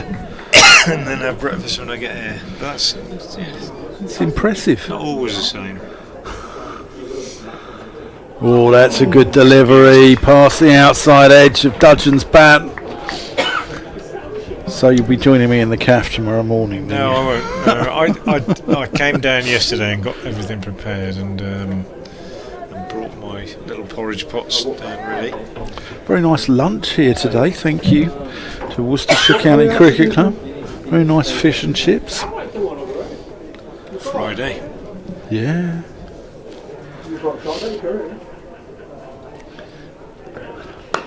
Defended again by Dudgeon. So where did you go for your breakfast? You went here at the ground? Yeah, I got a bacon bap from a very nice lady over in the, I can't remember what it's called actually, where that's the Graham Hick Pavilion there, isn't it? Yeah. I think the bar's got a name, but Tom Graveney Bar. is it? Tom Graveney Lounge. Do you mean Gloucestershire's Tom Graven? I mean, There's one pushed out to cover. He actually wasn't allowed to play for a season, was he? Due to moving. I mean, you can't just imagine that now. But players then just did not move counties, did they? no, indeed not. Dear old Tom, lovely man. Tell you what, Worcestershire +2 on the over rate. We're going to be out of here on time. Be tea soon. Yeah. Again, pushed to mid-on.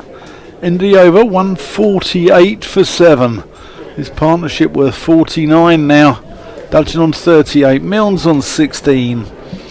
And Kent, whisper it quietly, Kent fans. Oh, there's shoots of recovery here, thanks to Milnes and Dudgeon. They've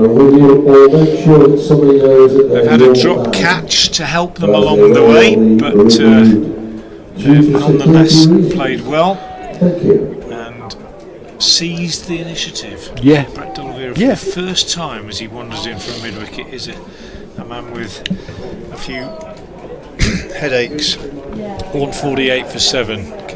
Ethan Brooks to continue in his fifth seamer role from the New Road end. Bowls now and goes past the outside edge of Keith Dudgeon's bat. So a good start to the over from Brooks, but as Matt beg your pardon, as Dan was saying, these two have now added 49. So best partnership of the innings by some considerable margin. 1 run away from a 50 partnership, and it's all happened fairly quickly in terms of overs and so on, compared to what had gone before.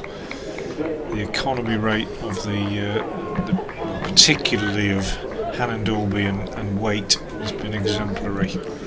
Slightly more expensive Brooks, Taylor and Swanepoel. Brooks in now bowls and Dudgeon's forward, pushing out on the odd side. I think that's Rob Jones there walking in front of us, isn't it? Yep. Yeah. Came down from Lancashire 3-4 years ago, something like that. Yeah, 3. Yeah. Frustrated man really by the fact that he just gets stacks of runs in the second team, but hasn't been able to nail down a place in the first team top order. Brooks bowls, and that's an attempted flick away on the leg side, takes Dudgeon on the pad, runs away for a leg bye. That is the first extra of the innings, believe it or not. Brings up the 50 partnership, 149 for 7.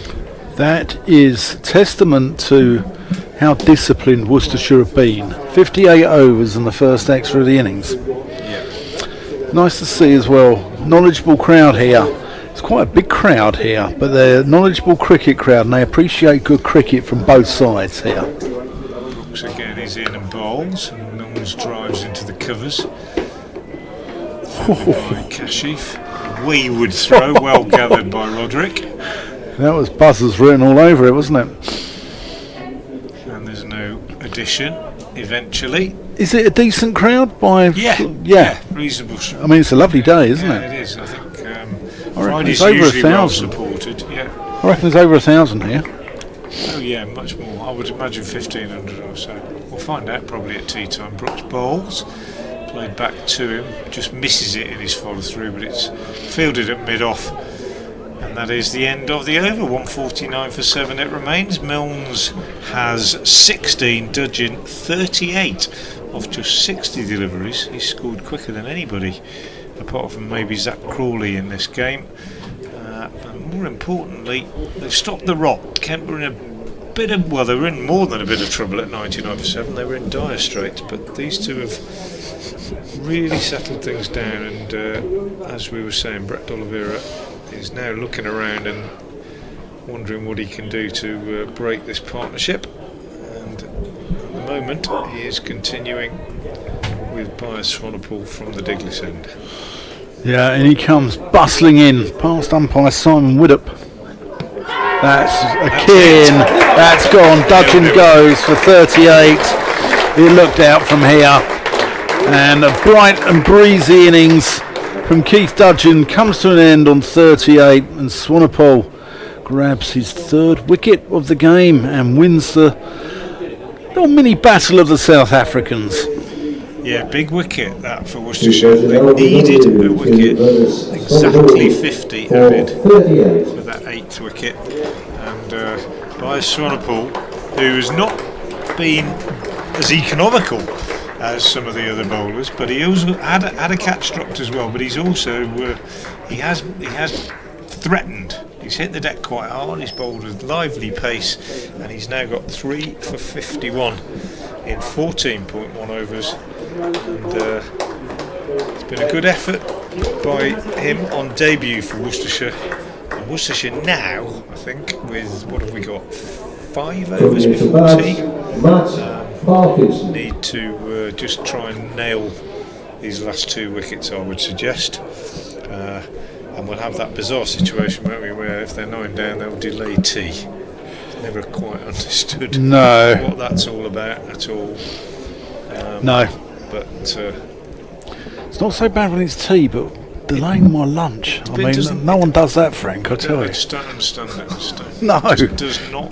It's archaic, I think. Just, have tea when you're supposed to have tea and deal with it, I think. Yeah. Anyway, there we are. The 8th wicket is down, 149 for 8. Haven't seen a replay yet, but it looked from where we are. He was out. That's a pretty good shot. I've seen it, and he just walks across, and although his foot is outside the line of off stump, he's sort of hit him on the outside of the pad. And I think Keith, the man they call the Rhino, will have no complaints about that one. So we've got 6 overs left to a scheduled tea at the moment, haven't we? But whether they can negotiate. Anyway, here's Matt Parkinson. Leaves that first one alone.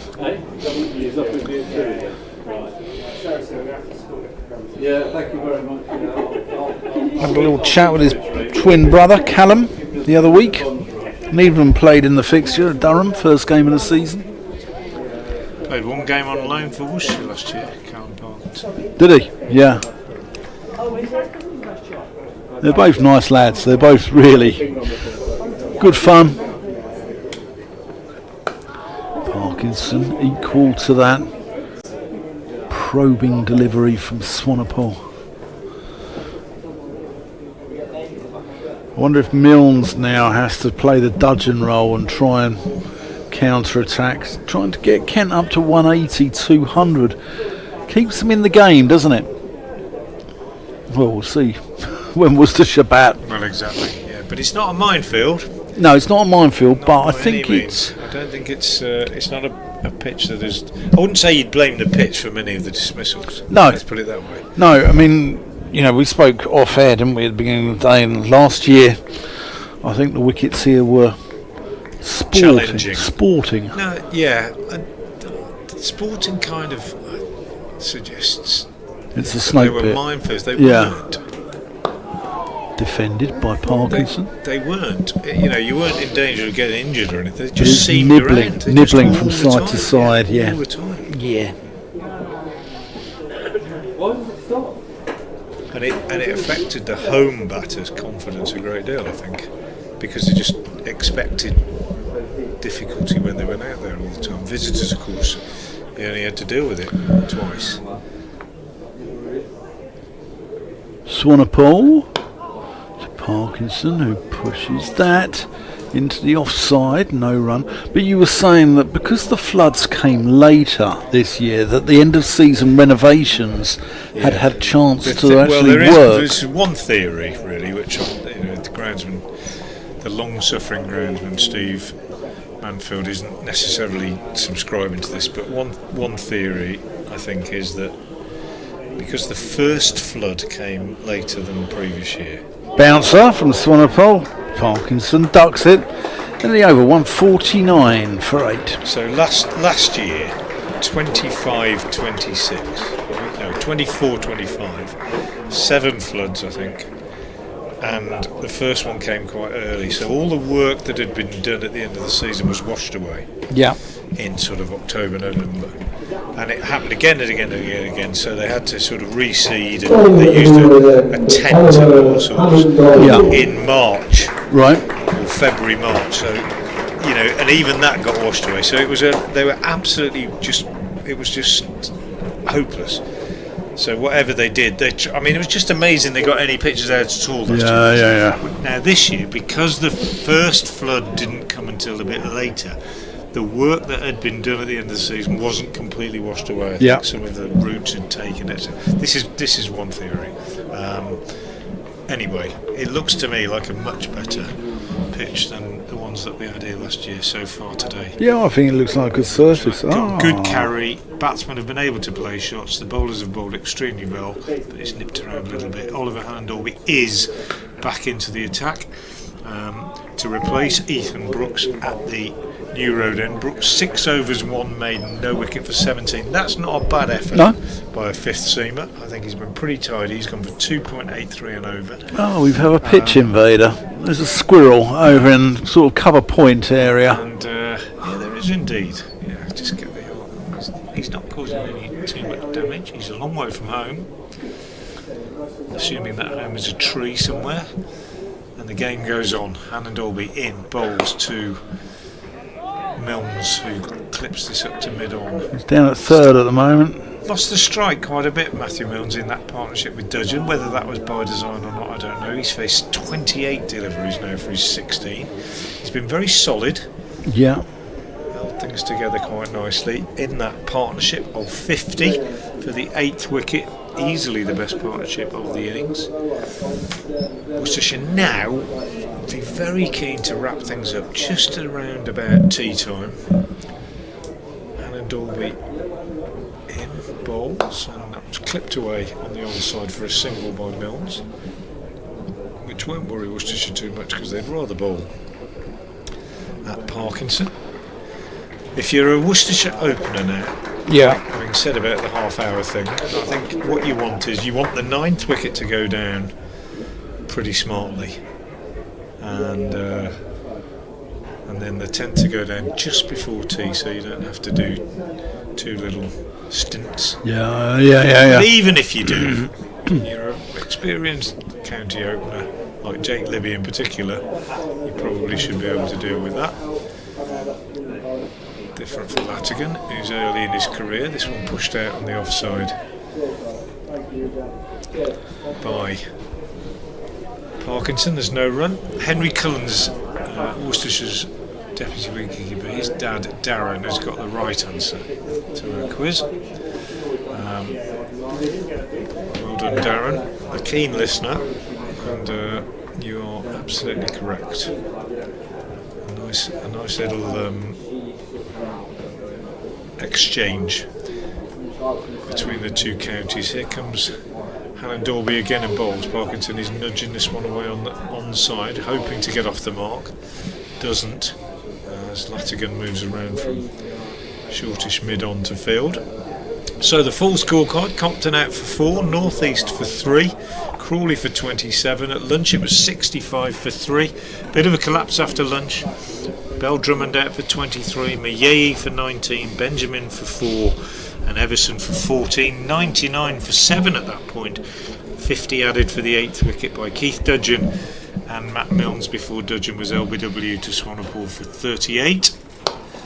Hannon Dolby bowls, and forward comes Parkinson and blocks it out on the offside. No run, end of the over, 150 for 8, and the wicket takers for Worcestershire: Hannon Dolby 3 for 19, by Swanepoel 3 for 51, and Matthew Waite 2 for 18. I've been getting some breakfast recommendations in from Worcestershire fans during my trip. Places to go in Worcester for breakfast? Yeah, okay. I mean, gents, thank you so much. Carl Ferguson's one of them, who's Worcestershire fan I've known for a few years, lovely bloke, and Stephen Mann as well. Yeah, Stephen Mann, a regular communicator. Where does Kyle say you should go? Am I allowed to say it on the BBC? Yeah, go on in. Check it's in Ombersley. Oh, that's miles away though, Kyle. Good. And it's a bit posh for you, that, Kyle. For and goodness sake. Number 1 Browns Way coffee shop in Hallow. Here's Waite. Sorry, Taylor. So that's been heaved across the line by Milnes and goes away for 4 runs through mid-wicket. Well, they're both too far away for you to walk to. And Stephen Mann has said the talk of breakfast, he'd recommend Wayland's Yard and Hash. Do you know those? No. I know Hash. But Yeah, Hash is good. Hash is in town. You could go there. That would be all right. Well, I get But an you're in a unlimited hotel, breakfast. aren't you? I get an unlimited breakfast in the hotel, and I am going to absolutely nail it to the mast. Let me tell you, hash browns, black pudding, sausage, bacon, eggs, the lot. Mushrooms, beans, toast. Nurdled into deep mid wicket, and they'll come through for an easy single. 155 for 8. Although I do Taylor like yet to get a wicket. I do like a bit of white pudding. It must be the Irish in me. I don't like either. Do you know? You're not black pudding or white pudding? No? So Tom Taylor, leading wicket taker in the country last year, yet to open his account in this innings. In he comes. Oh, that's a nick. That's a great take from Roderick. Parkinson departs for a duck. Roderick goes flying across in front of first slip. Really good glove work. And Tom Taylor, as Frank predicted, Frank not the psychic, the physic, he picks up his first wicket. Ken, 155 for 9. And our tea is delayed, Frank. Yeah, well, it might not be actually, because in fairness, we've still got 3 overs to go, haven't we? So Yeah. it could be just about right from the Worcestershire batter's point of view. If it comes along and they take tea when the last wicket goes down. I think Milnes has to have a dip now, I think, doesn't he? Good catch by Roderick. Probably not as good as maybe the one he took earlier when he was standing up. It was a goalkeeper's catch. Yeah, that's the sign. If he didn't take it. The one standing nice up height, is a sign of a good keeper. I mean, you were a keeper. I'm not saying that wasn't a good catch, but it was a crowd catch. Yeah. You know what I mean? I don't mean. But standing up is where you earn your corn as a keeper. He's kept wicket. He always. It's an interesting one with Gareth Roderick because Ben Cox is a brilliant wicket keeper and still is. He's gone to Leicestershire. Yeah. He was very popular here. He was a local boy, etc., etc. And he was just superb. And Gareth is a different sort of wicketkeeper. Gareth Roderick is a very understated wicketkeeper. He's one of those wicketkeepers you don't really notice. He doesn't do a lot of flamboyant stuff. It's all very tidy. But he's an extremely efficient wicketkeeper, and a lot of Worcestershire supporters still is a squirrel. They bemoan the loss of Ben Cox because he was so good, and they don't perhaps give the credit to Gareth Roderick that he deserves. And I'm not suggesting that one is any better than the other, but they're very different. Sorry, what I'm laughing about there is due to the pitch invader. It said that number 11 for Worcestershire on the pitch, or 12th man for Worcester on the pitch, is Mr. A. Squirrel. Here's Taylor into the left-handed Mikey Cohen, who defends that, pushes it back to the bowler. He's covered a lot of ground, that squirrel. He has, yeah. He must be lost. I don't go that far on my holidays, Frank. Because he started off right at the other end of the ground. Yeah. Didn't he? I bet we'll move quite sharply if Cohen flicks one through square legs though.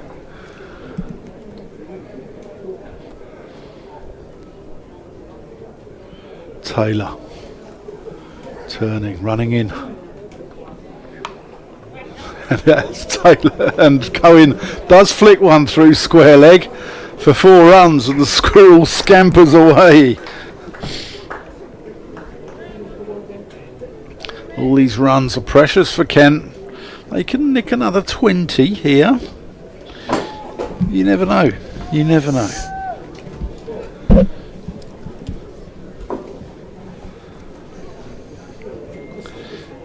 But I think Milnes probably has to have a dip now, doesn't he? I think. Just Cohen defends. Yeah, I think he has to have a, not a swing, not a reckless swing, but I think he has to be positive out there, doesn't he?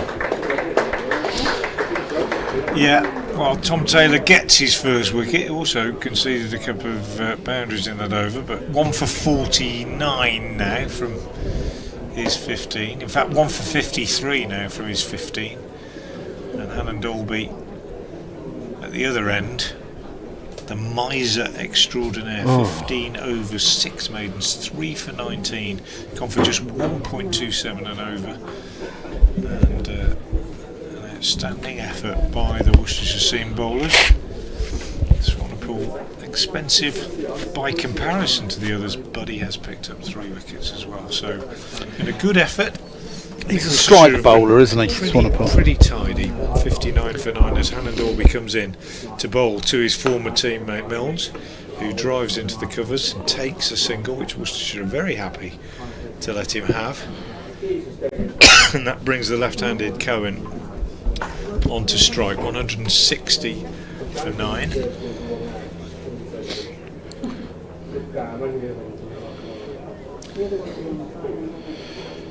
Field changes around for Cohen. 3 slips in place, and down at fine leg. 3 on the offside, saving 1 and 2 on the leg side. Round the wicket, Hannon Dolby bowls, and Cohen is forward, playing out on the offside, and is fielded in the covers by Latigan. We used to have a guy called Mike Cohen involved in our cricket club, actually, in North London. I think he was Shane Warne's UK agent. Oh, really? Yeah. He got us a load of Newbury Majolna cricket bats, which were absolute rockets, off Len Lenham down at Sussex. Round the wicket comes Hannon Dolby. Cohen again plays defensively out on the onside. It was the best bat I ever had. I averaged 51 in the league with it that year. And the last game of the season, I've driven over the top of a Yorker, and it's like broken, snapped. I was gutted. It was like, I even had like a funeral and a wake for it. I was that gutted. Hannon Dolby again from the New Road end, round the wicket. Tall, slim, shaven-headed figure. He's got through some work today. Comes in again now, bowls, and again right on the spot. And Cohen in behind that pushes it back up the pitch to him. And there's no run. It's a delayed tee than it looks like we're going to have, unless, well, there's what have we got left? 30. Just have a look.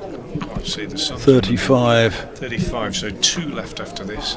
This would be perfect for Worcestershire if they get the wicket.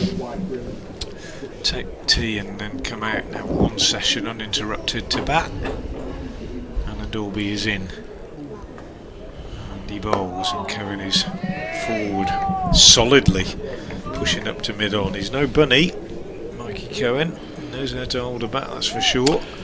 Who's the worst number 11 you've ever seen in your time? I mean, Kevin Jarvis at Kent takes some beating. The worst ever? Yeah. Well, Bob Willis takes some beating. Yeah, he does. Who was the Kiwi was the worst ever, wasn't he? Chris Martin. Chris Martin. Yeah. Probably the worst ever. Worst at Worcestershire. Pommy and Bangor was no great shakes. Probably Karam Shazad last year. Worcestershire's overseas was not very good. Round the wicket comes Hannon Dolby, bowls, and that's played up to mid-on. I don't know, I have to have a think about that. The worst number 11 ever. Bob Willis was pretty terrible, wasn't he? End of the over, 160 for 9. The trouble with this is that people might be listening. You know, you might say Peter Such or someone like that might be listening, but I'm trying to think. The worst Worcestershire number 11 I think I've ever seen. It's a good one, isn't it? People will start getting in touch now with some suggestions, I expect. Yeah. Which will be fun. Anyway, 160 for 9 at the end of the over.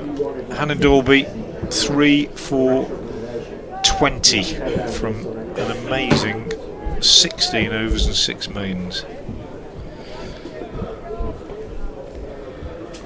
Just trying to think round, sort of, because number 11s have improved, haven't they, over the years? I mean, it's not like the old days, as you said. Bob Willis would just curtain rail it, wouldn't he? Well, they were just, I mean, That's there were some driven up shockers, to weren't mid there? off. Sorry, what was that? There were some shockers in the past. Yeah. They didn't have to bat, did they? I mean, No. probably some of the number 11s in Worcestershire sides from years gone by that I never saw were pretty terrible as well. But I remember everybody tends to have an idea now, don't they? I remember England had a tale once of Tufnell, Mullally, Caddick, and I can't remember who the other one was. Yeah, there wouldn't be many runs there, would there? No. Oh, that's got dropped. Oh, that's his third. Spilt. It's his third Third one, chance, yeah. That first slip. And he's put 3 down today. And all of them have been Catchable. Yeah.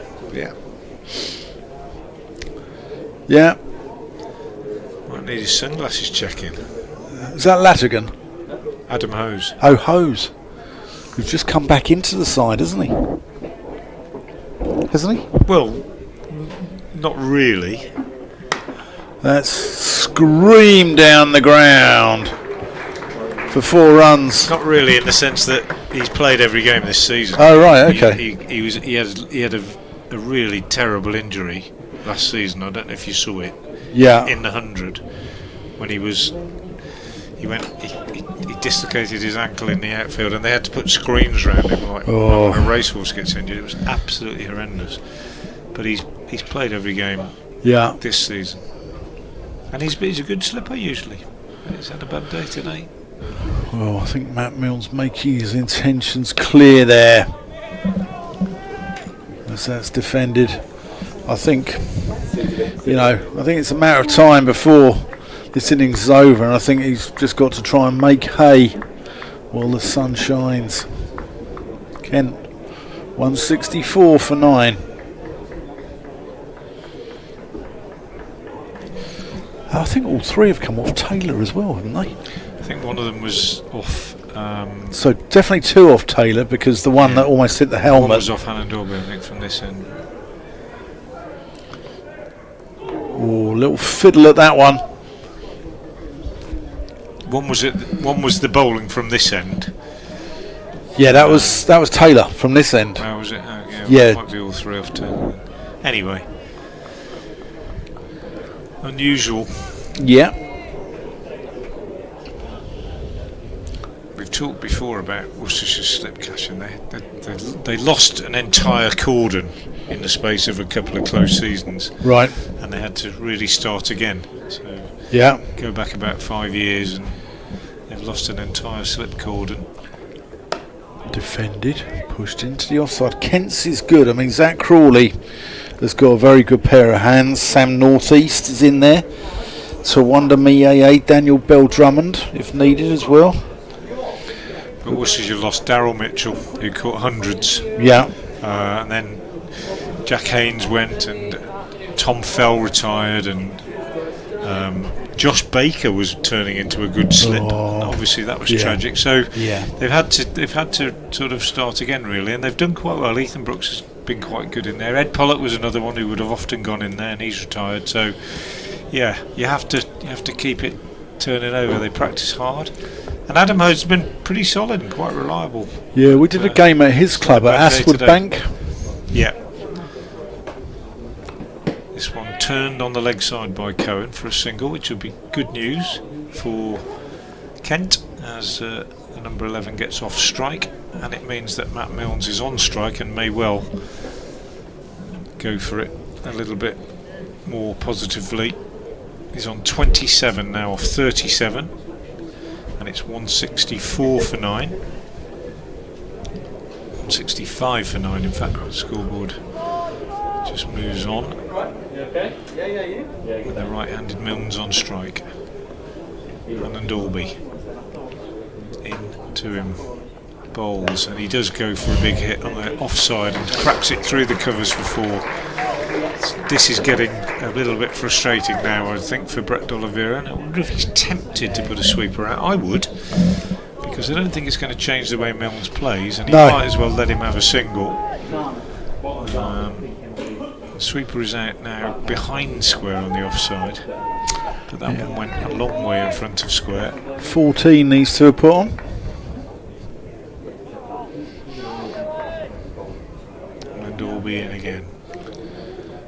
ball to Milnes.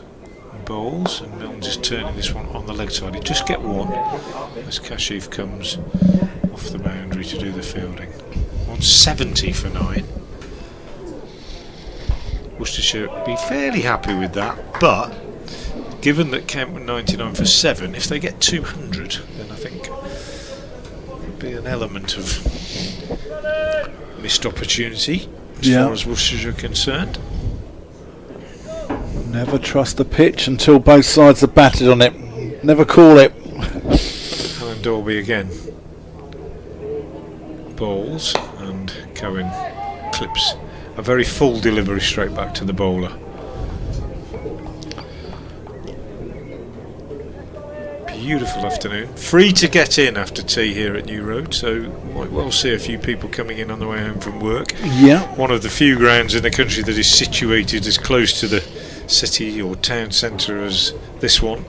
Chelmsford, Taunton maybe, but quite a few people actually do pass the gates on their way back from the city.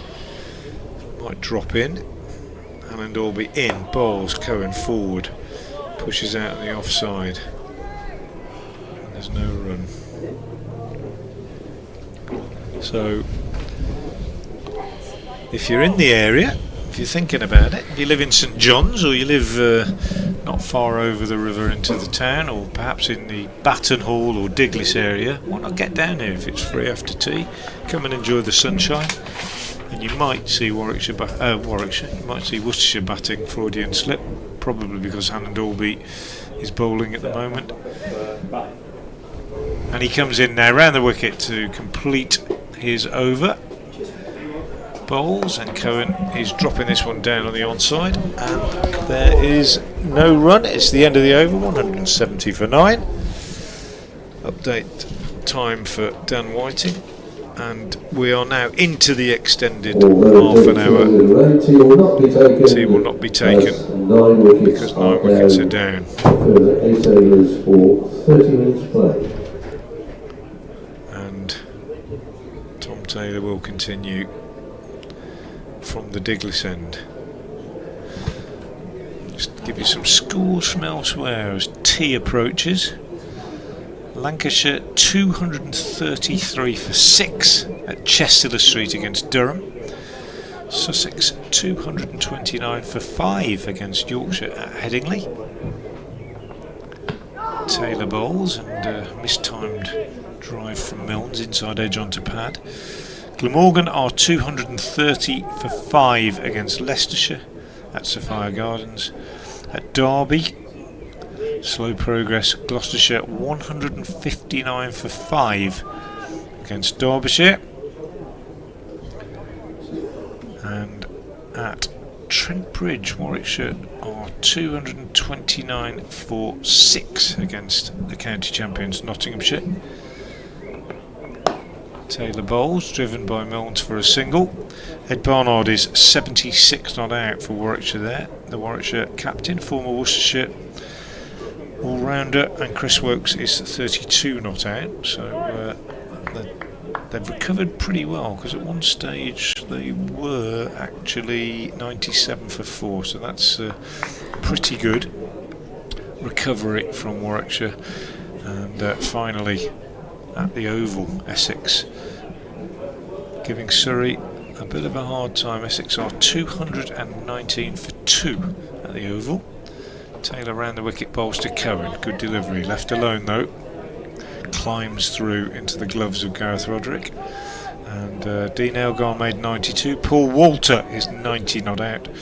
And in company with him at the moment, Charlie Allison, whose brother Ben, of course, is on the staff here at Worcester, but not playing in this particular game.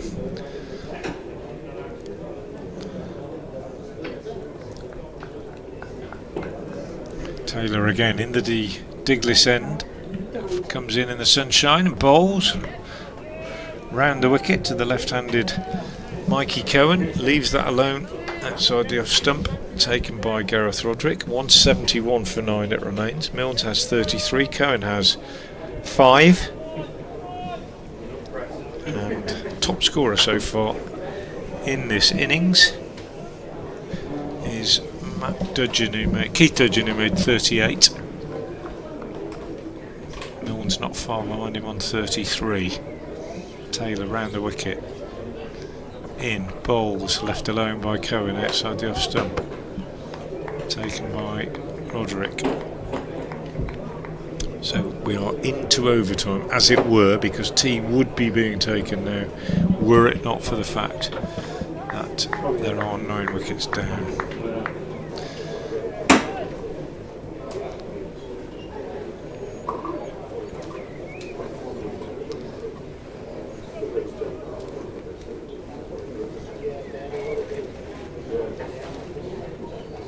There's Taylor once more. Balls, Cohen. Solidity personified, really, since he's come in. Just gets in behind that and pushes it out on the onside.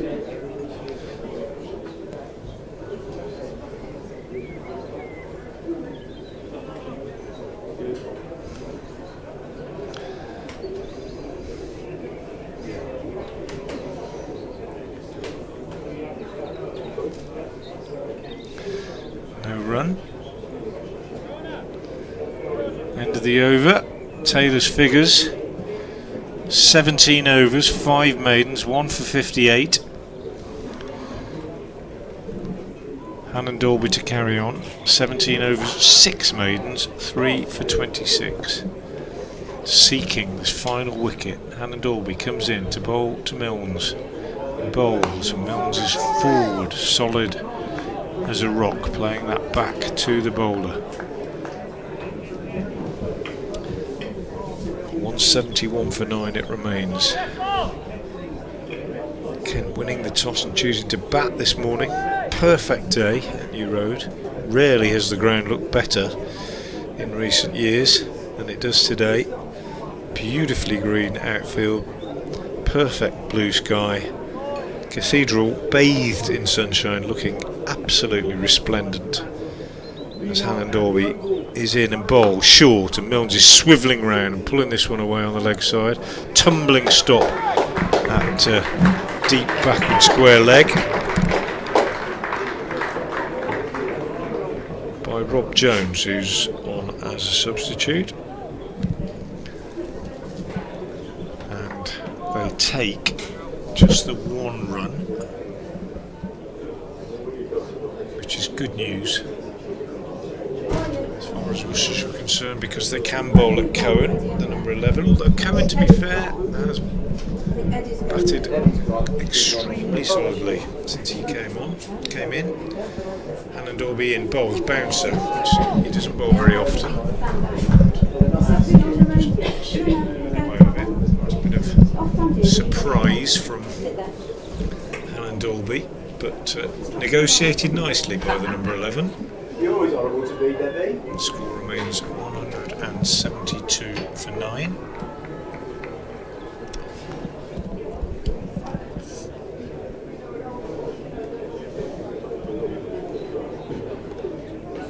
Three slips waiting.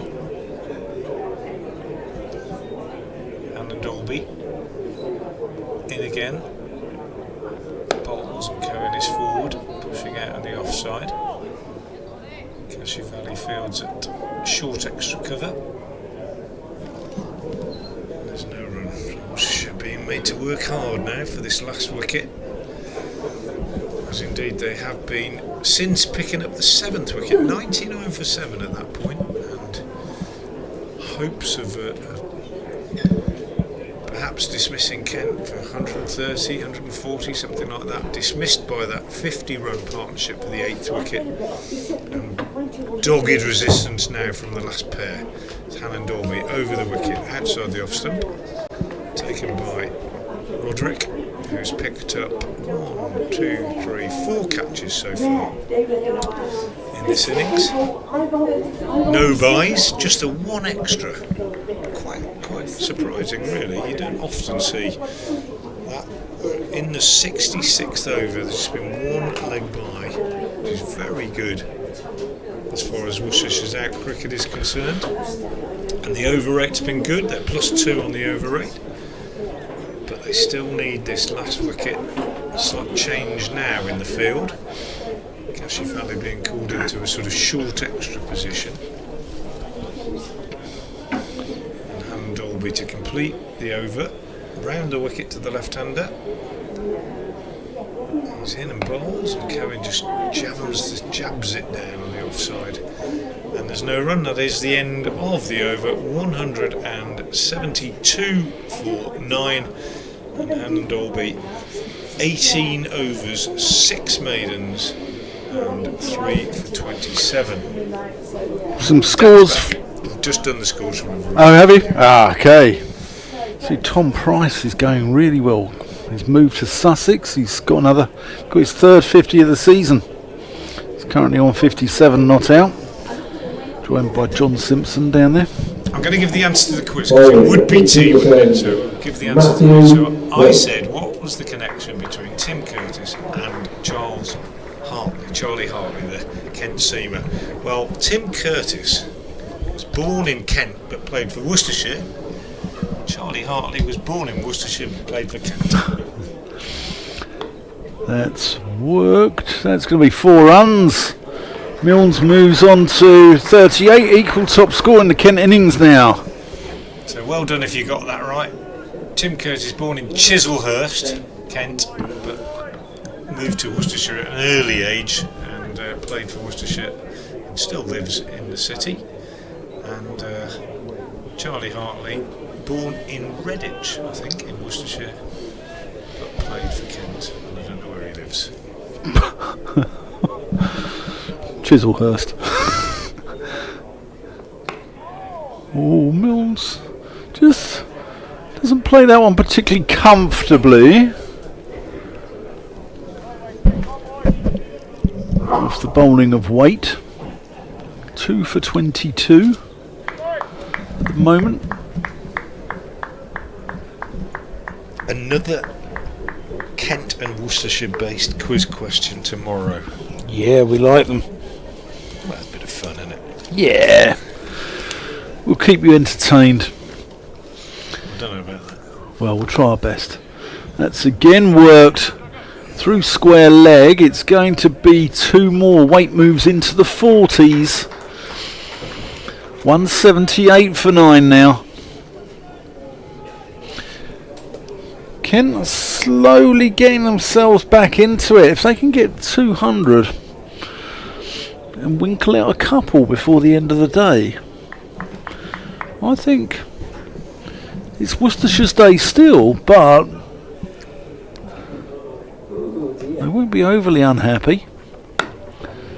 There's one down the ground, 179 now.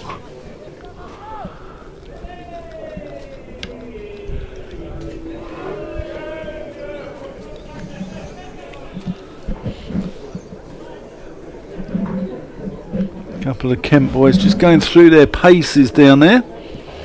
Keith Dudgeon having a stretch.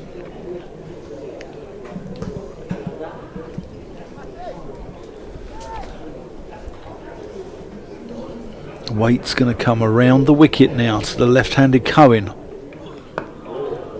Obdurate in defence, pushes it back to the bowler.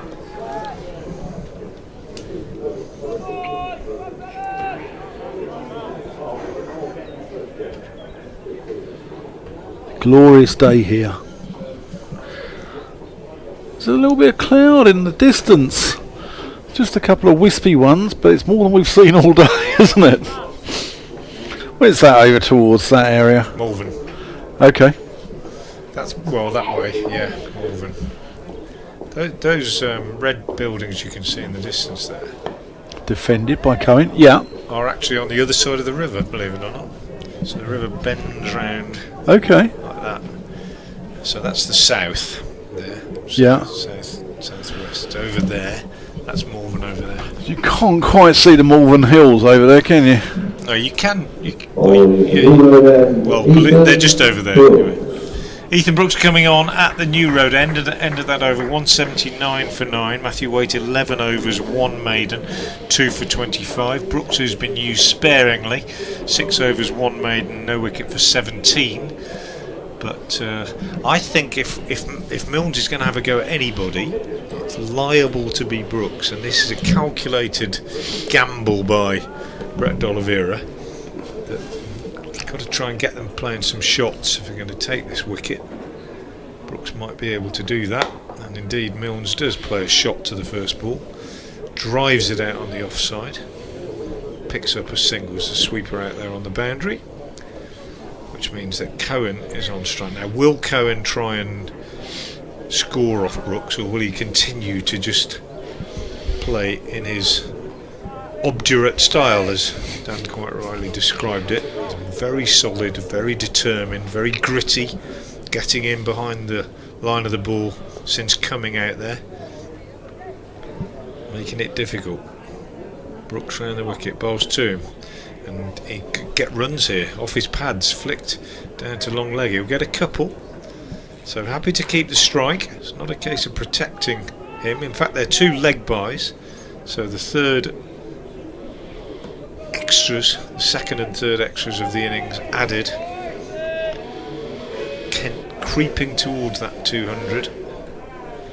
Brooks in conversation with Hannon Dolby about his strategy as he comes in round the wicket now to the left-handed Cohen and bowls, and there is Cohen again with that very solid forward defensive shot, pushing the ball up to mid-on. I've seen worse number 11s out there. Oh, definitely. It's been very, very solid indeed. He's hardly put a foot wrong, and it was Milnes that has offered the opportunity, the catch to slip, which was put down. Brooks again round the wicket, bowls, and again very, very solidly forward. Cohen pushes out on the offside. 42 to Milnes, 5 to Cohen. He's faced 25 deliveries for those runs, but that won't be of any concern to him whatsoever. Brooks again round the wicket, bowls, and he's just steering this one slightly uncertainly this time. Square on the offside, fielded by D'Oliveira. Backward point. We've got a chance actually of getting to tea and Kent batting after tea. Yeah. I think it's probably about 5-2, wasn't it? I think.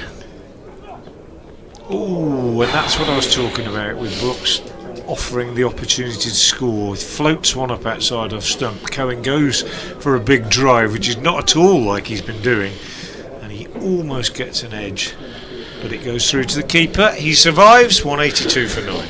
Yeah, I think, was it about 5-2 we took the extra half an hour? Yes. So it's 1:15 now, so yes. we're 10 minutes away from tea, aren't we? Yeah. Could have a short evening So session. if you're an opener for Worcestershire now, this is when you want the wicket to go down, isn't it? So you don't have to just go in, have a cup of tea, and just bat one session.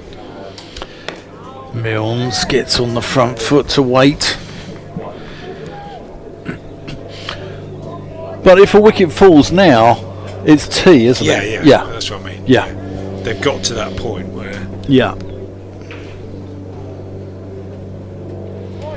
you can clear your head. I just think in that half an hour before that, you're thinking, oh, if they get one now, we might have to come out for 2 overs. Yeah, but Libby's an experienced guy. He's been there. Seen it, done it, got the t-shirt as Milnes. For defensive. 42 or 51 so far, Mount Milnes.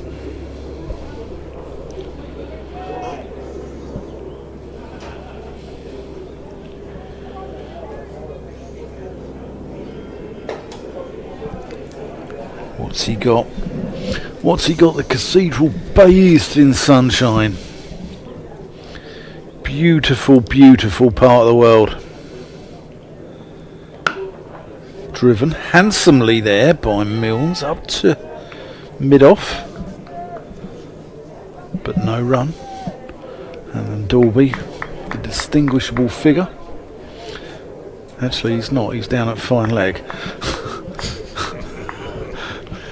Who's that mid-off? Taylor at mid-off. They're both tall. And Dolby's slightly thinner, isn't he? taller. Milnes works this one with the bottom hand through to mid wicket, but can't get it past D'Oliveira.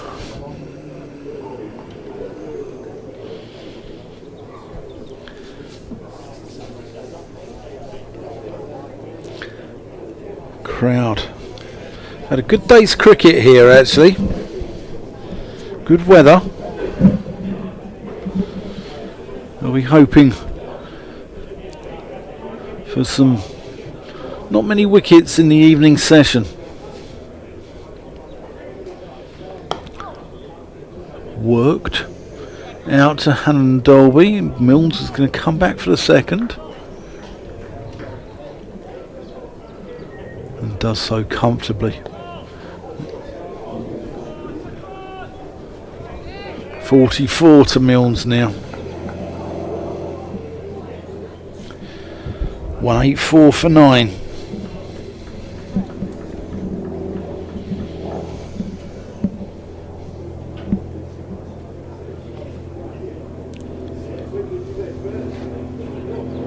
Here's Waite. That's chopped away.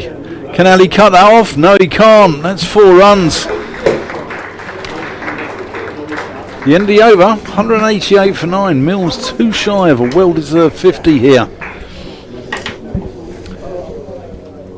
At the Visit Worcestershire New Road, bathed in sunshine. Decent crowd. There's a lovely terrace there, which looks a fine place to go and have a little drink, actually. Just to our right. And it's upstairs. Hospitality, yeah. Oh, is that hospitality? Yeah. Listen, I've got my car in the car park, Frank. I can blag my way into anywhere around. Okay, I'll test you on that. Brooks round the wicket, bowling to Carrick, pushes out on the offside. For those listening in, Frank said, "Where are you parked?" I said, "Oh, I'm just over there." He said, "Oh, you've done well to get in there." Yeah, it's stricter than it used to be. But yeah, the BBC pass helps, doesn't it? I suppose. It does. Brooks round the wicket again to the left-handed Cohen, who is walking into this, playing up to mid-on now. The question is, as Worcestershire haven't picked up this last wicket, tea will be taken probably at the end of the over, maybe one more. The question now is, have they let Kent off the hook, really? 99 for 7. If they're going to get 200, have they let them off the hook, or have they actually just sort of overachieved early on in the innings? Cohen gets a single off the back foot here, square on the offside. Yeah, I don't think you can tell until both sides have had a... Maybe not. I think it looks a pretty decent service, but at the same time, if you get a team 99 for 7, you would be hoping to get them out for less than 200. But saying that, you've also, as we said, got to preserve your bowlers and use your full lineup. And having said that, if you look down the bowling figures, they're all pretty tidy. I mean, one or two exceptional. Brooks over the wicket bowls. Milnes swings him away on the leg side, and that's a good diving stop by Matthew Waite at long leg, and they pick up 2. 50 for Matt Milnes. First 50 of the innings, warmly applauded by the Worcestershire fans as well as the Kent supporters that are here. And well batted, Matt Milnes. He's faced 56 deliveries with 7 fours, so a good effort by him. But yeah, you look down the card and you'd say that they've done pretty well, Worcestershire, in terms of their economy. Brooks bowls, blocked out on the offside. Going to leave you with Dan, because I've just got to go and do one very quick update for BBC over in Worcester. Yeah, well batted Matt Milnes, 56 balls, 7 fours, and he came in when Benjamin was out with the score on 89. So that's thumped off the back foot to Hannon Dolby, mid-on. End of the over. But it's been an innings of... well, he's shown a little bit of metal, a little bit of ticker, a little bit of heart. And That's all Kent fans are asking for. I know that Kent have been struggling last couple of years. They finished 18th last year. They haven't won so far this season. But if they can show a little bit of spirit, a little bit of fighting spirit, I think they'll take that.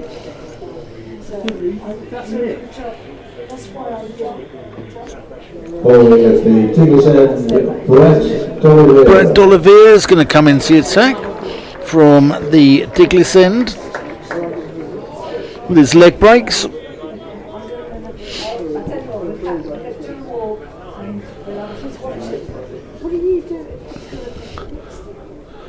So he'll be giving it a rip on the money straight away to Mikey Cohen, who's faced his 31st ball just then. He's the 31st ball just then. A yelp from D'Oliveira as Cohen goes on the back foot but gets some bat on it. Just drops the portcullis at the right time. That's a full toss. Heaved into the leg side, but he'll pick up one because he's got a deep mid wicket out there. Now, Milnes, what's he going to do here? Stick or twist? I think this is the last over before tea. 192 for 9. Milnes on exactly 50. Cohen on 7. Oh, and that's nearly got through. That's the top spinner, the flipper. And Milnes looking to back away, give himself a bit of room. Just about picks it. Oh, that could be the googly as well. I think Milnes read that one about as well as I read Dostoevsky. Badly.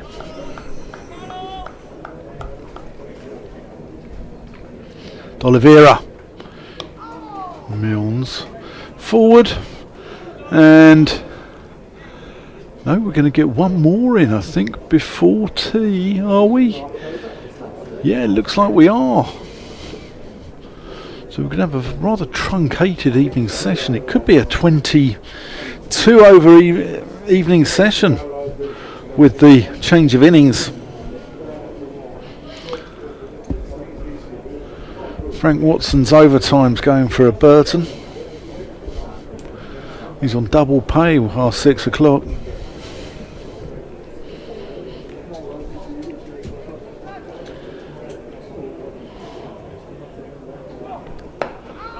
As that pushed into the offside, into the covers from Ethan Brooks. Now into his 9th over. One maiden, none for 21.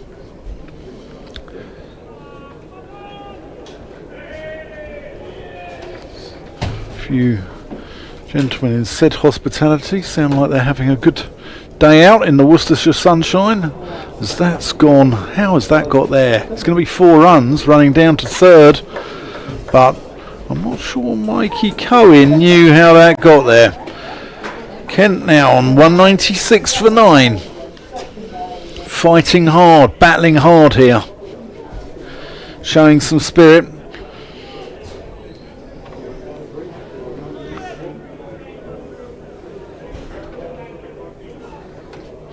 Not sure how that got there, but it did. Brooks in to Cohen, who plays quite an extravagant shot into the offside.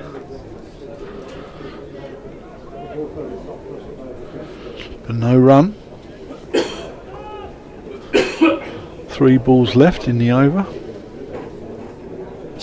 for 7 at one stage. Excellent bowling. Brooks to Cohen, who resolutely defends. Thou shalt not pass, says Mikey. And this partnership now is 41 and it's becoming a thorn in the Worcestershire side.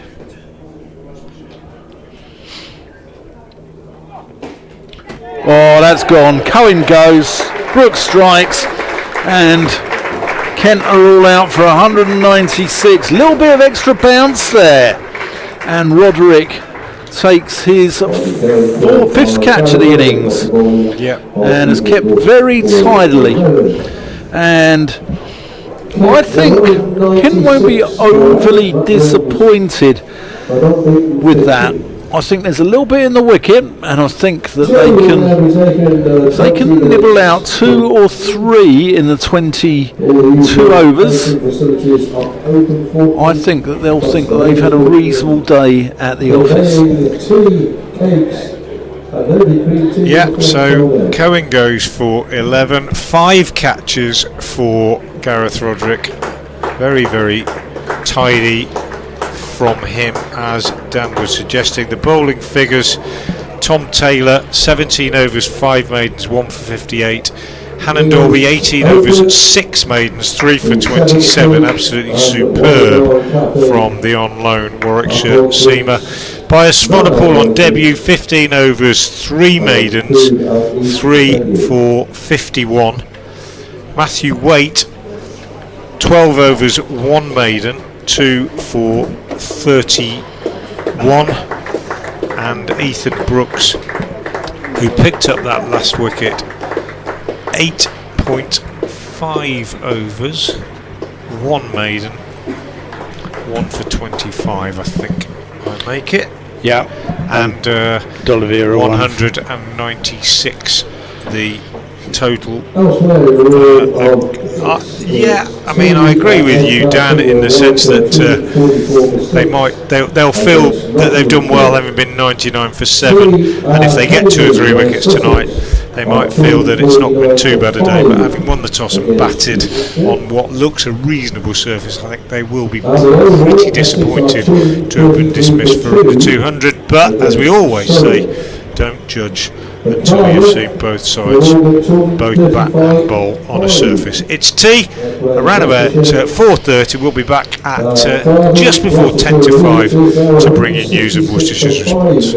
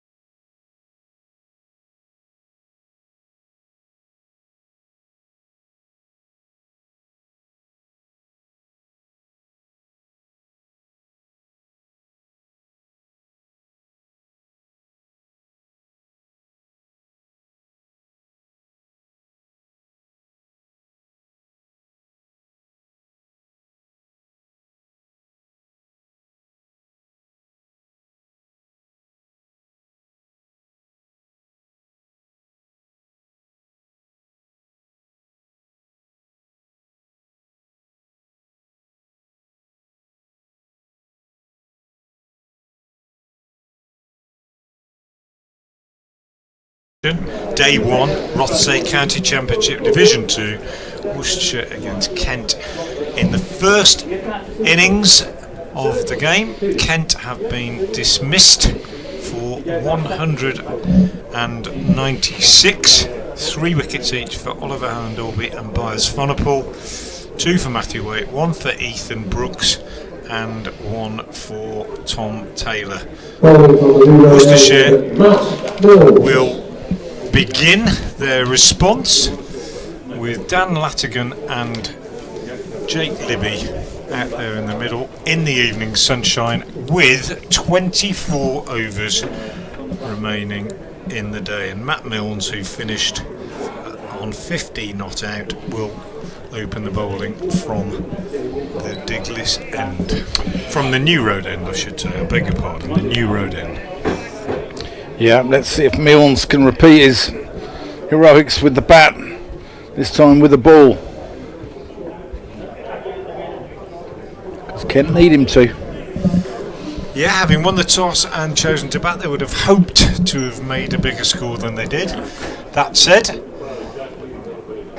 it was better than it might have been. Milnes round the wicket to the left-handed Dan Latigan, the South African overseas player for Worcestershire, only 19 years old. He's kind of fallen into Worcestershire's lap in many ways, Dan Latigan, and by that what I mean is he went to school at Brighton College, and it's only because his parents then settled in Worcestershire that he came to the attention of Worcestershire and got into the Worcestershire Academy, and hence he is here now.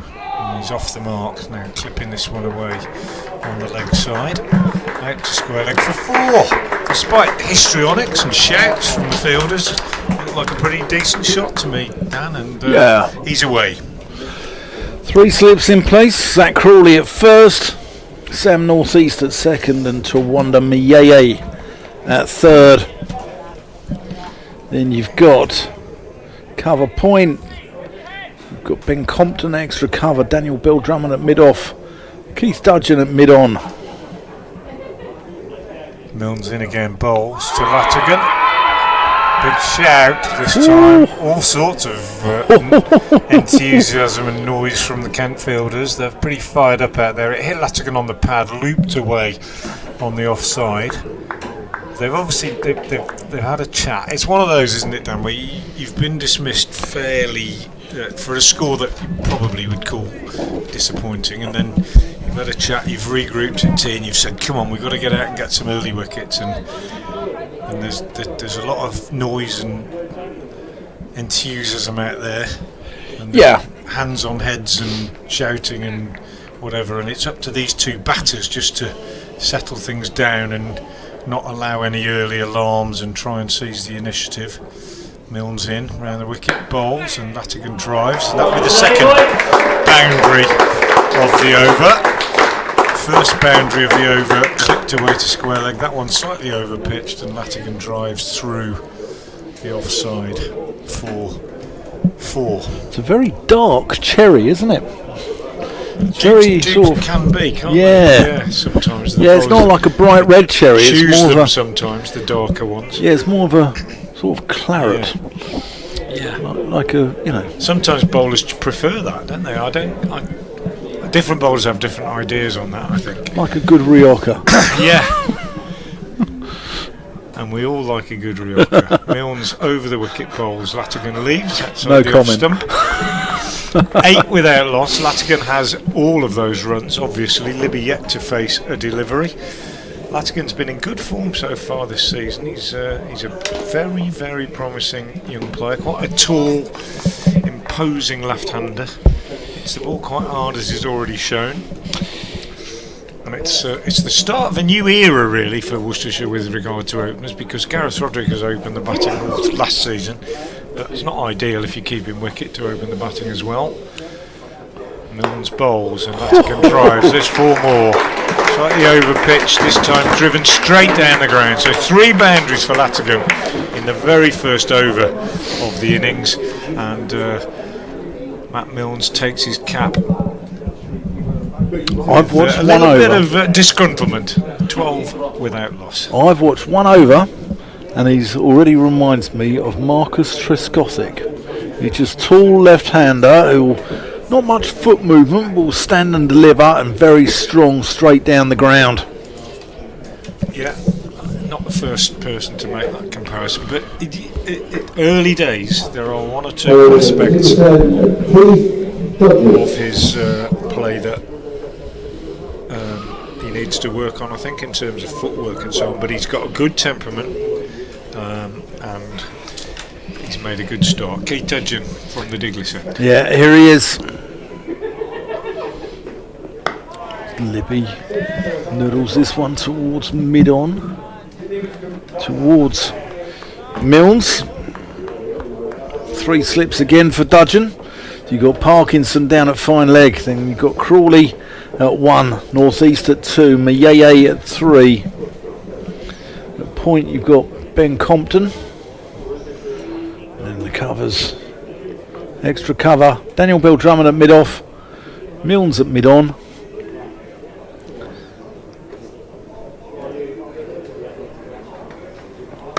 As Libby just covers up. It's Everson at extra cover. Trying to see who that is at mid-wicket. It might be Mikey Cohen at mid-wicket.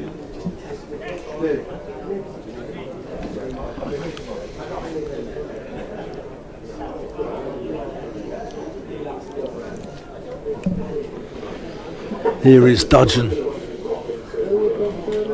15 wickets in his first 2 games for Kent. As Libby just about gets something on that. Parkinson gathers. And Libby's quickly back for a second. So Worcestershire are up and away. 14 without loss of just 9 balls.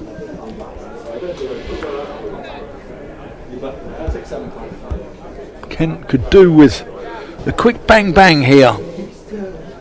Just to peg Worcestershire back.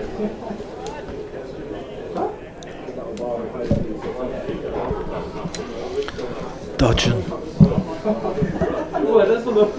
bustling in. Libby leaves that one alone, thumps into the gloves of Benjamin. Hurls the ball to Sam Northeast.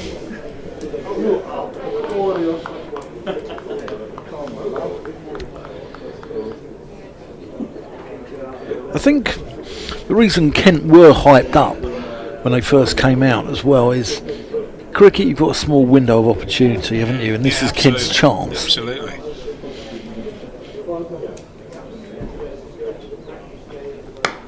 That's a pleasant shot from Libby. Gorgeous shot, just leant on that. Didn't try and hit it too hard.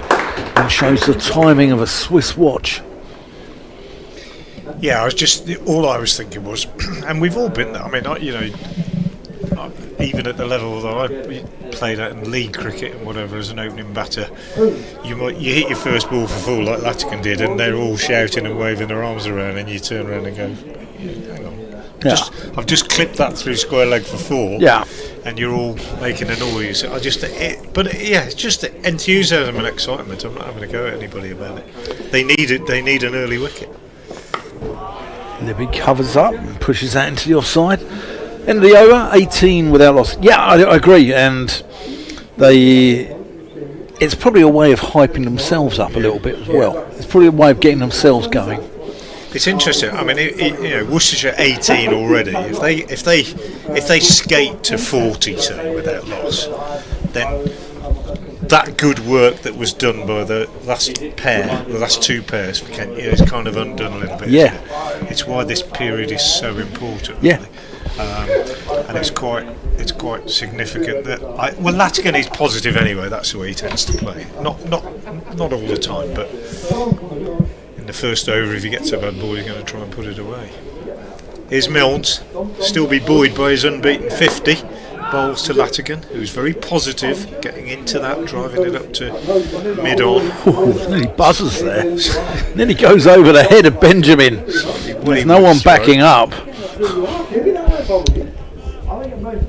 And almost cleared the head of Benjamin. Yeah.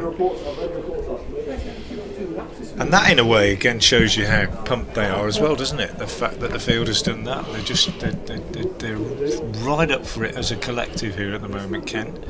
Milnes in, bowls, Latigan steers away on the offside, picks up. Is it going to be 4? It is 4 more. So Latigan dealing exclusively in boundaries at the moment. Goes to 16. It goes away down that hill there, doesn't it? Is it down a hill? No. It does look like it from here, doesn't it? Well, you said it this morning. The very first one that went there, you said. I think I said it before here. It's. I've never heard it described as a hill really before, but it does appear to roll away from a little bit quickly in that direction. And to be fair, water does gather in that area, so maybe it's a little bit down on it, but it's a pretty flat ground generally. New road. As in comes Milnes again, and this time Latigan is slightly discomforted, but plays it up to mid-on. But again, a lot of extravagant reaction from the slip corner. Big booming drive there. But it is a pretty flat ground. It's not one of those where you feel you're running uphill if you come into bowl from either end, I don't think. New road. See, the Diglis end looks like it might be slightly up the hill. Have a walk out later and have a look. It's Milnes again round the wicket. Bowls. Latigan in behind this, turns it on the leg side for a single. Takes the total on to 23 without loss. Yeah, I mean, it might be. When I say go and have a look, I don't mean have a look to prove that there isn't. I mean, go and see how it feels when you get out there. But it's all. I mean, I've played here a few times. I've always thought of it as a pretty flat, general playing area, really. So 23 without loss. Libby has 6. Latigan has 17. Curious lack of extras in this game. In the first innings for Kent, there were only 3 leg byes. None so far in this innings, as Milnes bowls outside the off stump to Libby, leaves that alone. 3 leg byes, the only extras, testament to Worcestershire's accuracy as a bowling attack, and I think the coaching staff would be pretty pleased with that. Yeah, I agree. Alan Dolby setting the tone as well at the top of the innings. You know, we saw it Durham the other week. Kemar Roach had a bit of a no balling problem, and could learn a lesson from Alan Dolby. Milnes in, bowls left alone outside the off stump. It might seem a strange thing to say, a man with 80 tests. Yeah, but as much as anything else, it's not just that. It's the tone, isn't it? Yeah. We talked about the fact that they had a positive over rate as well. It's sort of, they nip it around between overs. There aren't any extra balls being bowled. It's just tidiness, isn't it? And it carries over into all sets a aspects precedent, doesn't it? Yeah. Right, I'm going to do one ball here. Okay. No, in fact I'm not. I'm going to go and update the good burgers of BBC Radio Kent and leave you with the dulcet tones of Mr. Frank Watson. Thanks, Dan. So here we go. Third over of the innings completed. 23 without loss, Worcestershire in reply to Kent's 196 all out. And here is Keith Dudgeon, the South African, from the Diglis end, round the wicket to the left-handed South African Dan Latigan, who pushes this out square on the offside. Answer to the quiz, if you missed it earlier, what connects Tim Curtis of Worcestershire with Kent seamer Charlie Hartley, and the answer was Curtis, born in Kent, played for Worcestershire. Hartley, born in Worcestershire, played for Kent. Another quiz question about the two counties tomorrow. Dudgeon round the wicket, bowls to Latigan. Latigan is in behind this and pops it back up in the air. Dudgeon diving forward, can't get his hands on it, very nearly a caught and bowled opportunity. That one just popped up, and Latigan goes for a little stroll, looking at the pitch suspiciously. I'm not sure if it was a slower ball, if it just stuck in the surface a little bit, but he got away with one, it would appear. I have to wait a minute before I can see a replay of it to be certain, but Dudgeon almost picking up a caught and bowled there. Comes in again now to bowl to Latigan. Round the wicket, bowls, and Latigan is pushing this one out on the offside. And there's no run. So 17 to Latigan, 6 to Libby, 23 without loss. Worcestershire earlier today, Kent 196 all out, a recovery from 99 for 7. Top scorer Matt Milnes, 50 not out. Second top scorer, this man who's bowling, Keith Dudgeon, with 38. Just going to watch a replay now of that Latigan delivery, that one that popped up in the air. And yeah, almost carried to Dudgeon, just dived forward and it went underneath his body as he dived forward.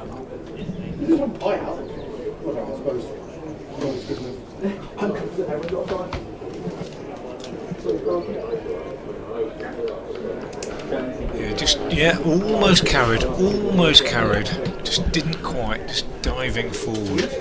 Not sure why I've got Q coming from BBC over in Worcester. That's outside the off stump, bit of width given, and Latigan absolutely smashes that through extra cover. Most to the dismay of Keith Dudgeon, who's absolutely horrified by that, just glares at his fellow South African, but given room, Latigan gave it a real whack. He goes to 21, that's his 5th boundary. I'll see if I can get rid of this.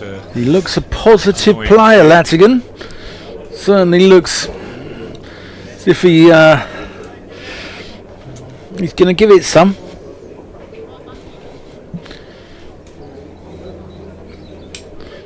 Dudgeon in. That's down the leg side. Well collected by Benjamin. I don't think I'm doing an update, Dan, is what my response to you, but this is a surprise to me to get BBC and Worcestershire Q in my ear, but I'll hang on. Mine's just changed from 5 o'clock to 5:35 apparently. There you are. There'll be lots tomorrow anyway, lots of toing and throwing. 27 without loss at the end of that over from Dudgeon. 2 overs, no maidens, no wicket for 10 for him, and 2 overs, no maidens, no wicket for 17 for Matt Milnes. Yeah, Milnes not happy. Let's see if he can nick off Jake Libby. It's got to be quick. Oh, that's a shy at the stumps. I think he might have been toast there. It was a very dangerous run, wasn't it? Yeah. A surprising one to take. They want to keep things ticking over, I suppose. But is this my over or your over? I've lost it completely here, Frank. I've lost the plot. He was run out at Derby for 89, I think it was. So we want that to happen again. Latigan, he was within sight of a debut 100 there. Sure, it'd take 89 though. Yeah. Yeah. Here's Milnes going to go around the wicket to the left-handed Latigan, who gets up onto his toes. It's a nice looking player, Latigan. Good player, potentially. Goes for a little walk, usually does a little run up and down. In a minute, I'll just do a little jog on the spot. There he is. A little dance. Got a little dance. Gets his pre-delivery ritual. Like you back in the day in the Worcester nightclubs. Old Twinkle Toes Watson. Here's thumped, cut, back with a point for 4 runs by Latigan. And I don't think you can give him any wits. I think he's one of those batters who takes full advantage of anything wide and gets his levers going. Yeah, I think he's one of those batters that tries to put the pressure back onto the ball. Yeah, impose himself. And he's done it, hasn't he? And when you're a youngster, I think that's quite a good way to be, really. He sort of instead of sitting back and letting them bowl at him, he's saying, well, you know, I'll come at you. And that's his 6th boundary. What's Mills got back in response? Out! Yeah. That's what he's got back in response. Well, that's good bowling. And a good sharp catch by Tawanda Mieye as well. Latigan departs and Milnes answers his critics by nicking off Latigan, and that's exactly what the Kent doctor ordered. Latigan departs for 25. Worcestershire 32 for 1. But Kent needed that, Frank, didn't they? They did, and it's a lesson learned, I think, from Latigan's point of view. And you can get a bit of a flyer, but you've still got to be quite careful in judging what you go for and what you don't go for. In that sense, it was a bit like an Ed Pollock innings. Ed Pollock, left-handed batter, who very often came out and started in that sort of way, flashed at anything wide, etc., but then would get out in exactly that way. And Latigan has proved up to now in this season that he's very different from that. He's gone to work in the city, hasn't he? And he'll think about it. Hasn't Pollock gone to work in London in the city? Just announced yesterday that he was going to play for Teddington, I think. Okay. Yeah. Lovely He'll be ground. dangerous. He will be dangerous. Yeah, Middlesex County Premier League, play at Bushy Park. I played there. Game got interrupted by some deer walking across. Actually, Cachiavelli is the new batsman, and Worcestershire had a good start, but as Dan was saying, big breakthrough with Latigan gone for 32. It was a good sharp catch by Midday at third slip, very sharp indeed. yeah, they don't drop many in there. All of them, Crawley, North East, and Midday, have all got really nice hands.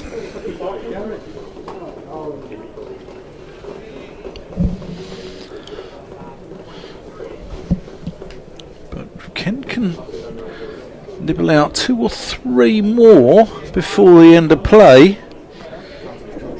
They're in the game.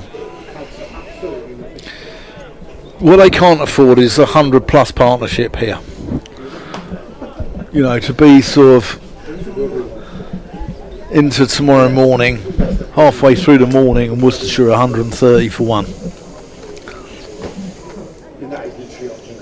Here's Milnes to Ali, high back lift. Ooh, thinks about that one, withdraws late. He's got a very high back lift, like Graham Gooch in his pomp, isn't he? Yeah, stands with the bat raised. It's not the most striking thing about his technique. If you get really technical, looking at Kashif, people that are listening and listen regularly will be bored with me saying it, but there is something about the way that he plays which is very, very unusual. That's a lovely shot. Only picking out mid-off. You might see it better when he's batting at this end than when he's at the far end. It's a minor thing, but it is extraordinary. It really is extraordinary. 32 for 1 at the end of that over. Kashif yet to get off the mark. Libby on 7. Earlier today, Kent dismissed for 196, 3 wickets each for Hannon Dalby and Swanepoel. And Worcestershire with 19 overs left to bat in the day, and I would suggest that they won't even be thinking about the score. Latigan was positive, obviously, as you said. This break off as Dudgeon comes in and bowls to Libby, plays out on the offside, but they will be thinking about getting through to the end of the day without more than another wicket going down. I would think if they're 2 down at the end of the day for 50, 60, they'll feel that's a reasonable position. Might be more than that, but it's about getting through the day and There's getting through this new ball. Left. Yeah, but get through the new ball without losing too many wickets is what I'm getting at, really. I mean, with 3 slips in and the field up, you would expect if they get through the 19 overs to score at least 2 and over. Dudgeon bowls, Libby pushes out on the onside, no run this time, but that won't. What I'm getting at is that won't be the priority. If you're out there now, you're just thinking about getting through the day. It's been a good day if Worcestershire don't lose any more wickets. Yeah. If you say if they're 2-3 down, then it's probably on as even. So all to play for in this last 19 overs in the sunshine.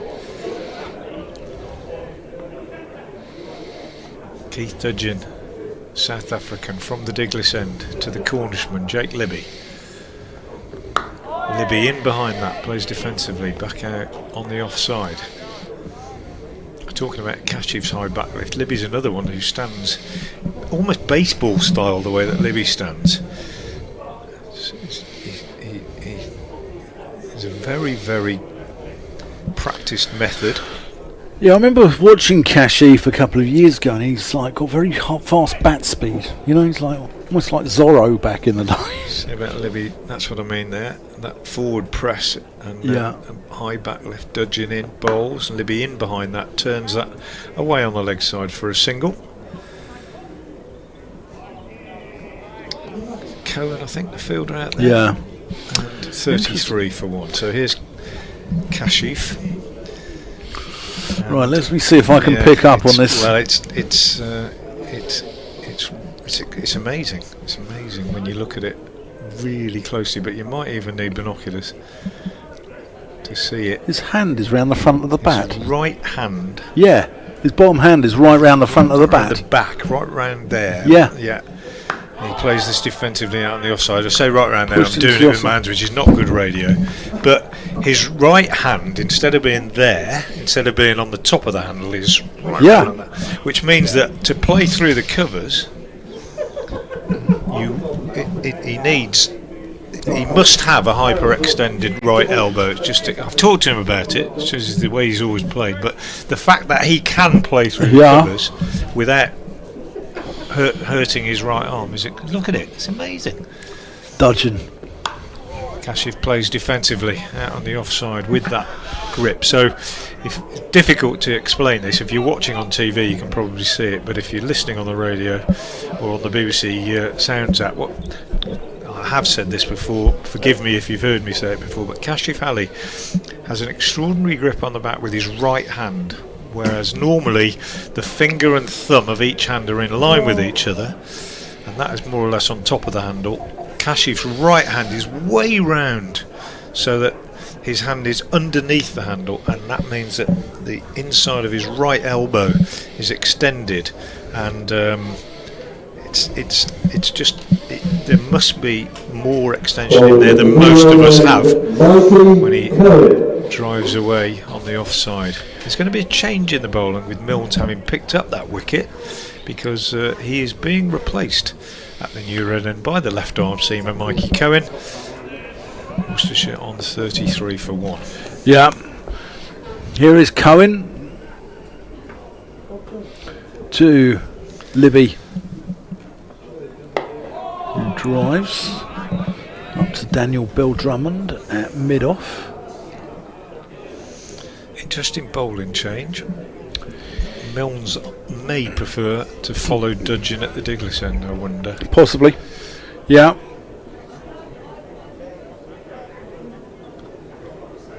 Cohen is a sort of archetypal swing bowler.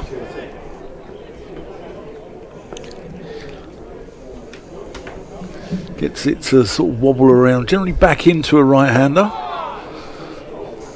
There's Libby there, just works him off his hip for 2 runs. Milnes in pursuit, just checking where the sun is before hurling the ball into Benjamin.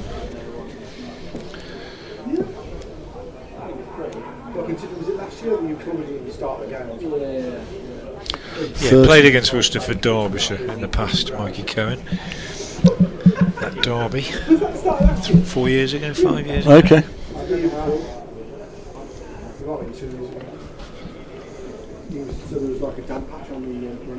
Here he comes.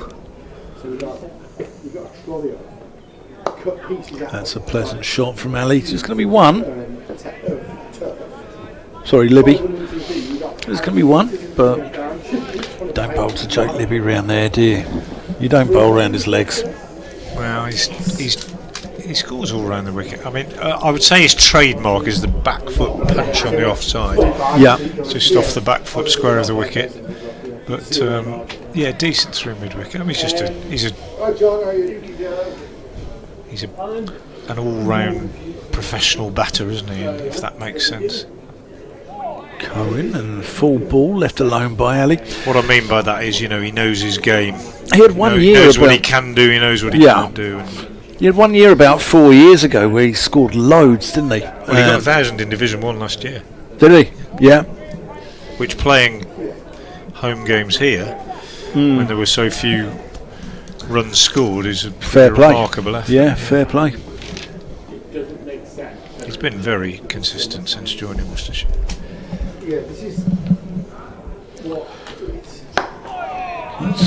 Thick inside edge. Thick enough.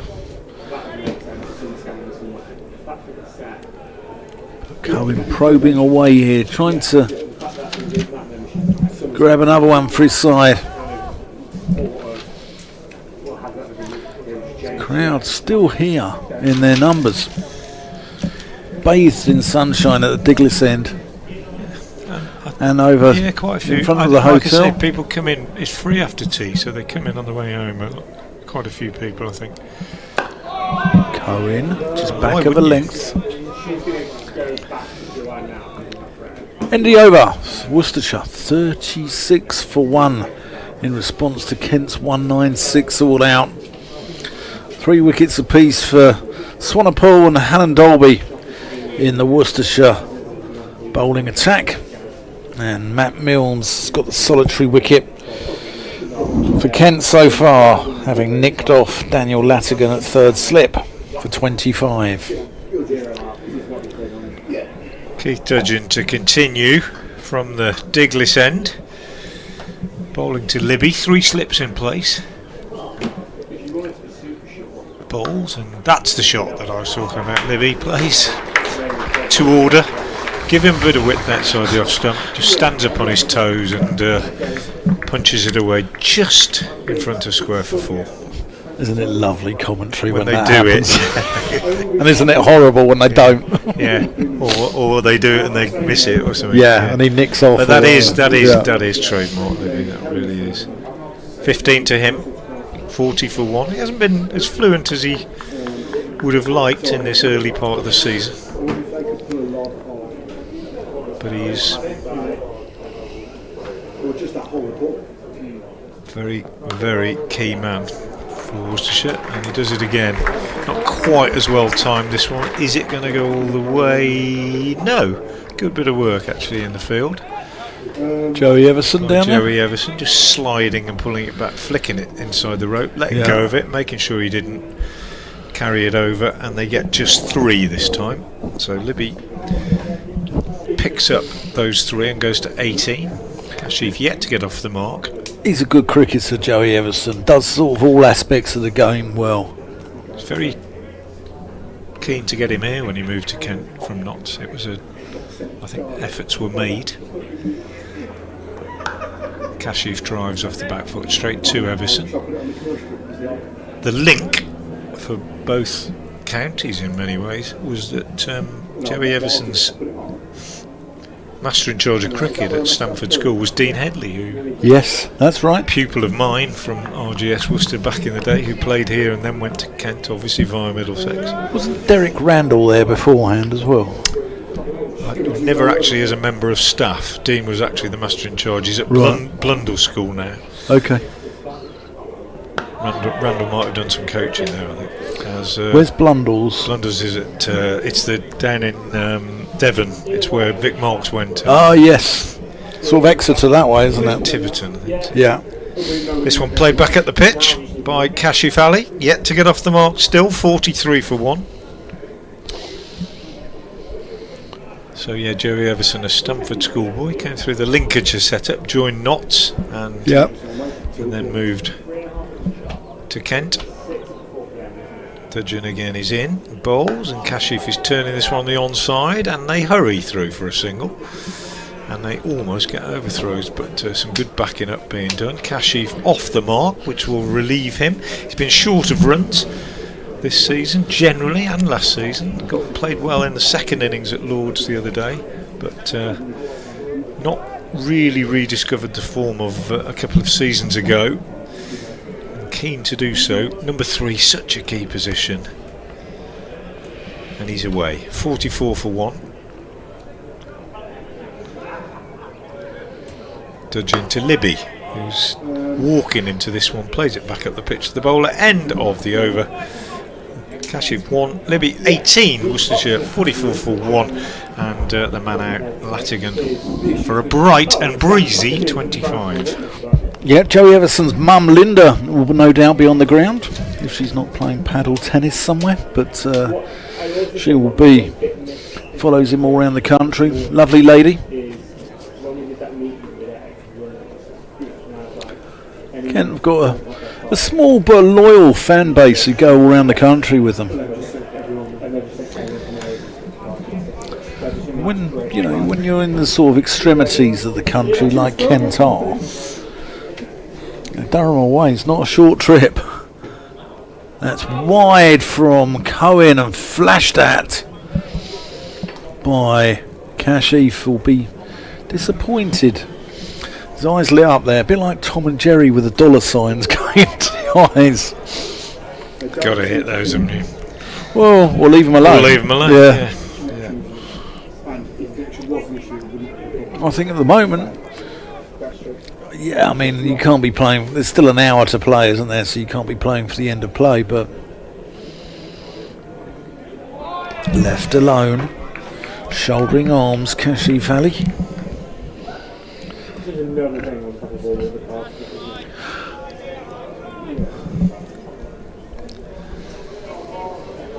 Gorgeous evening sunshine. Ode to be in England in the almost summertime.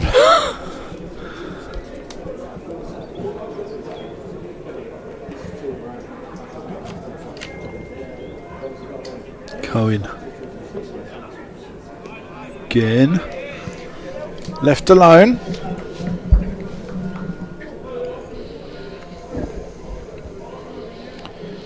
Is that the bells chiming in the cathedral there? Do they start? Or am I hearing things? Yeah, no, probably, yeah. God, that was really wide. Thought I'd got a bit of tinnitus there. Sunday morning you'll hear plenty. Okay. Yeah. Cohen in, makes Ali play this time. Who pushes it up to Daniel Bell Drummond. A short mid wicket.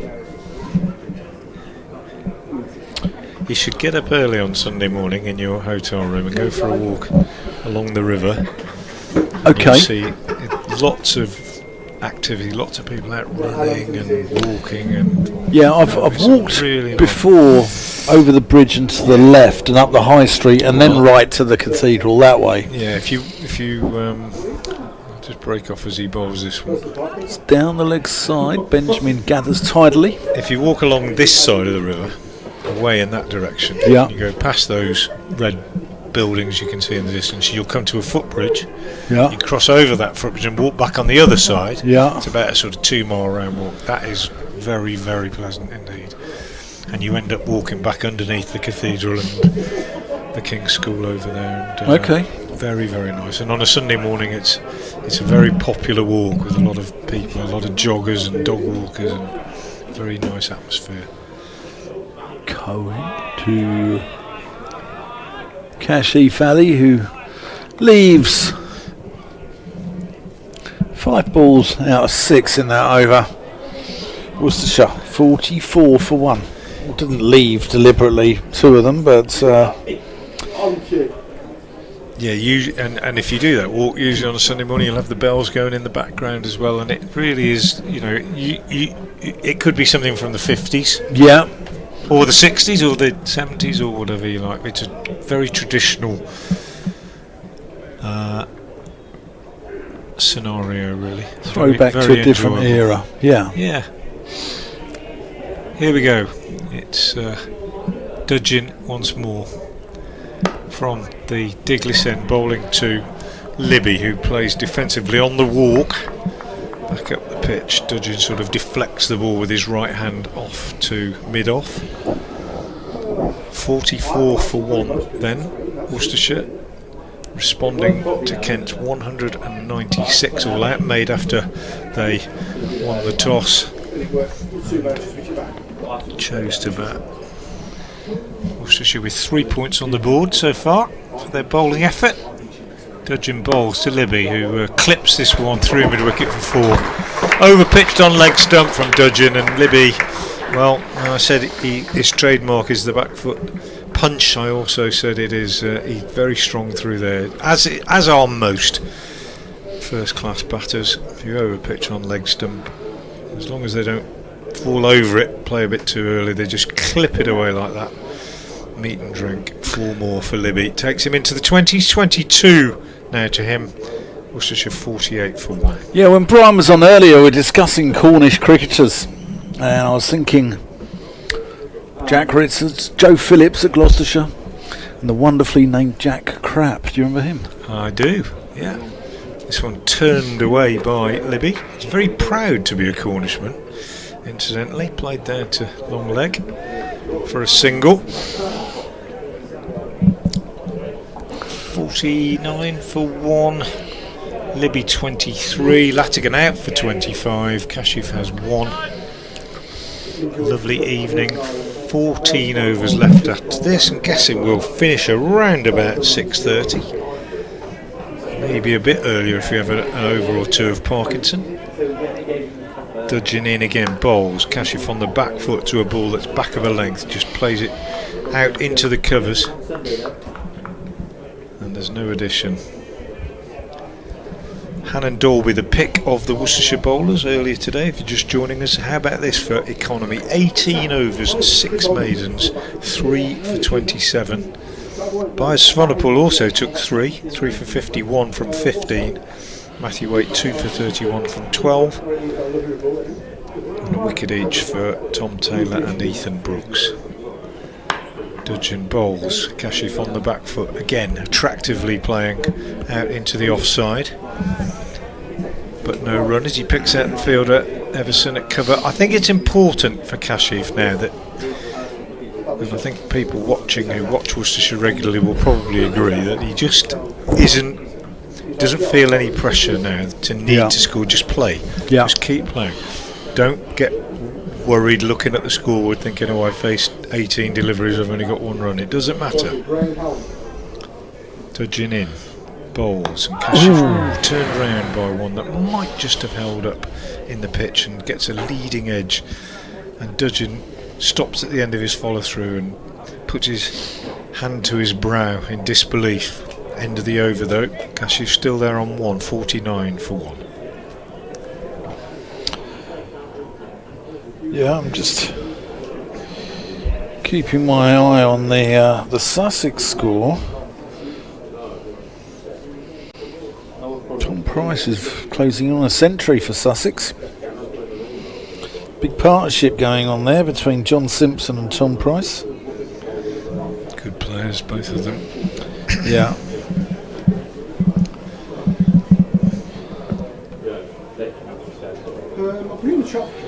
Cohen. Libby lets that one go.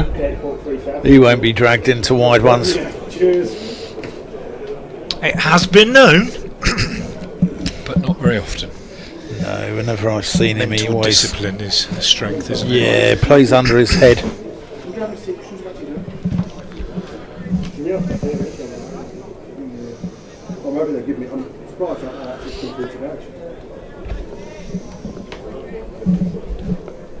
Cohen.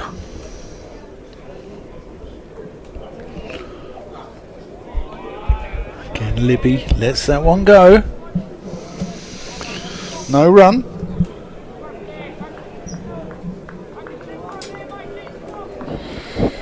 Cries of encouragement.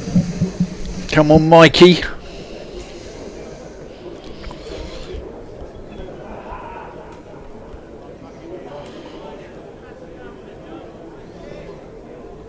Need to get things going a little bit here. Could do with a wicket.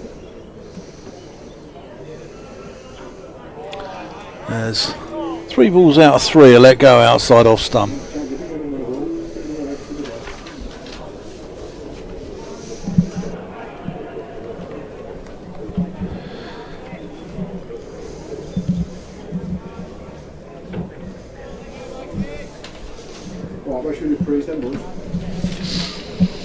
That's what you want to do as an opener, isn't it? You want to like just leave as much as possible sometimes.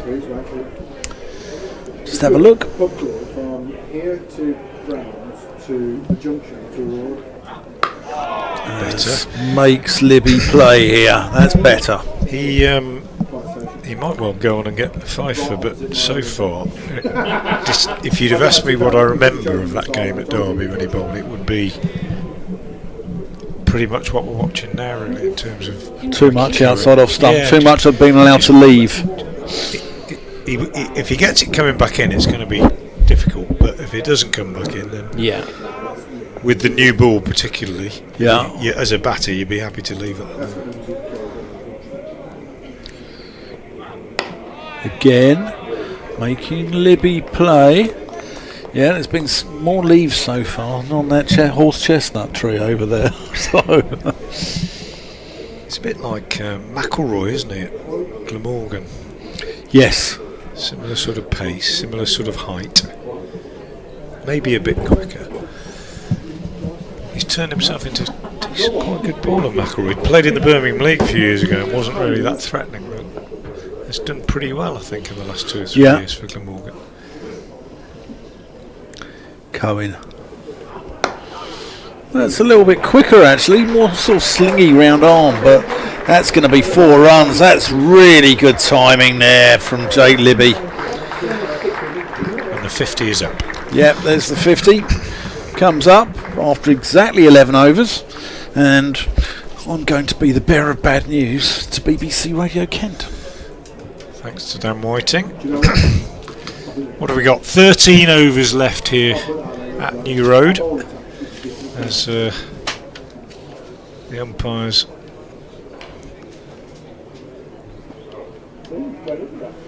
just receiving something from one of the 12th men, not sure what that is. But 13 overs left. Worcestershire have made a decent start, 53 for 1. The man out Latigan for 25, and I think we're going to get our first change in the bowling at the Diglis end.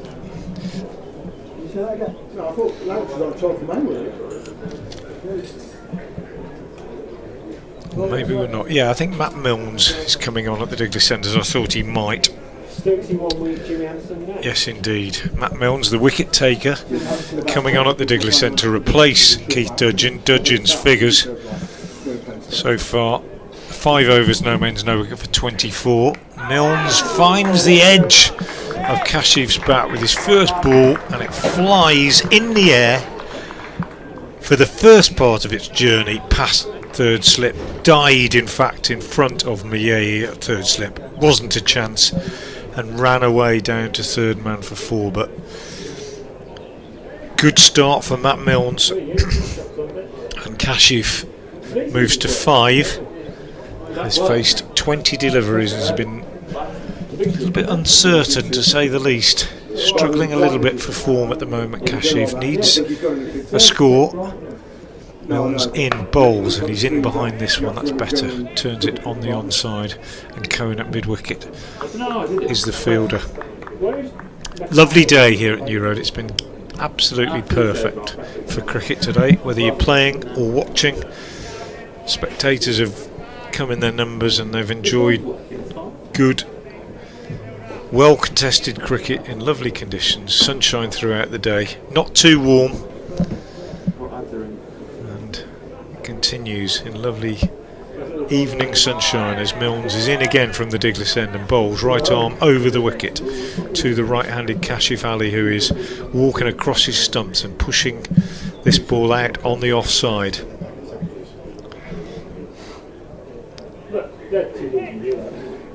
Hardly any breeze at all now, disturbing the flag of St George on the top of the cathedral tower as we look away towards the river. Matt Milnes in again, bowls, and Kashif is on the back foot this time, just in behind this and playing defensively up to mid-on. Crucial little period now. 12 overs left after this in the day. Worcestershire very keen to get through without too much more damage. I would think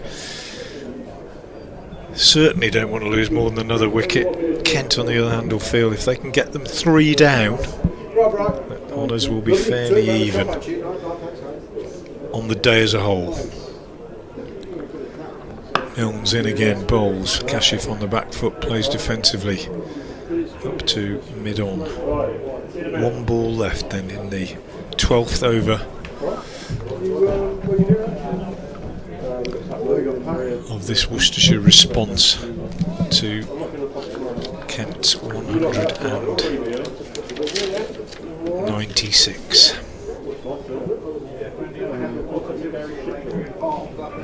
I wouldn't do that.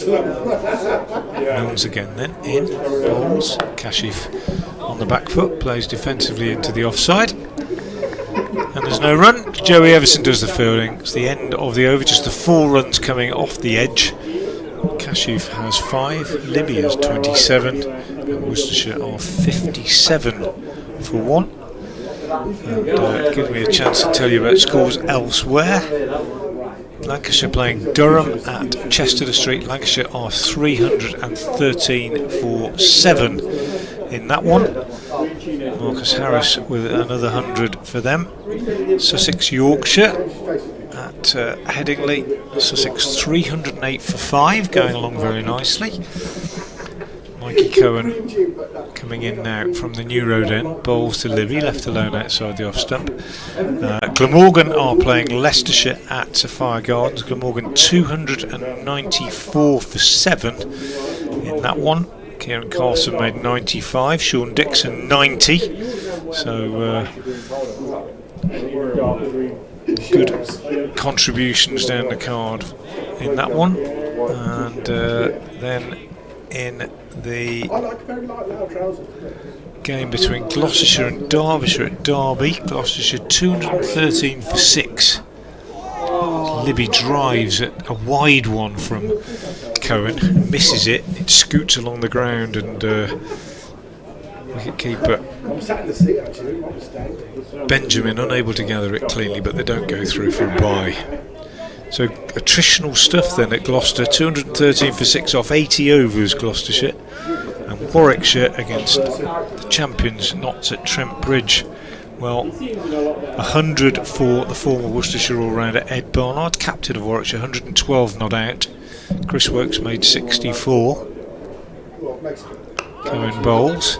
Libby steers this down to third man, and it might run all the way. No, it won't. Picked up just inside the rope. They come back for 2. So 64 for Chris Works, 100 for Ed Barnard, as I say, and 4 wickets for another former Worcestershire player, Josh Tung. But Warwickshire in good shape there, 306 for 7. And then finally at the Oval, Essex have been pegged back after that brilliant start, and after 80 overs they're 281 for 5 against Surrey. Mikey Cohen in again, bowls to Libby, half volley wide outside the off stump, driven through extra cover by Libby. Excellent shot, loose delivery. Libby, maximum efficiency, just leans onto the front foot, throws his hands through it, and another boundary to the Worcestershire right-hander takes him on to 33, and the total to 63 for 1. Sorry, that's your CEO in front of us making his troops laugh. The real noise is not from the CEO, it's from the head of marketing. This one from Cohen is turned on the leg side slightly by Libby. But yeah, Ash Giles, Worcestershire's CEO, who is a very visible presence around the ground on match days and often just sits in the front row of the press area over to the left. That's good, that's what you want to be. Seen to talk to the members and be it's good. Happy to do so, and it's a really, really impressive aspect of the way the club is run at the moment, that these two gentlemen here who basically are in charge are so approachable. Cohen has gone round the wicket, which is not surprising given that he struggled with his line over the wicket, and and his last ball of the over is steered square of the wicket by Libby, and there's no run. 63 for 1 at the end of the over.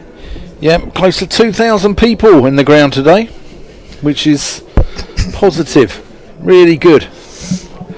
And it seems that Worcestershire are being run very well at the moment. Well, there'll always be people that say they aren't, aren't there? There's a members forum tomorrow morning, which is an opportunity for members to present their views to the chief executive. And do they take them around the county as well, or is it always here at Worcester? It's always here at Worcester, yeah. But it's right. This is Milnes, not Dudgeon, despite what it says on the scoreboard. no, Milnes. This is second over actually. He's bowled over then. Yeah. It's an aspect of the way the clubs run at the moment. Yeah. Which is Gloucestershire are trying for the same approach. There's like a real welcome, sort of openness. Yeah. We call it the Gloucestershire Glasnost. Yeah. And I think it's great. I think it's, because members are in effect the shareholders of a club, aren't they? Absolutely. And they need to know what's going on. Oh, that's just a heavy ball. Libby plays that very well. We called it earlier the Nanette Newmans, the old soft hands, which you'll remember from the advert in the day, Frank. I do, unfortunately. Do you have a thing for Nanette Newman? Did you? No, definitely not. That's far too young.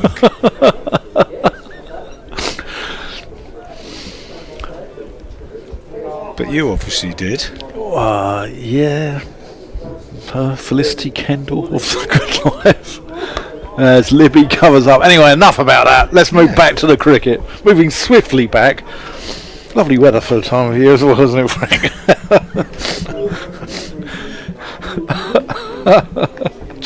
Tune in early tomorrow for Dan Whiting's other childhood fantasies. Recalled. Yeah. It's a little special. This goes 10:30. This goes on past 9 o'clock tonight. Then no. we're past the watershed.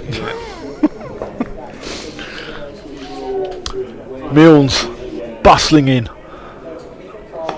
Ooh, little hint of a leading edge there. Worcestershire 64 for 1. They've done it again, on the scoreboard. This is the second over of this. Yeah, it is. Yeah. But Milnes and Dudgeon are quite similar in stature. On the official scorecard, it's saying that he's bowled 3.2. He's actually bowled 4.2 now. Yeah. That should be 4.4 on the board now, actually. Yeah.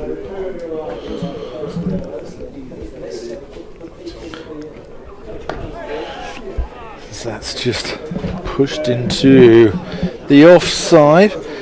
Just hearing updates because obviously it's a shared show this time of day. It seems like Tom Price has fallen just short of 100 for Sussex. Yeah, 93.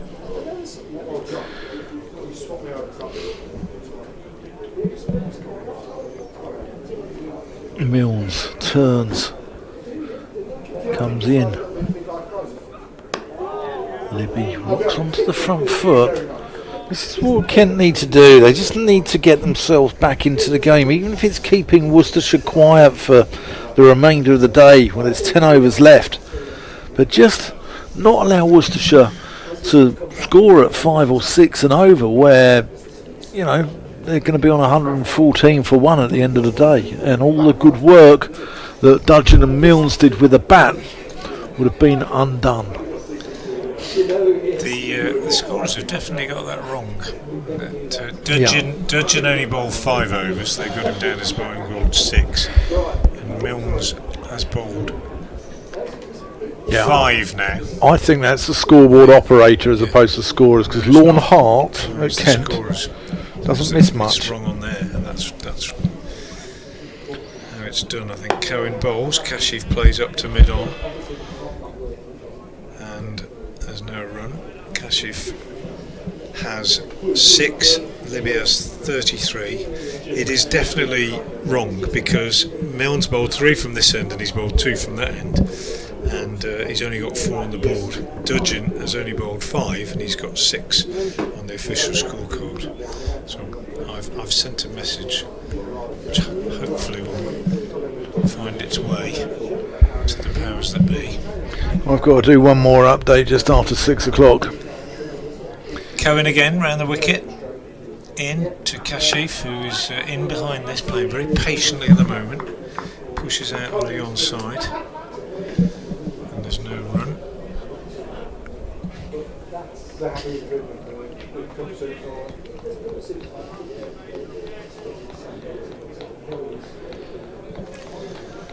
Can you just finish this over? Yeah, of course. Fred Atkins has been in touch. We're talking about the long tails.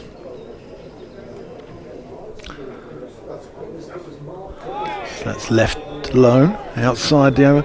It was Mullally, Malcolm, Tufnell and Giddins who were those final 4 for England.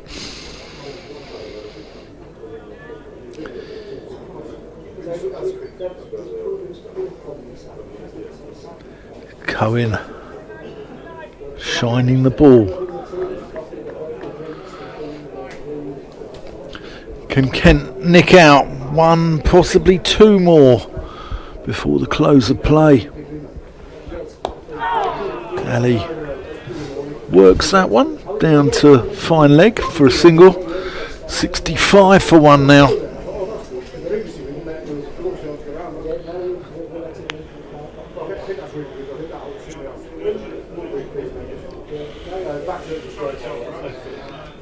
Gorgeous evening here. 12th is Ben Dawkins, just doing his duties, having a chat with Tawanda Midday, who's out at deep mid wicket.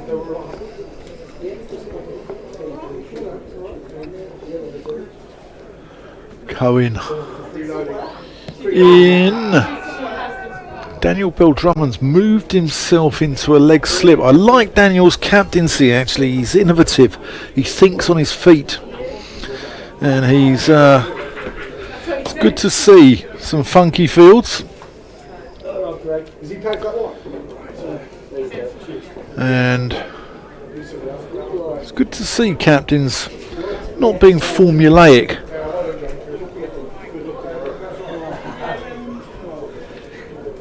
Cohen charging in. Libby gets a thick inside edge, goes out into the onside, and they'll come through for a single. It's all a bit easy for Worcestershire at the moment, though. Yeah, I agree with you about captains needing to think outside the box, but I also think that when the ball's new and you're attacking the top of off stump, you shouldn't be thinking funky, you should be thinking conventional. This is how we're going to get people out most of the time. Yeah. And the fact that he's having to think a bit differently might be because the bowlers aren't getting the ball in exactly the right place. Yeah. Which is completely agree. Yeah. Completely agree. I think Kent have been guilty of allowing Worcestershire to leave the ball too much and also over pitching. They've been driven down the ground quite a lot. Here's Milnes, who's probably been the best of the bowlers, I think, to be fair. Would you agree with that? Yeah, I would. Coming in from the Diglis end. And despite what the scoreboard says, he's actually in his 6th over. I've been trying to get a message through, but been next door to the press box and everybody's in agreement that Dudgeon's 6th over on the scorecard should have been actually Milnes' 5th. So there'll be some adjustment made at some point, I expect. I'm surprised the umpires haven't picked it up yet. Is Milnes in again, bowls, and Libby drives quite nicely, but not past the fielder at mid-on. Score remains 66 for 1. My message to Dave Bradley has not got through. He's sitting alongside the scorers on the public address, so when it does, I'm sure they'll go back and check things, but having checked with the people in the press box next door, we're all pretty much in agreement. As Milnes comes in again now and bowls, and Libby is in behind that, playing defensively out on the offside. and there's no run.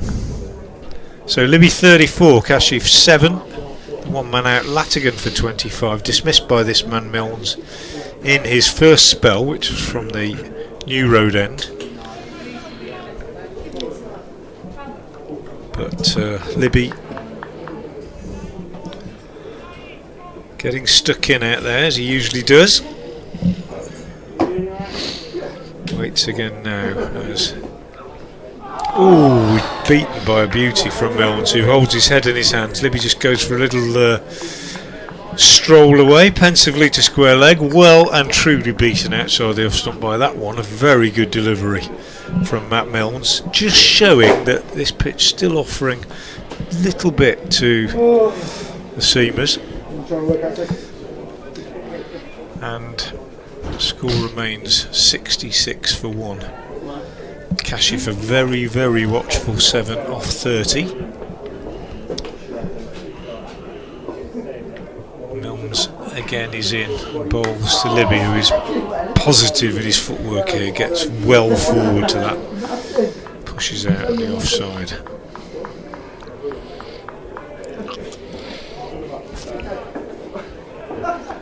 Some news coming in from the BBC, well, news breaking this afternoon, that Doug Bracewell, the New Zealand all-rounder, has admitted drug use after the first day of Essex final county championship match last year.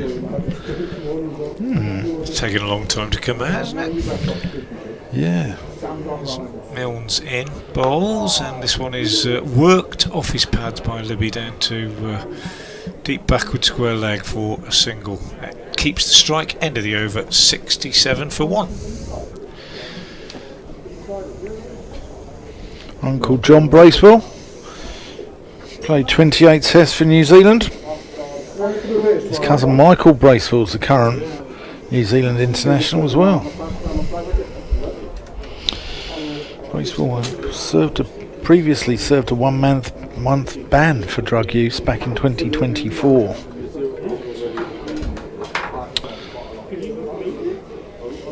We'll see Matt Parkinson have a bowl. See if he can winkle out a wicket.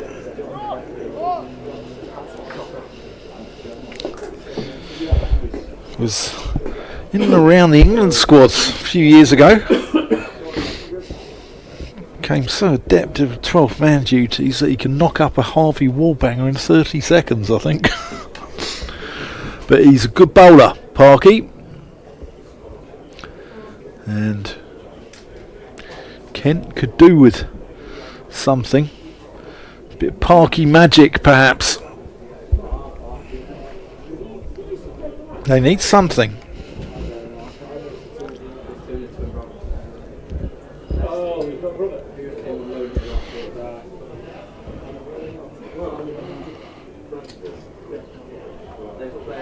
Just tinkering with his field there, Daniel Bell-Drummond having a chat with him.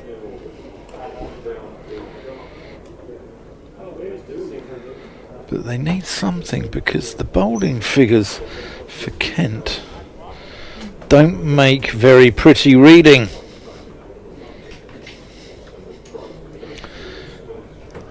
Just get them up for you so far. Milnes 6 overs, no maidens, 1 for 28. Dudgeon 5 overs, none for 24. Cohen 5 overs, 1 maiden, none for 15. What's Parky got? There he comes, got a short leg in place and a slip. Libby gets on the front foot. So he's got Zach Crawley at slip, then he's got backward point. He's got deep cover. Well, I think that's northeast out of deep cover.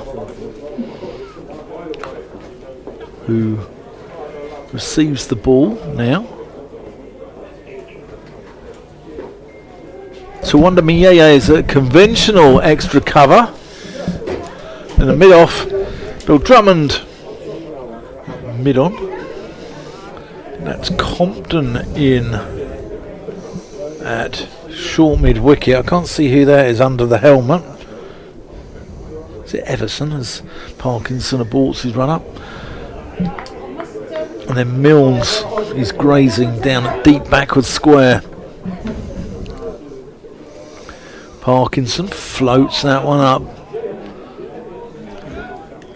Played into the covers by Kashif.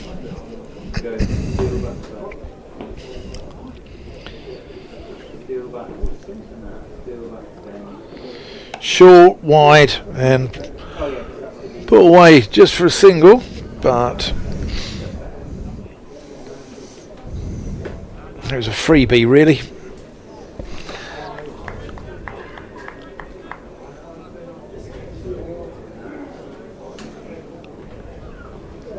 Oh, Libby there caught in two minds. Good bowling, good areas from Parkinson. Not too full, not too short. It's exactly where you need to be. Last ballie over. Floated up, and that's a good leave. That is a Google. Said earlier, D'Oliveira bowl one, and Matt Milnes read it about as well as I read Dostoevsky, and I think Libby's not too far behind there either. That's badly, by the way. Anyway, I'm off to update the burgers of the Garden of England. Thanks, Dan. Yeah, good start from Parkinson, but I would again say probably wasn't in the plan at the start of the innings that the spinner would be on tonight, or maybe not this early anyway. 7 overs left in the day. He'll probably end up bowling 3 or 4 of them. But meanwhile, it's Matt Milnes to continue from the Diglis end, bowling to Kashif Ali, who pushes this back up the pitch to the bowler, and there's no run.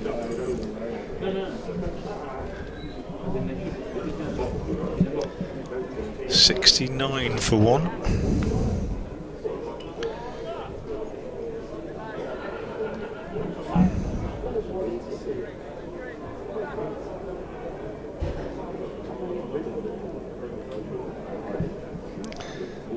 He's in again.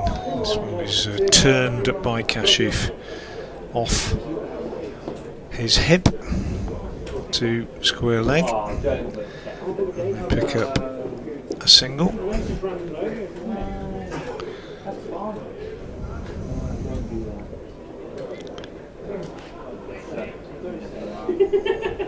.70 for 1.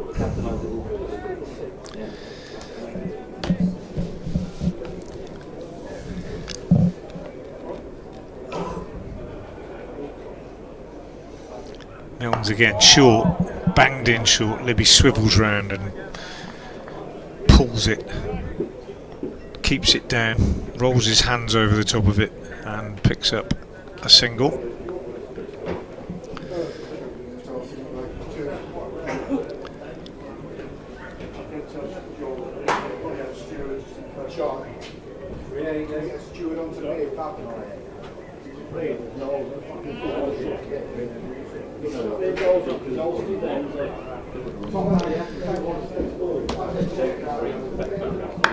This one driven by Kashif, bottom of the bat. Doesn't like it, but hasn't broken his bat, or it would appear not anyway.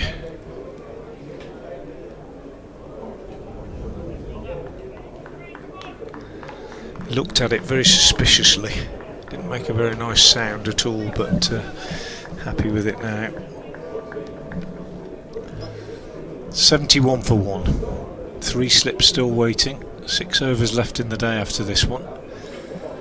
Milnes is in, bowls, Kashif is forward, just jabs it down on the onside, picks up a single, takes him into double figures.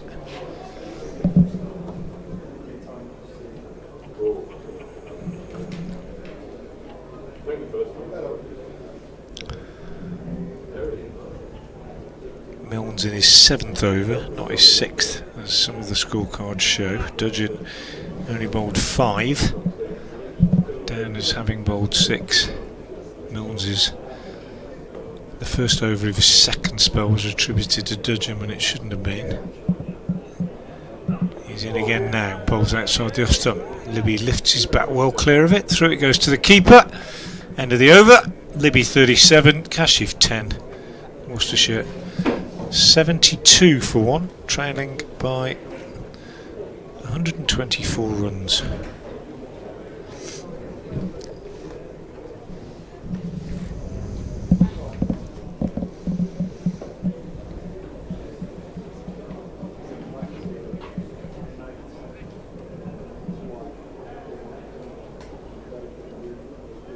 Parkinson to carry on with his leg spin from the New Road end. Bowling to Kashif Ali, slipping a short leg in place. Parkinson bowls, Kashif is forward, just drops it down on the onside off a thickish inside edge.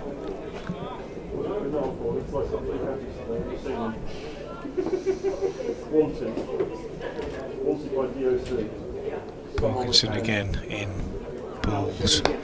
Kashif goes for a big swing on the leg side and he's got it away for 4. I have to say it wasn't the most convincing of shots. Bit of a fetch really from Kashif, but safe enough.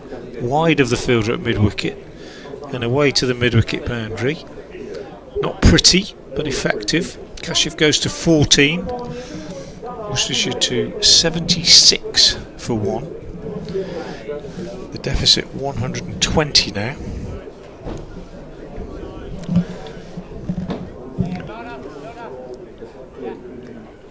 The man out, Latigan, played very nicely for his 25 off just 19 deliveries with 6 fours, but perhaps paid the price for being a bit loose. Libby goes back to this one and steers it square of the wicket on the offside.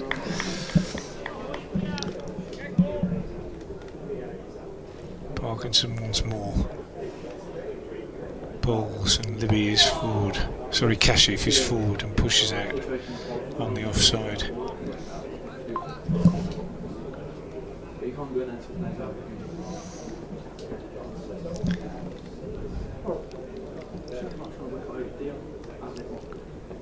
Parkinson again bowls.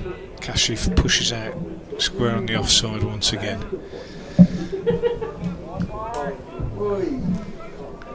Get him down now and do it. 76 for 1.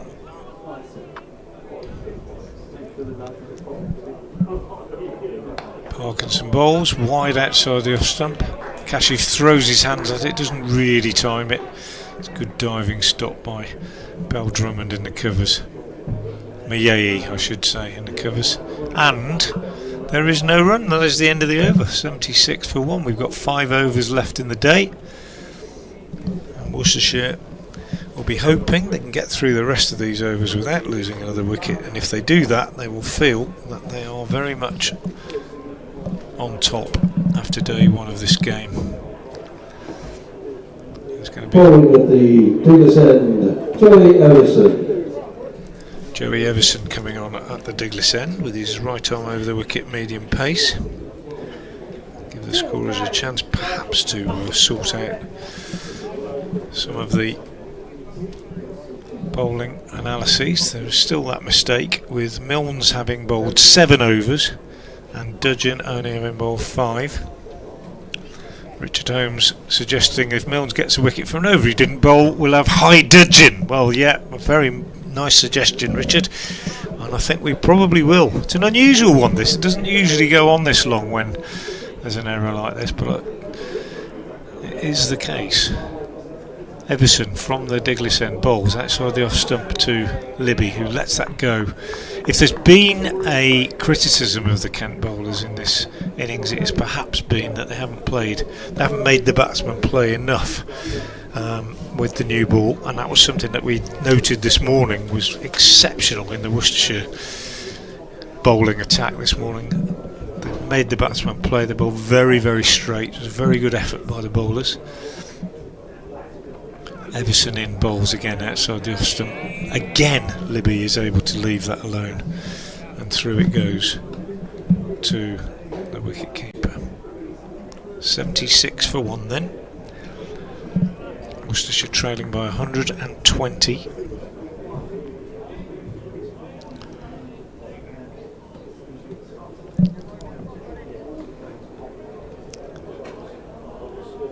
Everson in again from the Diglis end, bowls and pushed up to mid-off by Libby.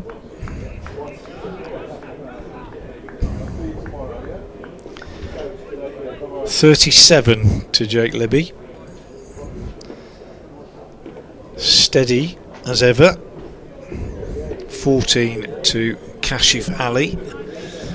And they've added 51 in fact for this second wicket.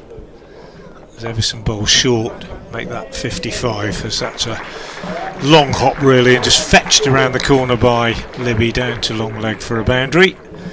Easy runs for Jake Libby, taking him on to 41, and the total to 80 for 1. 4 overs left in the day after this. And as Dan Whiting comes back, I would just reiterate what I just said, Dan. And the spring in the step has gone a bit from Kent, and if you picked out a difference between the two sides today, at the moment, it would be in terms of the accuracy of the bowling. Libby pushing out on the offside here, making the batsman play, nagging away in good areas. There's just been far too many leaves in this innings. Yeah, without doubt. I think Kent have batted poorly, they've bowled poorly, and they've just been outfought completely by Worcestershire. I've just done a dial-in to the huddle, which is BBC Radio Kent Sports Show, and I said, in Kent's very own huddle, Everson bowls, Libby pushes up to mid-on, end of the over, and it's 80 for 1. In Kent's very own huddle, at the end of play, I think strong words will be had, because this performance, no batting points when you win the toss and elect to bat, no batting bonus points, on a pitch which looks flattish, I think is it's not acceptable. Well, still early days, but Well, Kent it's fair to say, even in early days, they haven't made the batsman play enough, and you know that is something we picked out this morning as being very good from Worcestershire point of view, as Kashif defends this next ball from Matt Parkinson. And I would argue that, you know, they might have intended Parkinson to bowl a couple of overs at the end of the day, but it wouldn't have been planning for him to be bowling as early as he was in this innings. I wouldn't have thought, anyways. He comes in again now and bowls, and Kashif is pushing that into the covers. No, definitely not. And at the moment, Worcestershire 116 behind with 9 wickets in hand. I mean, they're looking at a 350, 400 job here. No, it's early days, but we'll see as Parkinson bowls again, and Kashif just gets a single, just easing this one wide of Midday at cover. Kashif goes to 15, 61 for 1. 3 overs left in the day after this. So we've finished about 20 past 6. Been a perfect evening as far as, well, a perfect day as far as watching cricket has been concerned and playing it, as Parkinson is turned on the leg side for a single by Libby. But well, I think you'd be disappointed, Frank, so you're on double time after 6, aren't you? You used the word easy before, didn't you, about the way that they've batted, and I think that probably would be the most worrying thing, is that it has been just a little bit too comfortable out there. As Parkinson bowls again, and Libby this time, Kashif is forward and pushing out on the offside. So 1 ball left and then 3 overs to go, and Worcestershire 82 for 1 as Parkinson comes in and bowls the last ball of the over, and it's worked on the onside by Kashif straight to Daniel Bell-Drummond, the Kent skipper, at mid on the end of the over from Parkinson. 3 overs, no made, no wicket for 8, his figures. Worcestershire 82 for 1. 3 overs left in the day. Joey Everson's about to commence one of those.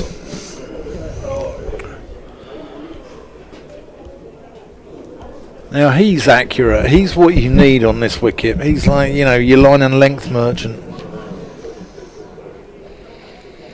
I'd like to see Benjamin stand up to him, just pin Libby back in his crease, because he's walking down the wicket here. Didn't that time, but he's generally getting outside of his crease and marching down the pitch, trying to negate the swing, as that's just a dot ball played back to the bowler.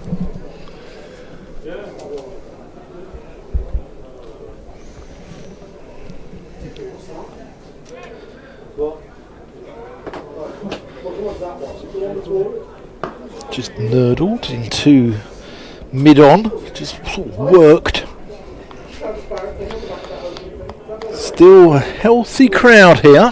Got nearly 2,000 people here today, which has been a fantastic effort from the Worcestershire public. Plenty have travelled up from Kent as well.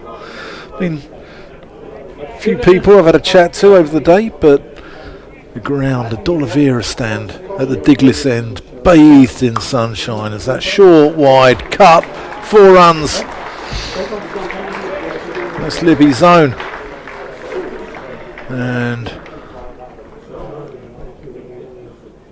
Jahid Ali, the Kent batting coach, goes to fetch the ball.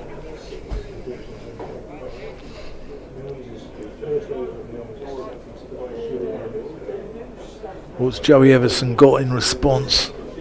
Has he got a reply? Can he winkle one out before the end of play?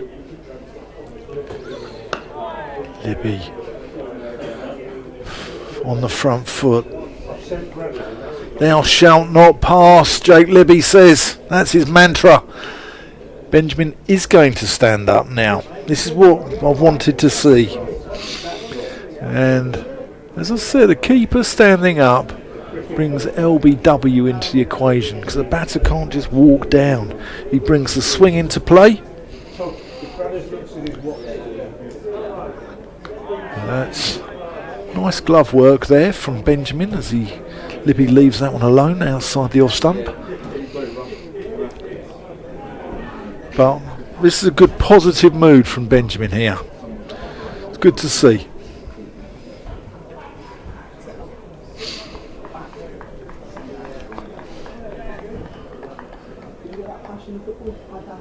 Everson bustling in again. Libby leaving it alone. End of the over. 2 left in the day. Worcestershire 86 for 1. 110 behind Kent's 196 all out. And the hosts are definitely in the ascendancy here. Been a very, very good day for those associated with the pairs. None more so than Mr. Frank Watson, who's joined me. None more so.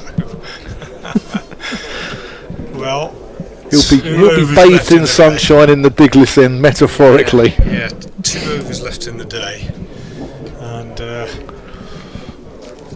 I think I said about an hour ago, Dan, if they can get through without losing another wicket, they'll feel like it's been a good day. And yeah, I think so. I'll stick with that. I think. Yeah, I think so.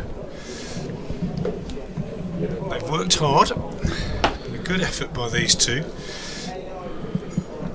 Parkinson bowls and turned by Kashif to short leg, but without any danger.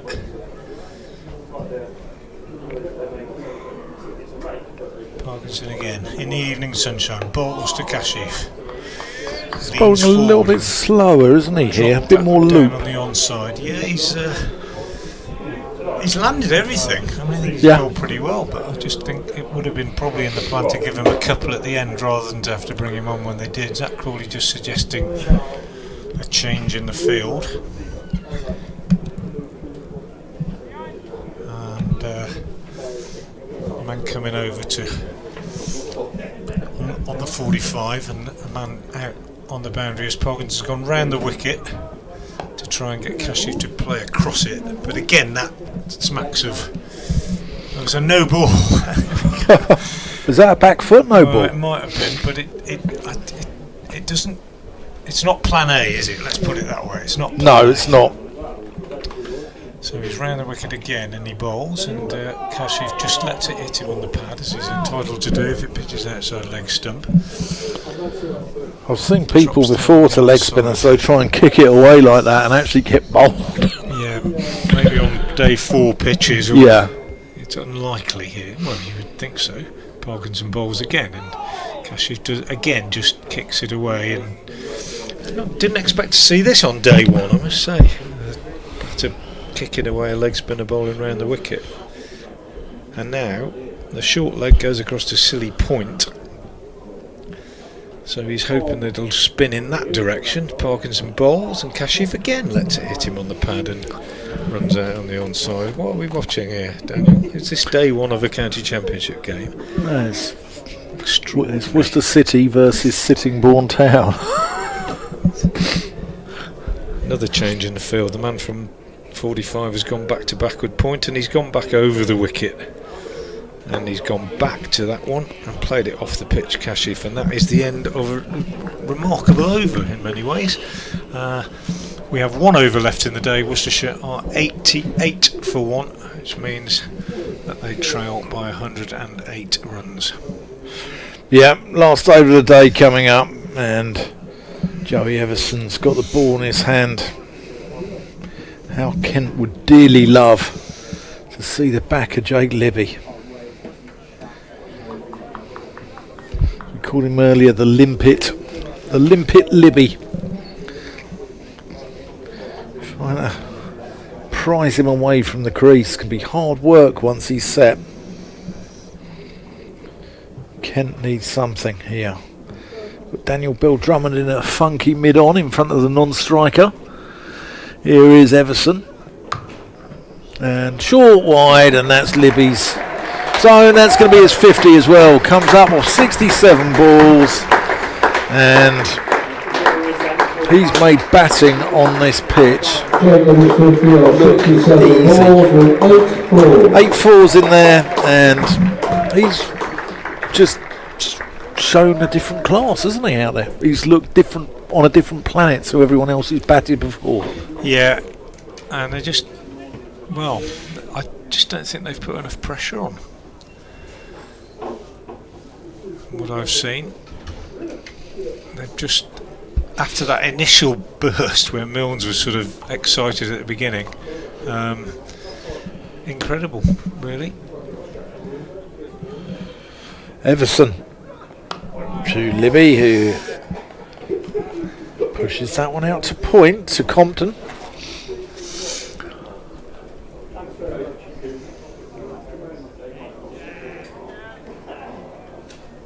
Not many people have gone home. It's still quite a sizable crowd, especially in the sunshine of the D'Oliveira stand at Diglis end of the ground. That's where Everson wants to be, probing away. Libby, though, equal to anything Kent thrown at him. 92 for 1.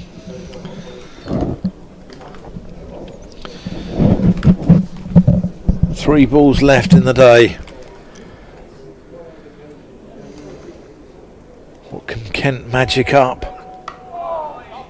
That's backward of point. Slight misfield there from Ben Compton, who's normally one of the better fielders. And a throw comes in out of the sun, and Kent are unravelling here a little bit, unfortunately. Throw comes in from northeast, and it's not a very pretty sight, this, for Kent supporters. This looks scruffy in the field. Ooh, that's sharp work. Unfortunately, Benjamin didn't have the ball in his hands when he took the bails off, but it was sharp.